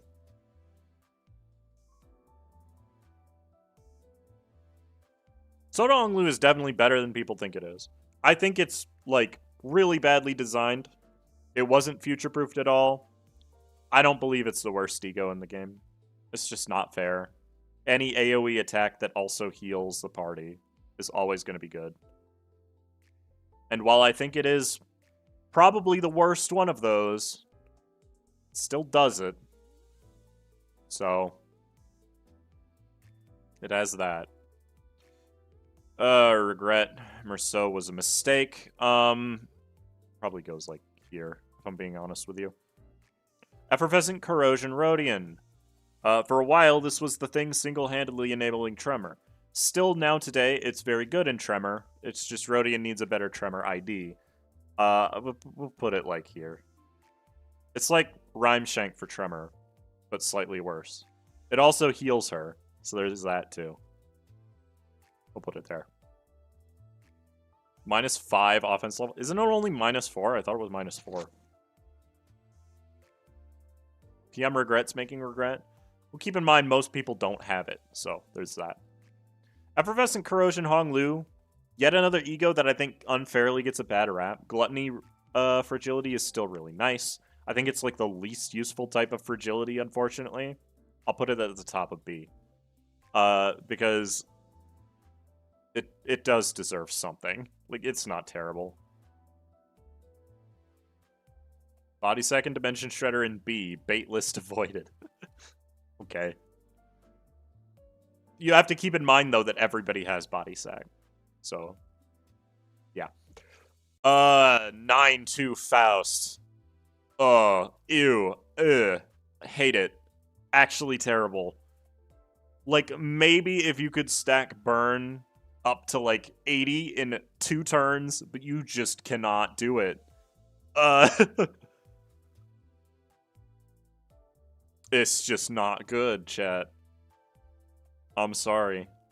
Same with 9-2 Sinclair, but at least 9-2 Sinclair can get up to 5 attack weight.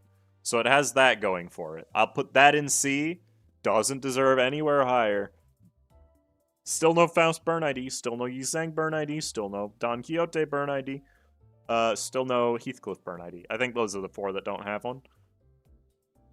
What's next? Blind Obsession Ryoshu. This is a pretty decent ego. I think it's got more general use than Red Eyes, honestly. It hits 3 targets. It does a pretty good effect. It deserves B tier at the very least. I'll put it near the top of B tier. Blind Obsession Ishmael. That thing is crazy as well. Holiday Heathcliff. Rolls higher than Body Sack, and aside from that, is just worse than it in every possible way. We'll put it like here. I don't think it's completely useless, but I think it's pretty bad. I don't like Blind Obsession. Well, that doesn't change the fact that it's insanely good.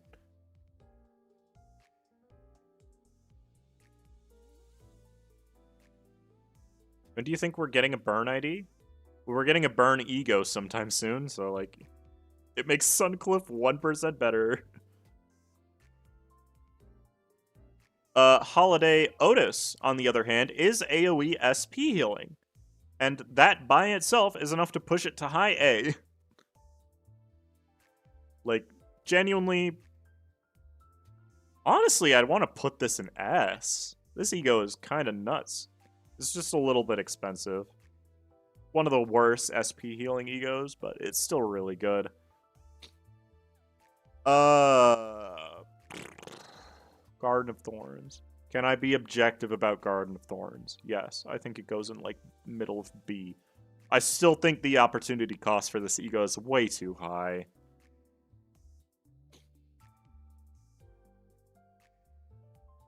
Like, it's just so expensive for what it does.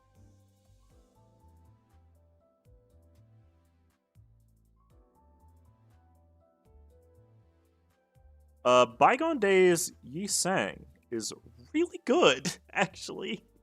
I would argue it's insanely good. Bygone Days Gregor is AoE SP healing. Unfortunately, it doesn't hit multiple targets, but that doesn't necessarily mean it's bad. So, probably put it, like, here-ish, if I was being honest. It does inflict curse as well. Does decent damage.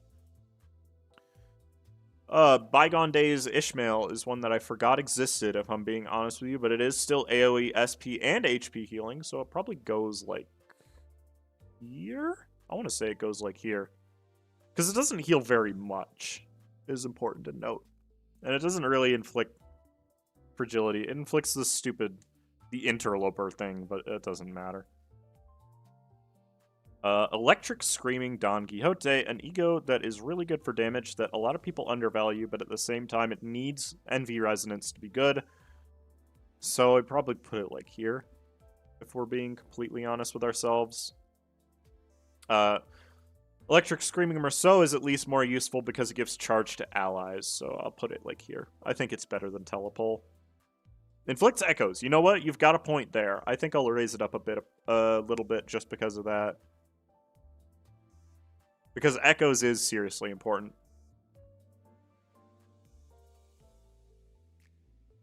Let's see. Binds Otis?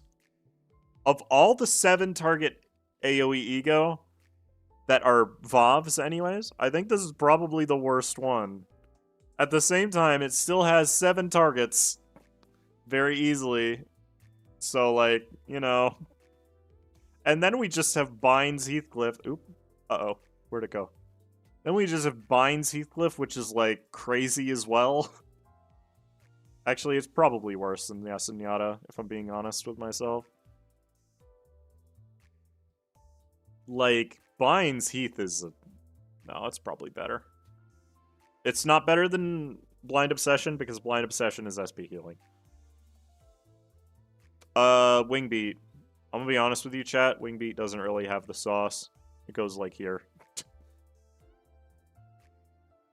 It's very funny if you high roll, but you need a high roll and also, like, single target, so, you know.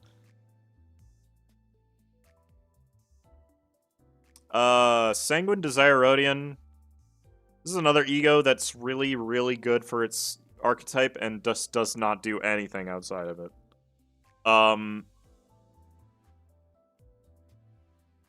It is not goated with the sauce. It goes like here. No, it probably goes above Snag Harpoon. Overall, like, Sanguine Desire, it's a really good ego in Bleed, and outside of Bleed, it just does nothing. So, in fact, that makes me want to put it in B, if I'm being completely honest. I want to put it, like, here. I want to put it lower. I want to put it lower. Like, genuinely, I don't think this ego has the sauce. I think it's better than Lifetime's too.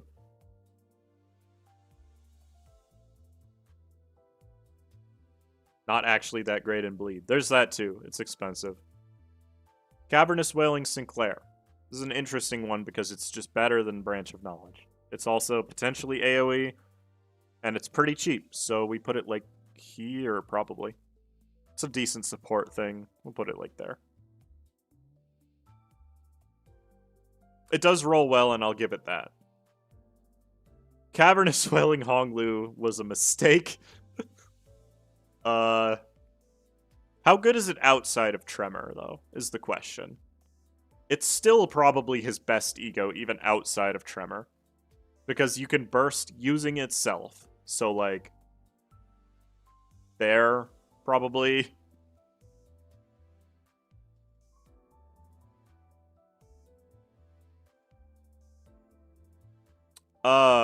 Everlasting. Contentious opinion, I think Everlasting is kind of shit outside of Tremor. Like, here, maybe. But inside of Tremor, it's so good that you put it a little bit higher. But also, Cavernous Wailing matters so much more. So, like, here.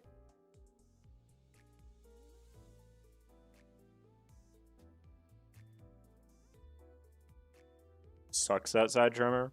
I'll put it a little lower. I'll put it, like, here. So that it's not contesting those.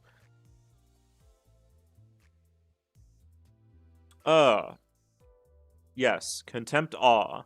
An ego that I've warmed up to a lot over time. Since any Resonance. But also, I still think it's probably not the best. We probably put it around Ebony Stem, maybe a little lower, because Ebony Stem is unconditional.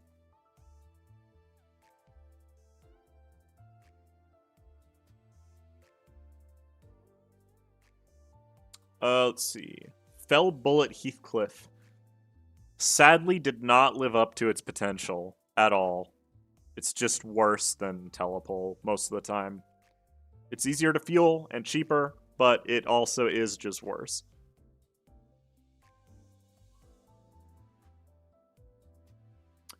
Fell Bullet Yi Sang is the worst ego in the game. Why? Because it requires you to kill an ally to get its effects to matter.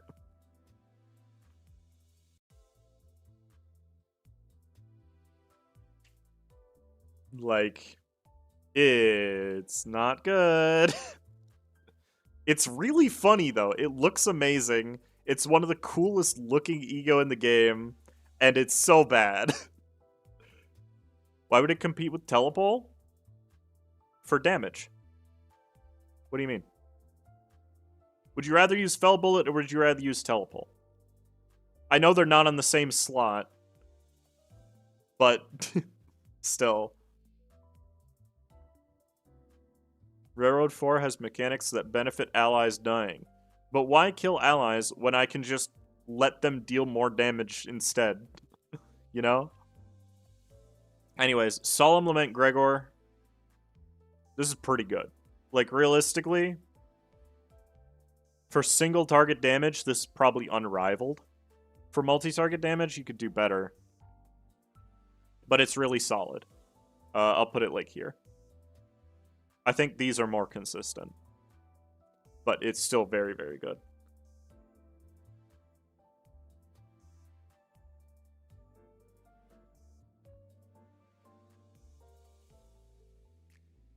Lasso Faust.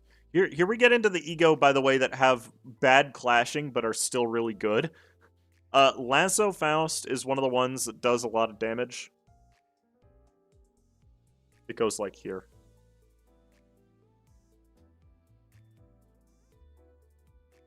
The JPEG compressor, so true. Lasso Honglu probably does more damage but is less useful overall. So we'll put it like here. Hexnail Sinclair really dropped the ball in terms of what it needs to do. I don't think it's useless, but it's definitely not great. We'll put it like here because it doesn't heal anybody. It being 2 coins means it does decent damage, but needing the Envy Resonance really hurts it. Lasso's B. I agree with Honglu's Lasso being B, honestly. I think he's better than Effervescent Growth. I'll put them both there. Hexanail Erodian is incredible. Just genuinely one of the best ego in the game. I think unquestionably probably the best ego that only heals HP. Not the best ego that heals, because there's some that are just better, but it's insanely good. Hexnail Sinclair makes it possible for N. Sinclair to apply nails. You know, I never really thought about it like that. I'm moving it down a position. Uh,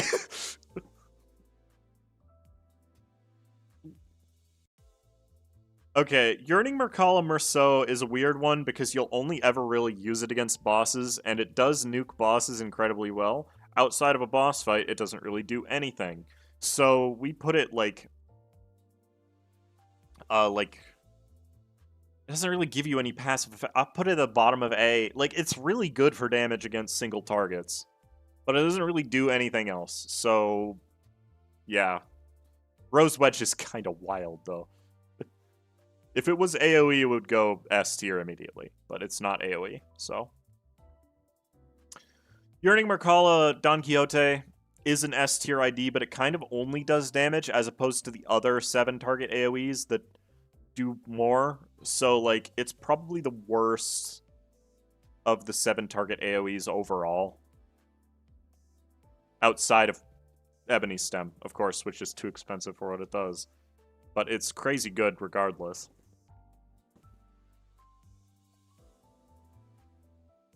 And then finally, we have Asymmetrical Inertia Heathcliff, which I would personally put, like, here. It's really strong. It's not an S tier.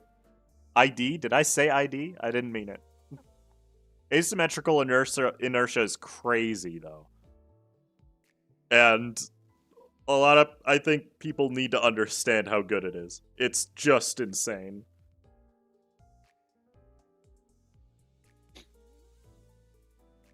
Unbreakable coins mean nothing. Never knew we were rating an ID for Merkala. I meant ego. Out of the 7 target ego, it's probably the worst one of the general use ones. It does the most damage, but does the least things that aren't damage. Yeah, like Asymmetrical Inertia is a free 1 fragile forever. Does Heathcliff have a Tremor ID? Yeah, he has Ophi. And Ophi is an A tier ID as well, so. So there's the ego list. It didn't take nearly as long because there's not really anything to talk about them. Most of them are good. Like, you can use almost all of them to just clash something. Only the more recent ones don't really do that, and even then, they're still pretty solid. So, he doesn't need a self-tremor ID. You spend the tremor count to inflict more. But yeah, it's a really good ego on the wrong center. That's not going to be true forever. The fact that it's 4 coins makes it deal more damage, mainly because it can stagger first, then deal fatal damage. No, it's the 6th best ego in the game. Like, it's not even a competition. Like, the top 10 ego are so high above the rest. Like, 1, 2, 3, 4, 5, 6, 7, 8, 9, 10, 11, 12. Let's just be real here. The top tier of ego up to Holiday are so far above the rest of the ego in the game that it's not really even worth talking about.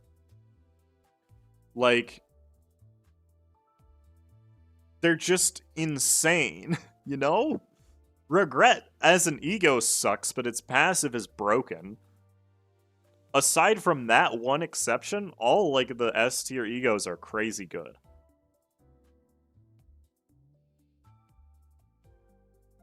I don't even think this is really that big of a contentious list, if I'm being real with you. If anything, the thing people would be most upset is that Yasunyata Otis is too high, but I don't agree with that. So, like, you know, there you go. There's the ego list. It's not as interesting.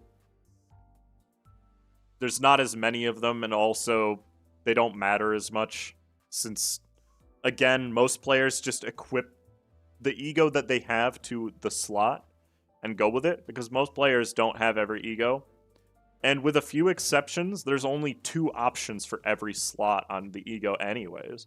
So, like, it's like, which one am I going to use? Dimension Shredder Yi-Sang or Fell Bullet Yi-Sang? Both of which are kind of mid, at best.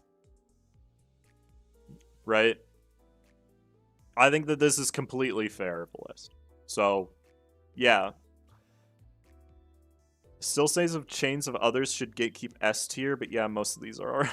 I personally, I think Chains of Others has gotten better over time. but there was a time period where it was just worse for some reason. And I can't explain it. Like, up until Railway 2 ended, Chains of Others, like, how do I phrase this? Between the end of Kanto 4 and the end of Railway 2, Chains of Others was just suddenly bad, and at any period of time outside of that, it's amazing. Right? It's very strange that that's the only ego in the game that's like that. Pretty much any other ego has been consistently where it's at the entire time. But that one specifically, yeah.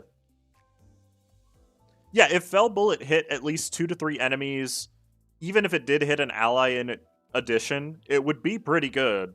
But it doesn't. I missed if you mentioned it, but did you know of the bygone days Yi Sang and Echo's interaction? Yeah, it can inflict like 8 sinking count, right? Something crazy like that.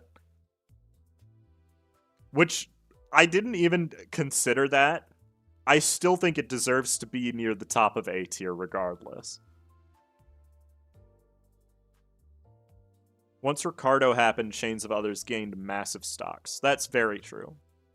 Any fight that has like a single target boss fight, Chains of Others is just goated. Any other fight, it's just kind of whatever. You know? And that's the case for a lot of these. Any AoE ego is immediately worse in a fight that only has one targetable enemy. Right? But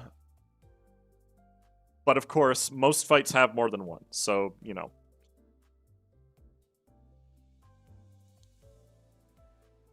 But yeah, that's the ego list. This is not nearly as interesting, but, you know.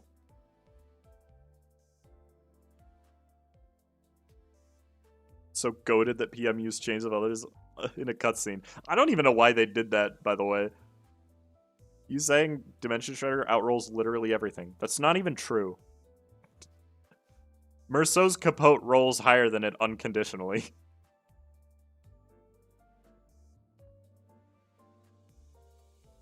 In fact, Ardor Blossom Star rolls higher. Sunshower doesn't. I don't think there's any other ego. Oh, fourth match Flame Ryoshu rolls higher. Let's see.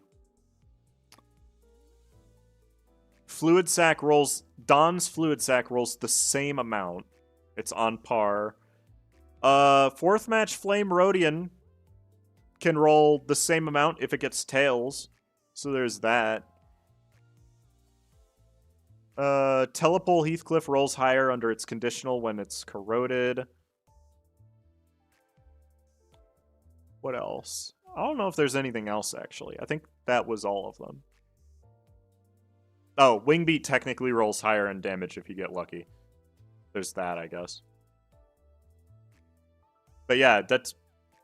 It's not even... Like... Yeah.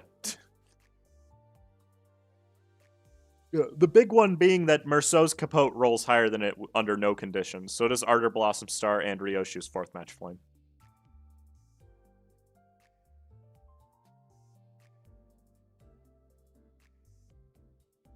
To speak to the point about S tier not really be worth conversing, I remember when I was a newer player, a vet saw I had the free ego ticket and just went, so that's your Faust Fluid Sac ticket. Yes, they're 100% correct. It's literally not even a competition. There is no other ego you would want more than this. The only other thing you could use your Season 1 ego ticket on, and this is a really big if, because it's genuinely a consideration only if you did, like, your first, let's say, 50 pulls, got every single good sinking ID, then it might be worth considering pulling Rhymeshank. But under almost any circumstance otherwise, you're just getting Fluid Sac. Yeah, Fluid Sac is cheap. It literally trivializes every single bit of content this game has to offer. And there's... Like, here, I'll even go one step further. Alright. Alright, check this out. I'll make it extremely obvious. 3 S's and a plus sign. That's where Fluid Sack goes. That's how good it is compared to every other ego in the game.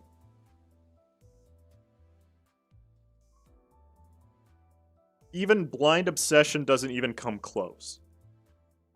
Rhymeshank, if you already have Fluid Sack Faust. Most people won't because you have to purchase the Season 1 ego from the dispenser. You can't get it from polls. But yeah. I genuinely believe that that is where everything goes. Give it the tier called Fluid Sack. I'm not going to do that. That's not necessary. I think people can identify that Fluid Sack is the only thing in it. So. Anyways. I'm going to call it here because I'm hungry. So, thank you all for joining me. Will I do another tier list in the future? Oh, maybe. Maybe like next December. But, yeah. I appreciate you all coming out. I hope you enjoyed it. I hope you don't take this 100% seriously. I do think it's a good guide for newer players to just know that the majority of stuff in this game is really usable, and you don't need to worry too much about team composition, even in the late game. I'm not putting Soda Hong Lu up there. I did the ID tier list already. It was the first 4 hours of the stream. Eagle Gift tier list? I could do that, but I'm not going to do it right now because there's 290 of them. But yeah, I appreciate y'all. I hope you have a good rest of your day. I hope you have a good rest of your weekend. I hope you have a good week. And I'll see you all later.